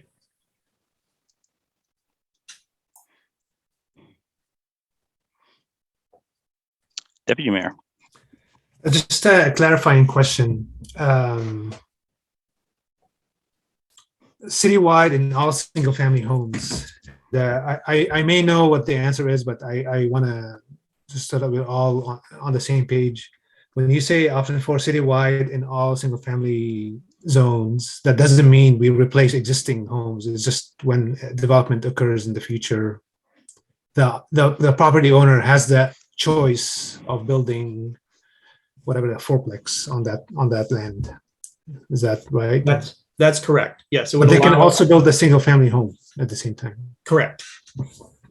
It would not limit them to a single family home in that instance, that they would be able to, someone came in, they wanted to tear down the house, or, for whatever reason, if they were redeveloping, or maybe there's an empty lot in that subdivision, that it would allow them to build up to a fourplex.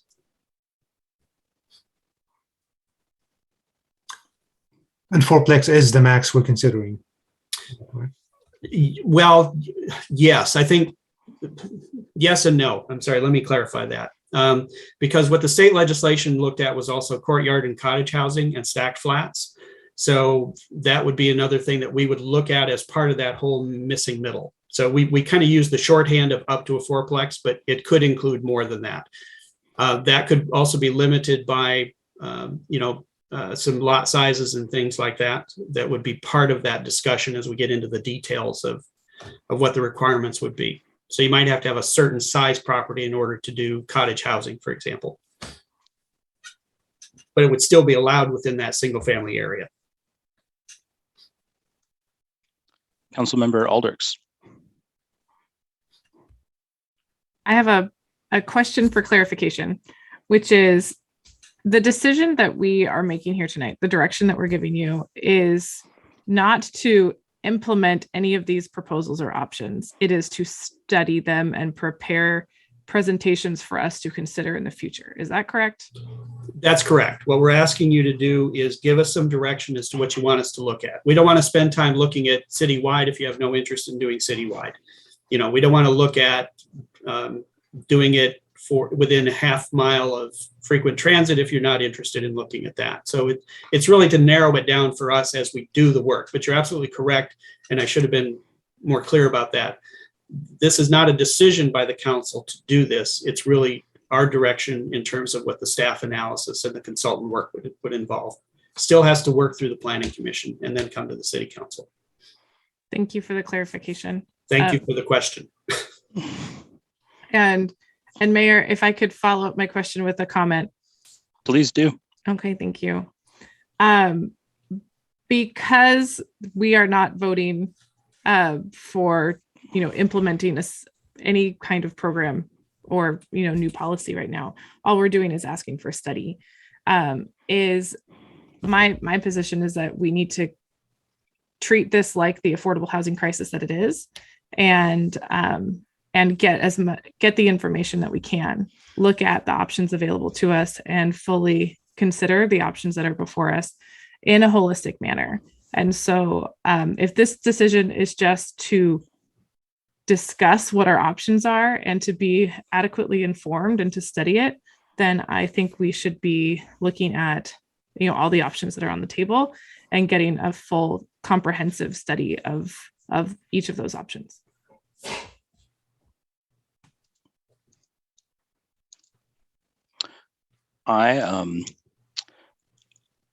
I don't think this would be something that people will get up in arms about once things start getting built. As the deputy mayor mentioned, this isn't automatically going to like raise every new development or every neighborhood to the max density. This is going to allow people to redevelop gently with time. And oh, Councilmember Mankey, I am so sorry. Oh no, you're fine. I just raised it as you were talking. Okay, perfect. Please, well, I'm just going to keep going since I'm already talking, and then we'll do you next. You know, and not everybody is going to build up to the maximum density.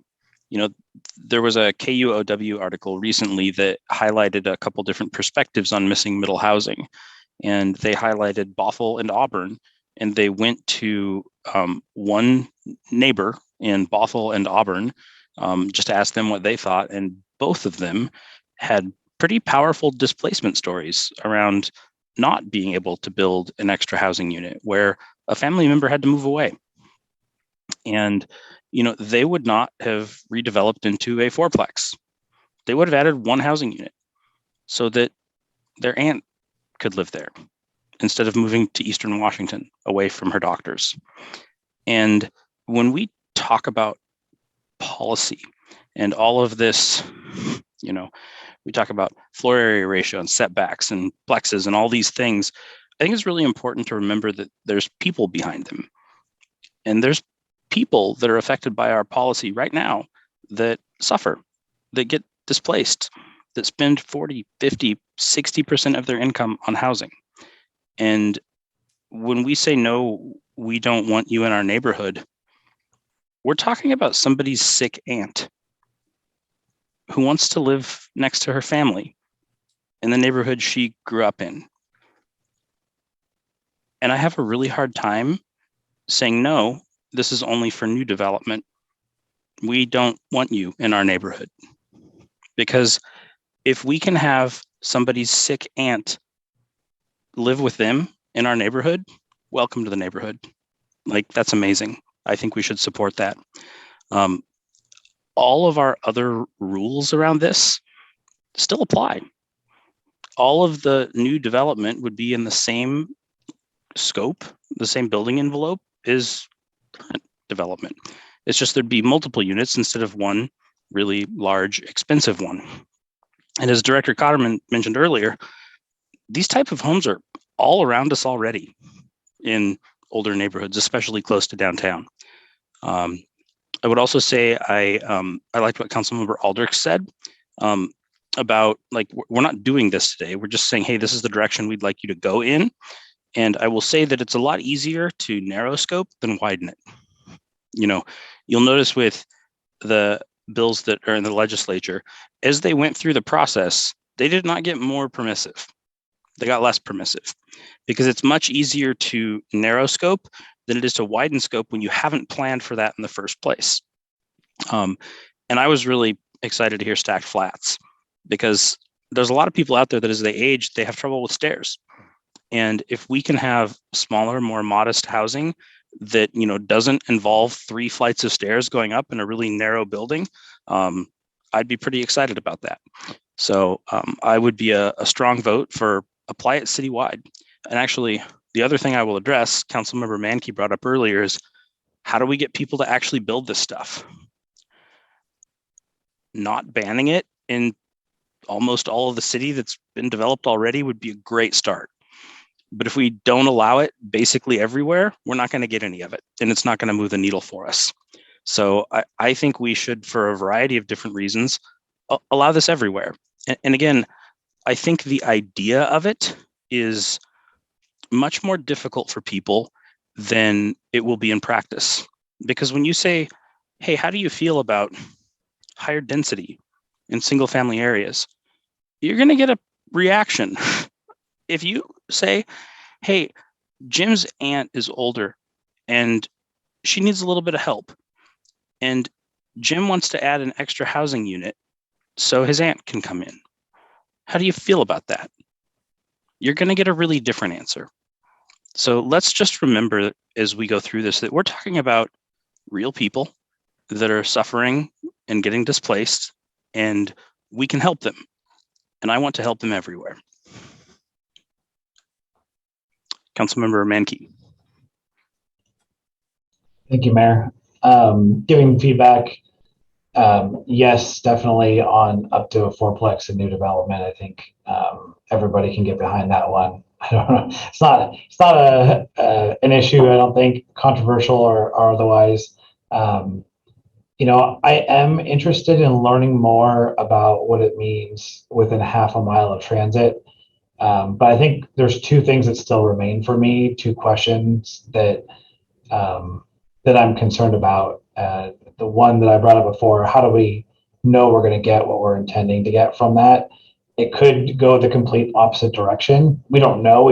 There's no data around this. There's no information we can get about what's going to happen. So while we could increase housing, we could get the type of housing that just is not going to help that person's sick aunt. They could, it could be for other people that are not able to get this kind of home because it's just still not affordable or even close to what people are making. So I still have that concern.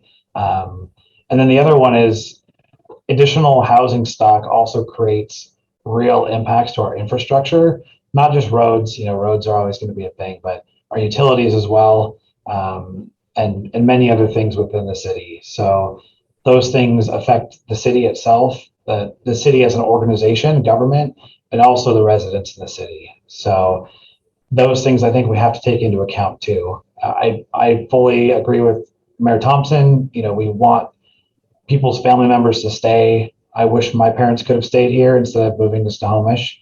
I wish my classmates could have stayed here as well instead of moving to other states. But we have to consider all the factors as well. And those are questions that I have about it. So I would love to learn more, starting with the half-mile radius and make decisions based on that new information.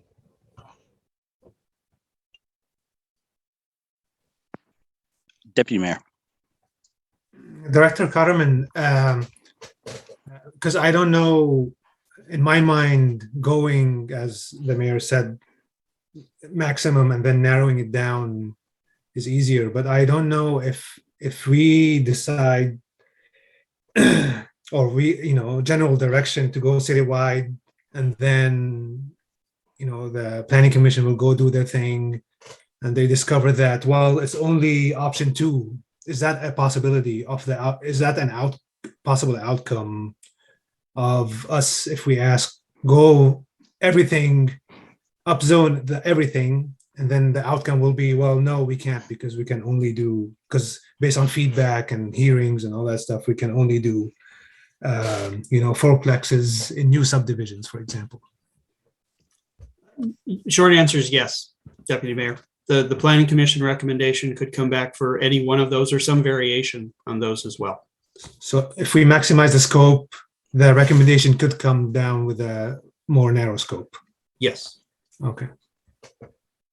So yeah, I would vote for maximum scope and then see what's feasible, what the research comes out to be. Okay. Thank you. We will look at that broader scope, and then certainly there'll be variations within that. And I should also point out, I think several of you have alluded to it, this is one of those projects that will have public engagement. It's important for the community to weigh in on this, and we'll hear from all of your constituents, I'm sure, both pro and con. So you'll have that information as well. Okay, thank you. Thank you, Director. We got through those. It's only been 3 hours. Sorry. I knew it would take us a little while. I was hoping it wouldn't take us quite this long. Okay, so what I would suggest, rather than try to go through all of these, which I think would probably take us into Thursday, if there are particular ones that you would like to highlight and get more information on, if you have ideas for priorities you would like to change, we can, we can use this calculator, or you can just talk generally about any changes you would like to make. So additions, which are always the easy ones.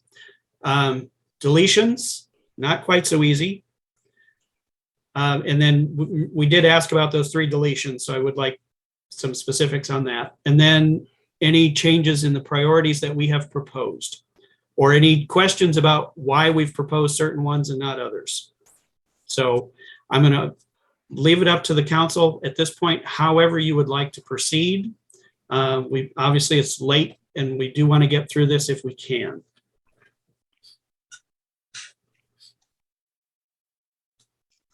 Councilmember Mankey. Thank you, Mayor. I'll go first and be quick.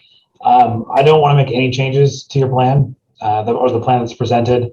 I'm good with it. The one thing that I would like to add in, if we have additional resourcing, it's going to be on my wish list, is looking at impact fees for change of use, specifically in the downtown core on Main Street. I know several business owners have told me that they'd like to do something different, but can't just because it's cost prohibitive.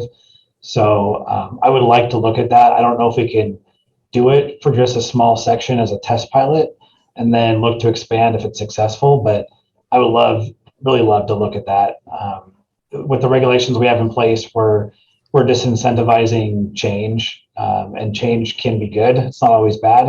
If we have what we have now, we're going to keep getting what we've always been getting. And that may not necessarily be a bad thing, but it could be keeping us from getting better things, greater things. So probably know parking is a big consideration. We've got a giant parking garage downstairs in the city hall that's free for everyone to use. So, I think things like that are not as big of a concern as they used to be. Traffic is always going to be a concern, but, I think we should really look hard at those things, and it could be an opportunity. So I'll leave it there. I'll put my hand down here and mute myself and go on to the next. And can I suggest, Councilmember Mankey, impact fees they're always an interesting and complex subject. And I'd be happy to schedule some time with you along with our transportation staff to talk about, because I think I know which project you're talking about in downtown. We've had conversations with some of them. There are ways that can be addressed. There are also ways that we cannot address it. So I think maybe an offline conversation where we can give you more information about that. That'd be great. I'd love to.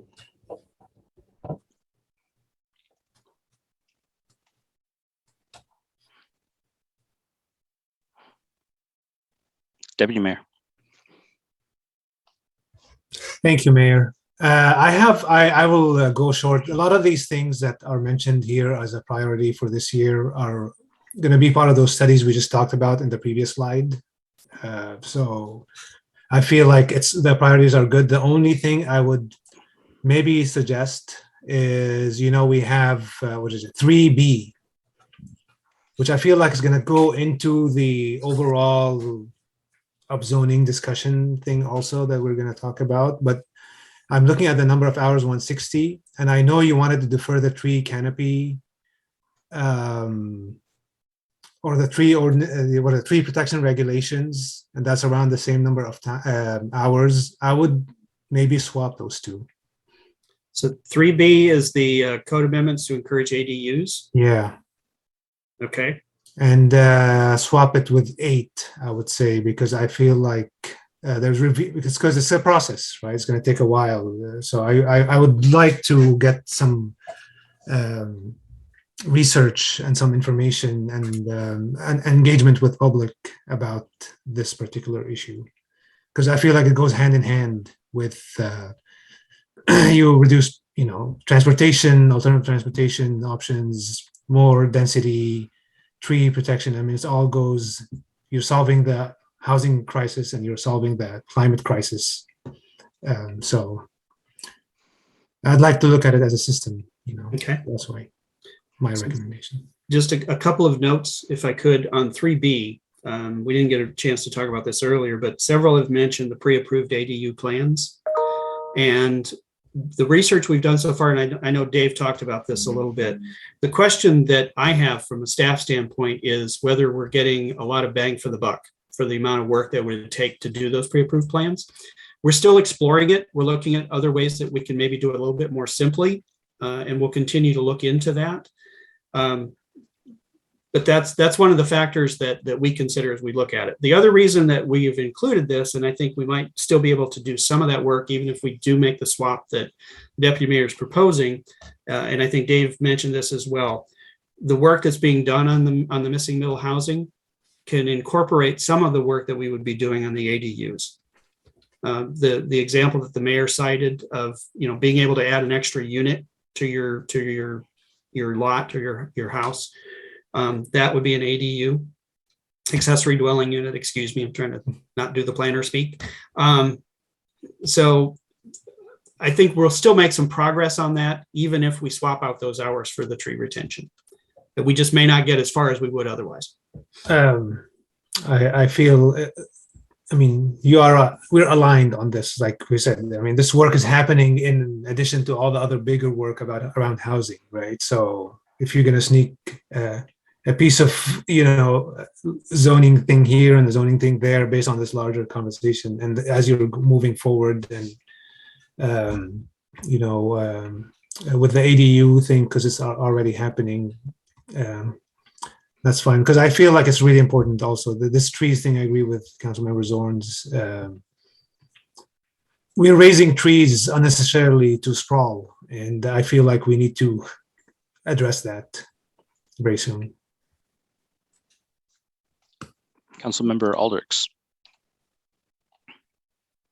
Thank you, Mayor. And Director Cotterman, I believe you answered my question that I raised my hand for, which was, can ADUs work into the missing middle conversation? And so does that perhaps free up those hours for the pre-approved plans if we can have it be part of that larger conversation?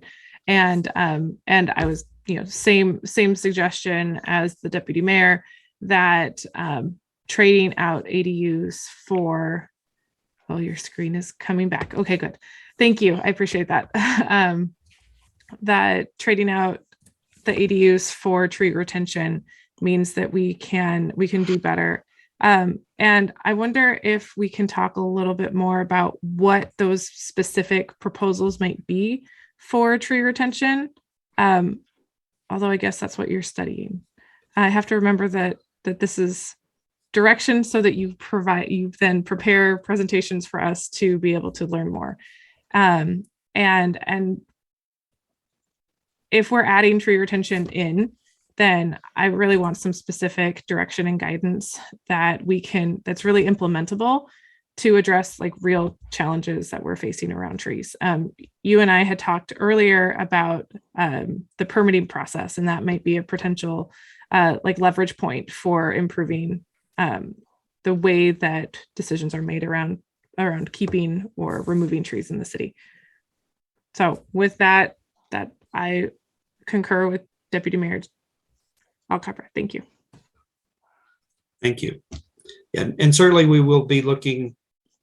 We haven't scoped that particular project yet, so we would need some time to do that and to look into what that might entail. What I heard from Councilmember Zorns earlier this evening is that there's some feedback that the cluster provisions is not doing what we had intended in all cases. So we'd want to look at how we can beef that up. We've had a request to the Planning Commission during the commission's docket discussion about putting some regulations in place about what types of trees can be planted near the property line. Someone's had some damage to their home because of trees that were planted on their neighbor's property. I don't know if we want to go that far, but that's another aspect to it. And then certainly the permitting part of it itself, and then looking at other ways that we can strengthen our tree regulations. Getting late for my tongue. Issaquah, I know, has some very stringent requirements. They actually, their code has criminal penalties for removing protected trees. So we'll come back to you when we start to scope that out, if this is a priority for the council. Councilmember Zorns.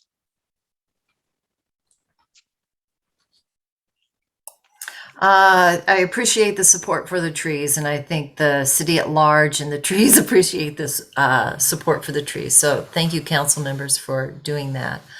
And then also, Director Cotterman, thank you for mentioning appropriate planting of trees between homes, because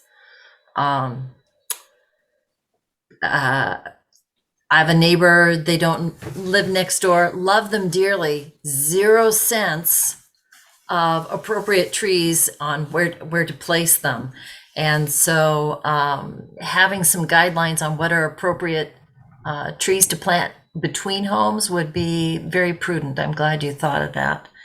And then also your offer to keep ADU plans alive, that I think is really, really, really important, that someone coming in who wants to do an ADU, I think this would be a perfect nudge for, look at some plans and get them starting to think about what would work on their property. So thank you for finding a place to plug that in as well.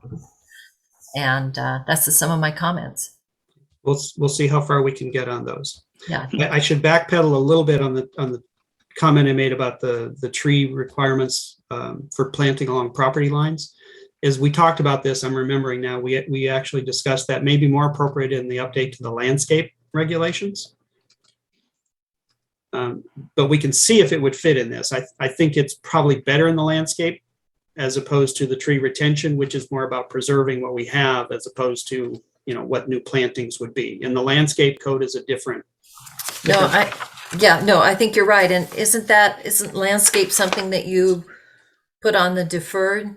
Yes, that's number 12. Number 12. And that one, this is an example of what the mayor was talking about earlier. So this might be one we look at combining, except I wouldn't suggest that in this case because of how extensive the work would be on the landscape code. It would take us a lot longer to do both together. Does someone keep a notebook that says, here are some pieces to consider when we get to this, and it's already there inventoried? Not literally, but I can appreciate. Yeah, staff is pretty knowledgeable about the issues that have come up and what we need to do when we look at these. All right. No, I agree with you. It's probably better placed in landscaping. And as long as we keep that, we're mulling that over, we can tackle it in 2023, right? In theory? In theory, yes.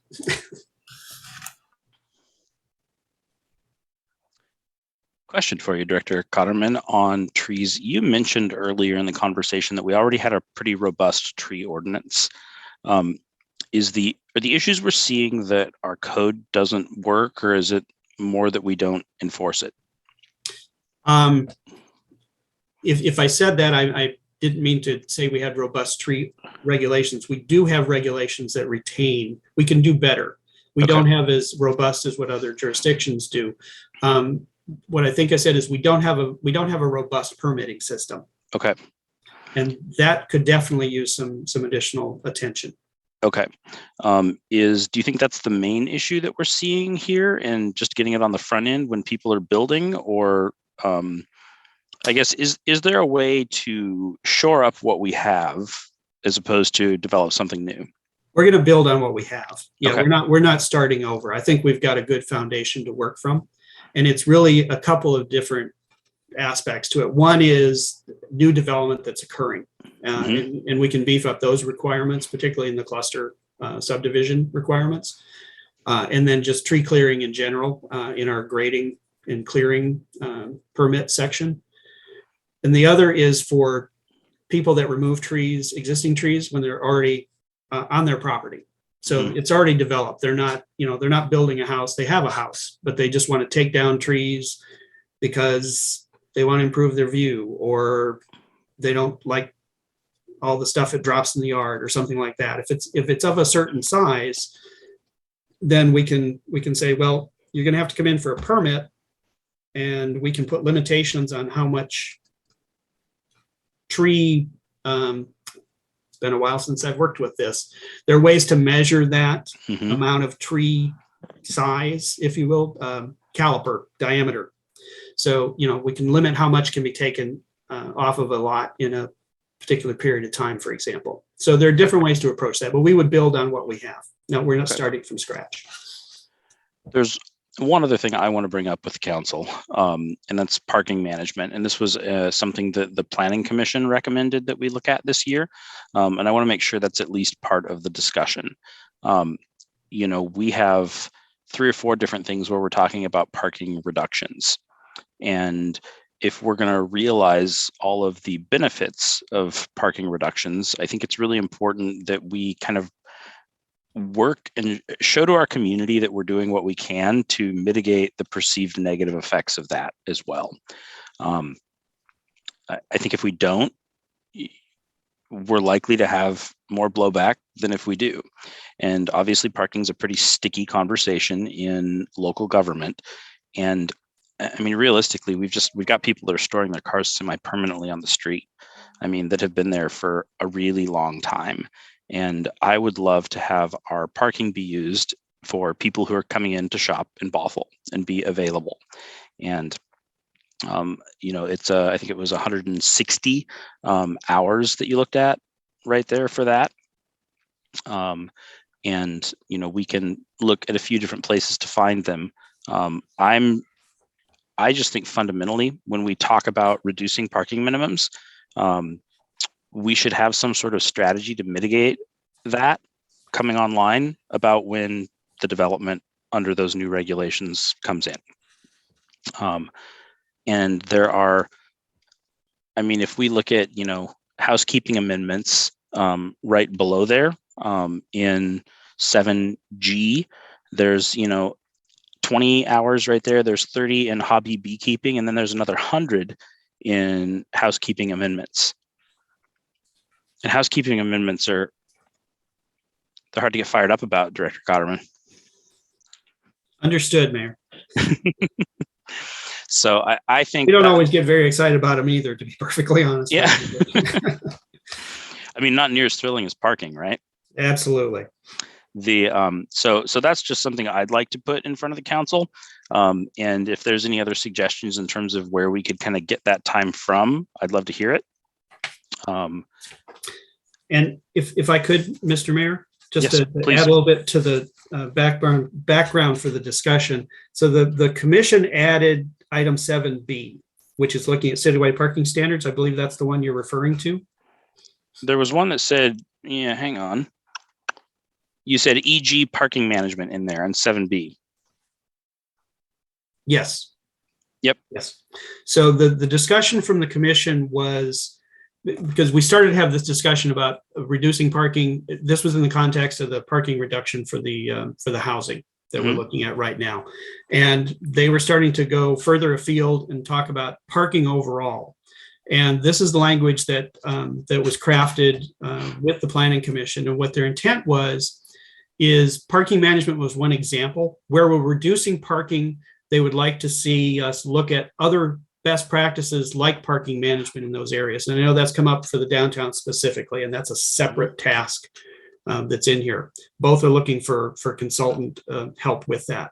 So this is one where I think it's a more comprehensive approach to parking and looking at what are our parking standards? How do we apply those? Are they different in different parts of the city? So I just wanted to put that out there. It's a little bit broader scope. And we are looking for some consultant help with that one as well. I mean, that is more what I had in mind, frankly, because, in all of these parking discussions, they're happening in different parts of the city. Mm-hmm. There's a project in North Creek. There's, downtown is where we hear the most complaints about it. And I feel like anywhere we're looking at reducing parking and realizing some of the benefits we've talked about from that, I'd like to have that overarching conversation. I agree with the Planning Commission on that. Mm-hmm. Just to be clear, that's what I'm saying I want. Yes, understood. I just wanted to be clear that it's a much broader discussion than what we've had so far. And it's more than just residential. It's really looking at all of our parking requirements. Deputy Mayor. Thank you, Mayor. Number one, about the tree protection thing, I'm hoping to also, I'm looking at it from the lens of how, you start building, I'm looking at it from the lens of not how you regulate what people do only what people do on their property. It's like when a new project is coming up, what can how many trees can be taken down, and if we even allow that, and how many should be replaced, with other trees, whether in the same area or elsewhere in the city. So hopefully that will be part of the study also. It does include both, yes. Okay, cool. And we do have replacement requirements now for trees of a certain size that are cleared for new development. They have to replace those with a certain amount of trees that will grow over time. Okay, thank you. And so the second, I have a question, and thank you, Mayor, for bringing up parking management, because I did have the question about, there's 5A says parking requirements related to outcome of parking management plan or phase 2 study. And then we have this new planning commission added one, 7B. I don't quite understand the difference between those two, and why is the downtown one requires more resources than the 7B. I'll answer the last part of that first, probably because I underestimated how much time it'll take to do 7B. Okay. It could grow to be a much larger effort. And I'm going to ask Dave Boyd to talk about the downtown parking, because that's one that's been carried over. It was actually part of outcome of the downtown plan implementation, and it is specific to the downtown and parking management for the downtown. So Dave, can you give a little bit more background on that, please? Unless Dave has, yep, there he comes. Here I am. So, boy, I think it was in 2016, 2017, we started a study of downtown parking. There was concern that the requirements in the downtown plan weren't adequate, largely spurred by 6 Oaks, where we had a situation where residents were not paying for parking that was provided and instead parking on the street in spaces that were intended for the surrounding businesses. So that spurred the study. We approached it in 2 phases. First phase did some analysis of the parking requirements, and based on the relatively limited development we'd seen at that point. And the result was that the parking requirements were pretty close to, there were some recommendations for some minor tweaks. The council at that time took it a step further and required at least 1 space for every unit in all the downtown zones. And then bulked it the phase 2 study, which would have gotten into the whole parking management issue. They wanted to see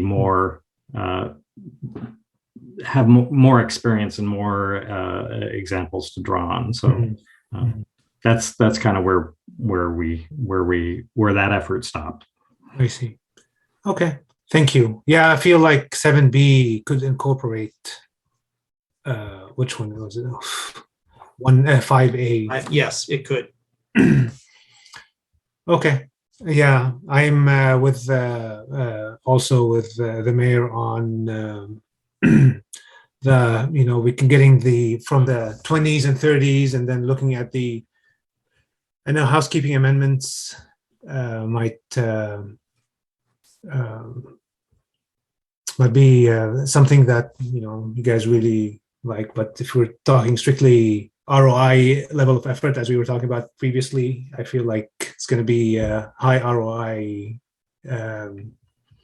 effort to look at parking management as well.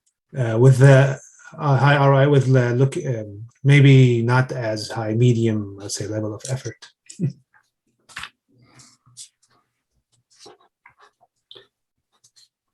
Just one thing I'd like to point out, keeping in mind that the priorities 1 through 7. So 7 is where we have the housekeeping amendments, and we put some hours to those, but we do those if we get to number 7.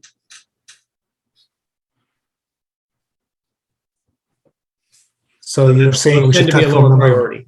So you're saying we should cut from number 1?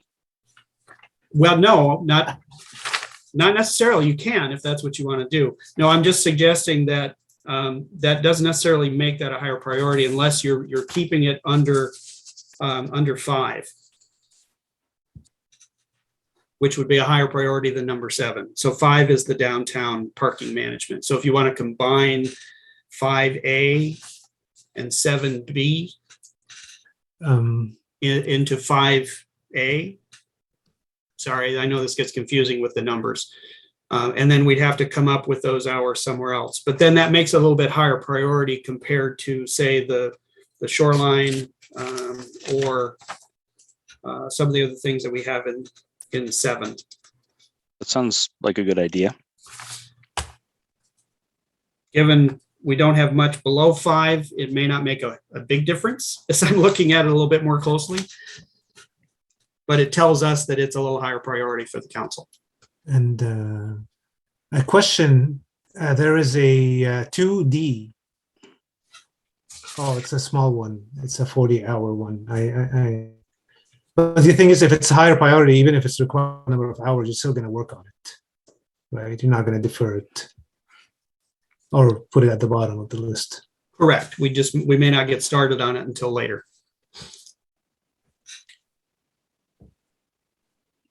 Is there a way to combine it with anything else, like 2D as an example?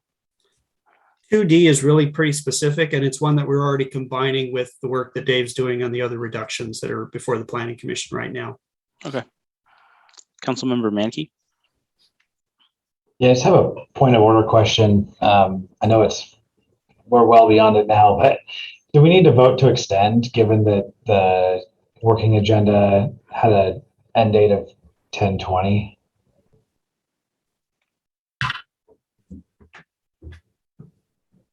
I believe the change in the protocol manual says you don't have to vote to extend anymore. Oh, good. But I'll defer to the city attorney on that one, if he's still. That's correct. Well, that's correct. So I'm here. Yeah, no, we don't have to extend anymore. That was taken out a few years ago. Excellent. Okay, sorry. So what I've heard so far is swapping 3B with 8. So we would take the hours away from the ADUs and incorporate that as best we could in the missing middle, which there's already some work that'll incorporate that. That may be that some aspects of that take longer or get deferred a little bit later. And do the tree retention instead of that. You okay, Dave? Yes. Just thinking. One other thing that might come into this is there is actually an ADU bill at the state level that is passed that does some of the reforms that I think we'd be looking at to try to incentivize more of them. It's only halfway through the process. It's past the House, but it is at least past the House. Yeah, we have been tracking that one as well. So yes, that will obviously affect the work that we do. And then the other is the parking. And the other thing I should mention, one of the reasons we suggested deferral on the parking that the Planning Commission added was because we felt that we needed to do a little bit more policy work around that through the comp plan update. And then we would update the code to be consistent with that policy. So I'd forgotten to mention that earlier. It's not to say we can't do it now. We can, but that was some of the thinking behind deferring that until we do the comp plan update. So if we combine that with 5A, then we need to know from the council where you'd like to take those hours. And that was about 160 hours. And again, we'll come to you with a budget request because we do need consultant help on that. Okay. There were 150 hours, I believe, between the housekeeping amendments, and the hobby beekeeping regulations. And that is what I suggested, but I'm open to other things as well. So that's taking out 7H.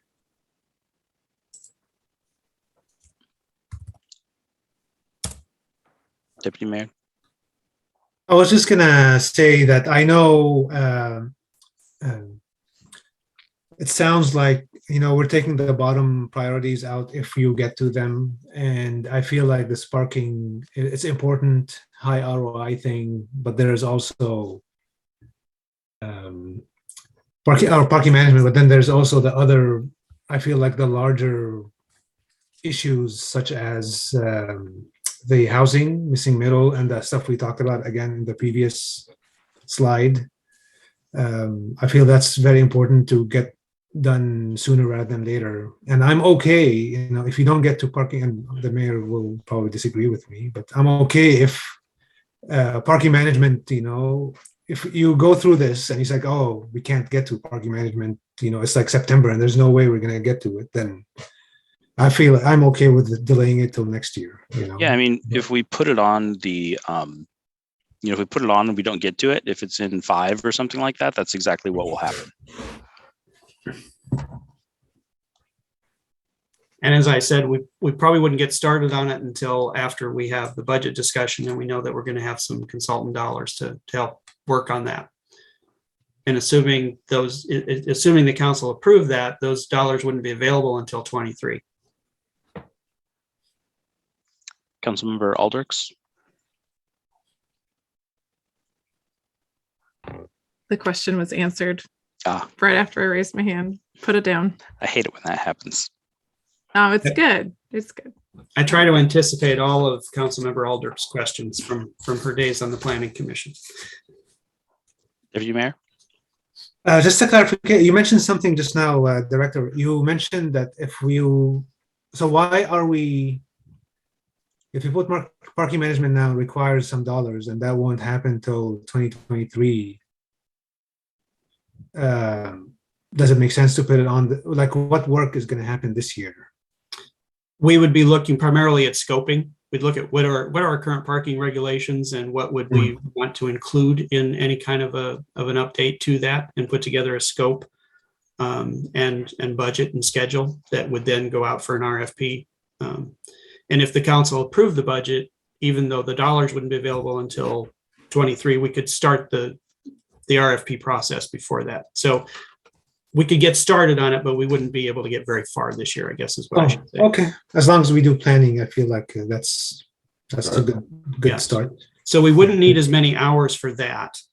And then we'd have to allot some of those hours then in 23 to finish up that work. So I would say, we could maybe take some of the hours from the housekeeping amendments. Maybe about do the scoping work for the parking, and however much time you have left, do as many housekeeping amendments as you can. Okay. And usually we do the housekeeping amendments as time allows and whatever we have available at that time, which is why the 21 amendments didn't come into you until this year. Yeah. Councilmember Aldrich. This is a question for you, Director Cotterman. Is it fair to say that parking reform relates to relates to climate change reduction goals? In the sense that trees are definitely part of the motivation is to have a lesser impact on the environment. And so I'm just wondering, is there a case to be made that parking would also be able to lessen impact on environment as well? I think there would be some impact, yes. I couldn't say right offhand what that would be, but certainly anything to reduce trips and automobile use is going to have an effect on climate. I guess I bring that up because if it's helpful for the council to take into account, from what I've heard, just getting to know this council, we have two pretty shared goals, and that is environment and affordable housing. And so I just think it makes sense to have the docket reflect those goals. And parking, tree regulation relates to our environmental concerns, and middle housing relates to affordable housing. And that just the direction that you're going in. I also like what you're saying about kind of plugging in the code amendments And my understanding is that you would be able to reduce the time allotted to them by some degree. What is that degree that you could reduce those hours and put them elsewhere? So I think at this point, I would just suggest we go with the mayor's suggestion to move those hours over to the scoping for combining 5A and 7B. Because that will take some hours. It probably won't take all 100, but we'll just use whatever's left over. And other projects often get delayed as we go through the year, so other hours become available, and that's when we use the housekeeping as filler. So we have some time to do that. The other thing we do is, Nathan mentioned there's a long list of things on the housekeeping list. We go through and we say, okay, we can't do all of these. Maybe we can only do 3 this year. Which are the 3 most important? So, and that's just something we look at as staff.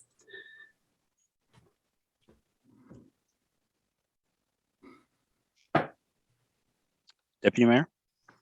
And just one more thing, I know we talked about budget in next year, but we're also having budget discussions, so we can have the conversations again, like resourcing and all those conversations at that time that will help accomplish a lot more of those goals that Councilmember Aldrichs talked about.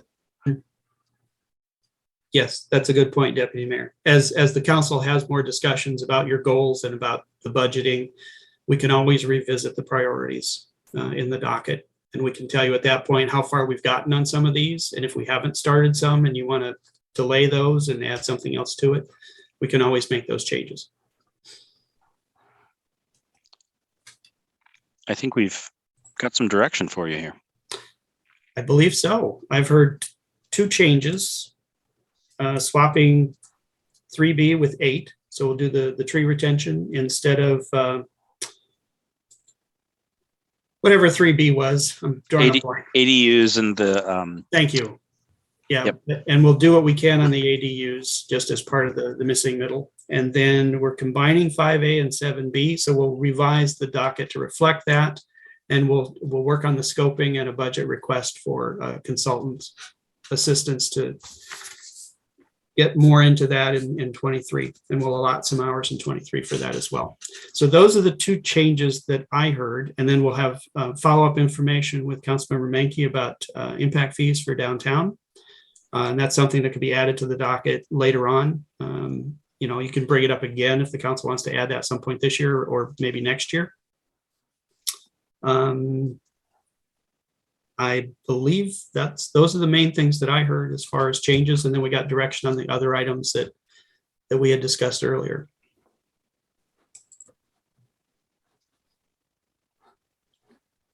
Councilmember Aldrichs? Thank you. Were we also going to discuss items that were going to be stricken from the docket? Yes, thank you.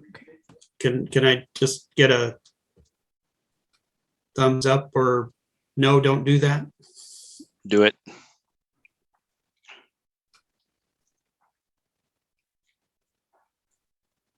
I saw 3 thumbs. 4 thumbs. Thank you. 3 thumbs gets it done today. Yes. Okay.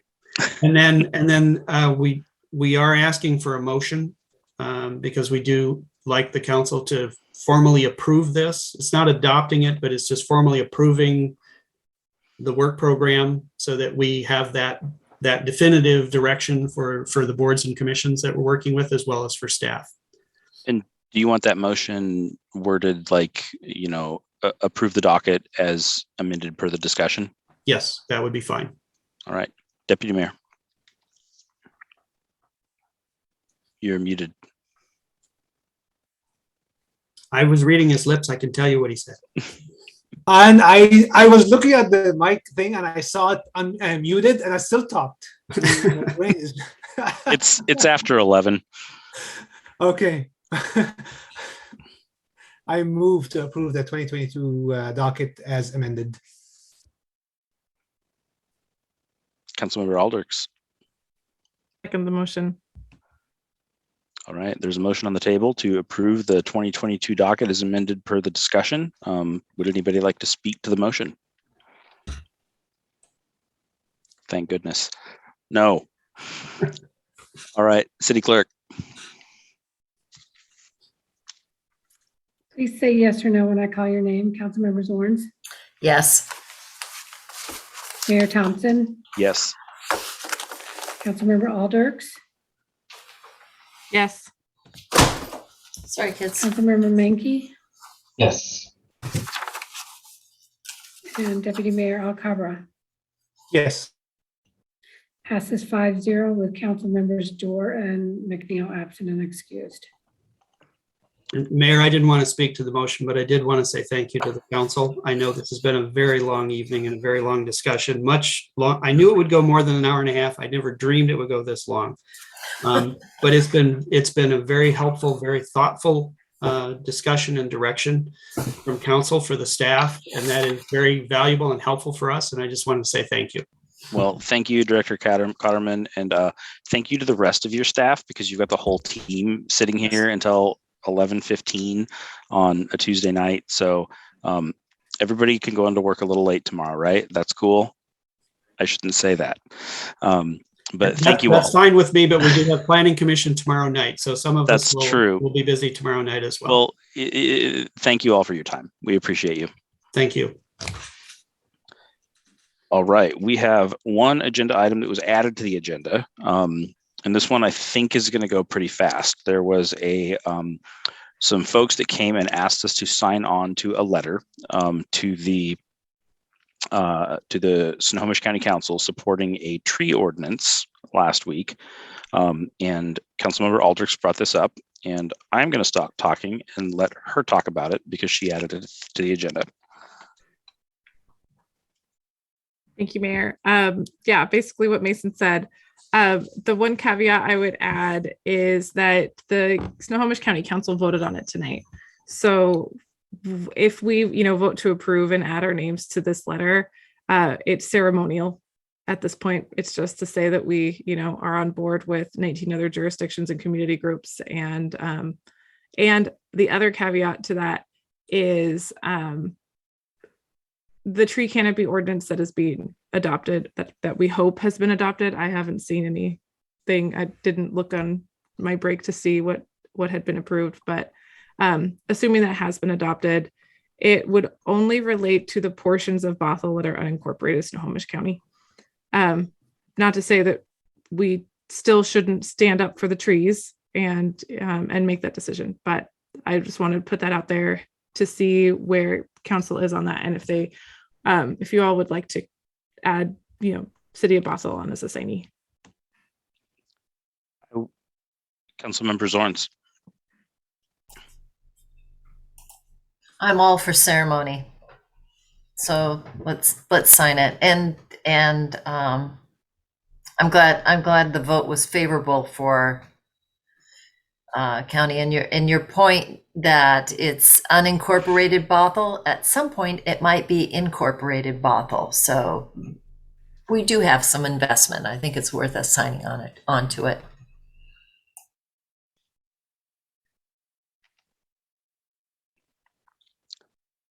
Somebody make a motion so we can go home.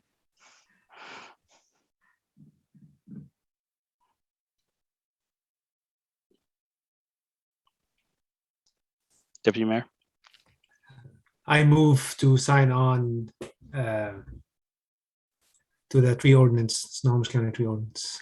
I don't see the language in front of me, so pardon the language mess up. So. Councilmember Zorns. Second. All right, a motion and a second. Any discussion? All right. City Clerk. I believe Councilmember Menke. Thank you, Councilmember Menke. Thanks, Mayor. I have not had a chance to read it yet, so I don't know. I don't know what all is included in there. For that reason, I'm going to abstain. It's not going to hinder it, but I can't vote for something I haven't read yet fully through. So that's fair. I think I would if I read it, but I want to make sure that I know what I'm voting in favor of or not in favor of. So I'll be abstaining. All right. City Clerk. Please say yes or no when I call your name. Councilmember Zorns, Yes. Mayor Thompson, Yes. Councilmember Alders, Yes. Councilmember Menke, Abstain? Deputy Mayor Alcabra. Yes. Passes 4-0 with one abstention and with council members McNeil and Dorr absent and excused. Thank you.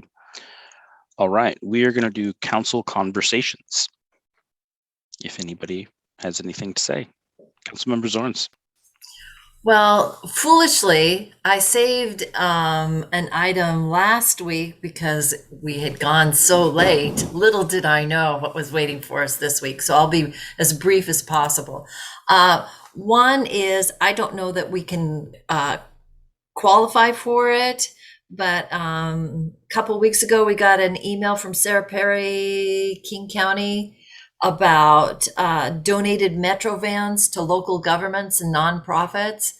And I don't know if there's ever an opportunity where, because conversations come up, you know, we need a shuttle that goes between Canyon Park and downtown, or downtown and campus. So if there is ever occasion for a shuttle van, Metro's got some surplus ones, so, or did as of a couple weeks ago.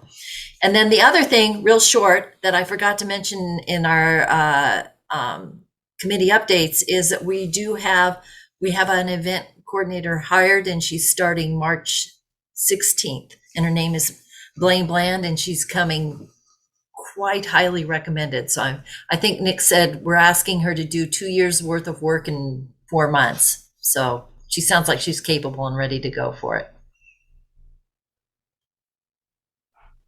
And the only other piece is y'all enjoy your week off next week, because the next couple months are going to be busy. Councilmember Zorns, we did, just so you know, highlight those Metro vans that Councilmember Perry emailed about. I met with Councilmember Perry last week. The deadline for that was Friday, but staff looked at it, we saw it, and good. We were on it. So it got on the radar. Perfect. Yep. Okay, thank you for doing that.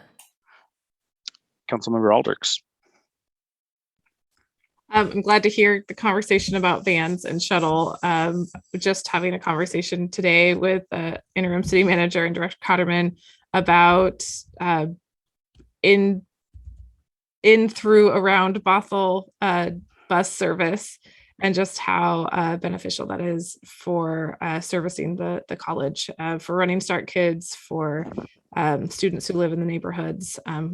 I know it's known to be a commuter college, but at the same time, we also have a lot of students who are coming from our community and would benefit from being able to get across town or through town to the school. It sounds like that project didn't necessarily get anywhere, but what are other potential opportunities for a shuttle like that in the future?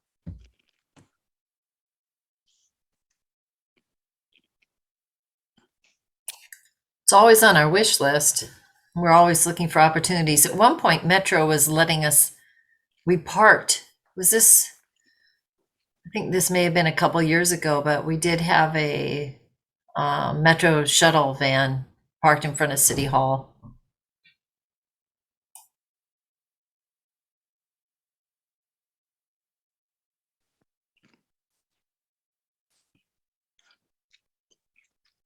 All right. Should we adjourn into, Councilmember Alders?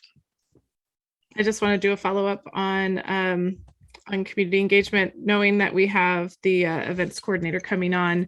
I'm hoping that means that future events can be even more successful. And that on Saturday, there was in Canyon Park, the Lunar New Year Festival. There was lion dancers, tiger dancers, drummers. It was amazing. My kids went and really enjoyed it. And just thinking that we need to be looking forward to next opportunities to celebrate our community and what's coming up in the next month or two, and figuring out how to streamline that process so that community groups can utilize downtown and Main Street or the City Hall Plaza for those events.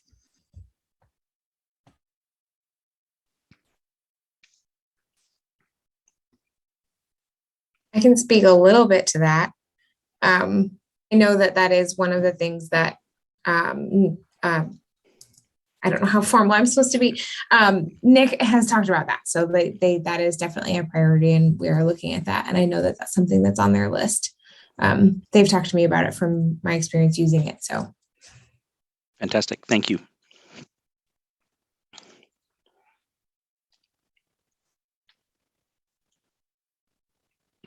All right. We are going to adjourn into executive session. Paul, are we going to adjourn from executive session or are we going to come back here? We're gonna come back here and take action. Okay, perfect. We will now adjourn to executive session pursuant to 42.30.110.1.g to evaluate the performance of a public employee, anticipated to last 30 minutes with action expected. And I will see you all in the Teams meeting. Councilmember Zorns? Nope. Yeah. Quick question. Can we just stop and mute our video here without signing out, or should we just go ahead and leave Zoom? You're going to be in another virtual meeting. And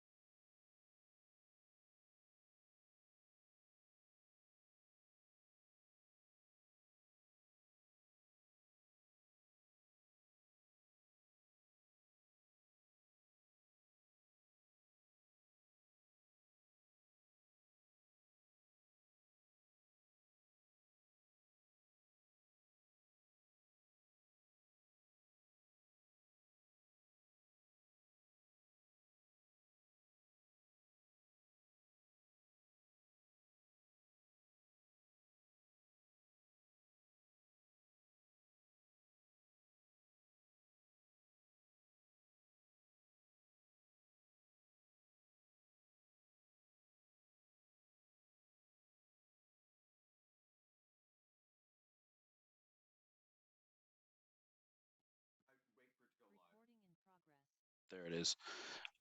All right, we are back from executive session, and Director Pruitt is going to give us a summary of what we went over. Once he is added to the meeting. Probably should have waited for Director Pruitt to get in the meeting. Yeah, we're, give me a second here. He's coming.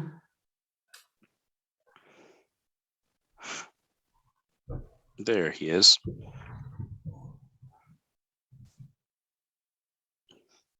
Okay, I'm assuming we're at the point where I need to talk. You're up. Okay. Thank you, Mayor and members of the council. The contract addendum staff is recommending you approve tonight provides a salary increase for the interim city manager in line with the policies of the city. As required, the city council met in executive session on 2 occasions and individually with the HR director to draft a performance review for the interim city manager that is due on the anniversary of her appointment to that position, which was February 16th, 2022. In order to provide a pay increase in accordance with city policy, the city council must determine that the interim city manager meets the expectations for her position, and you have done so, which is outlined in the review document that will be signed by the mayor. A second item provides the interim city manager with a lump sum payment and 80 hours of vacation accrual when she returns to her former position of public works director in lieu of benefits that are usually provided to city managers that have not been provided to the interim city manager. The lump sum reflects that this interim assignment will extend almost 6 months past the originally intended date, and also reflects council's desire to show appreciation for the exceptional service the interim city manager has provided during her time in this role. Assuming the interim city manager serves in her position for 4 additional months as expected, the cost of your action this evening is approximately $22,000. These funds are available within the 2021-2022 budget as already approved by council. Thank you.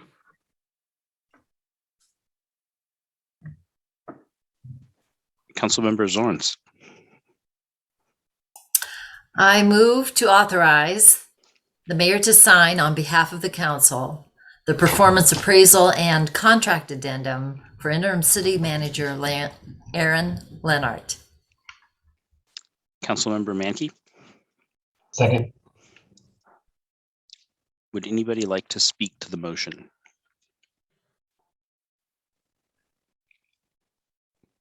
All right, I am going to speak to the motion, and I'm going to use very few words. Aaron, thank you.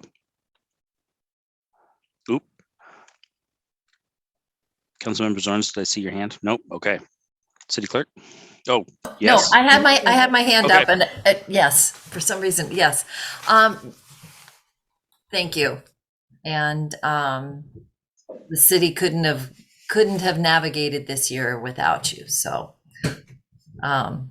really much appreciate you're part of the city and glad you stuck it out with us.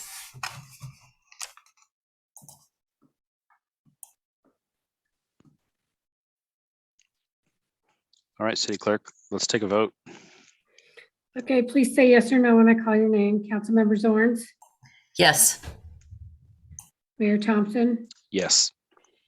Councilmember Alders, Yes. Councilmember Mankey, Yes. Deputy Mayor Alcabra. Yes. Passes 5-0 with Councilmembers Dorr and McNeil absent and excused.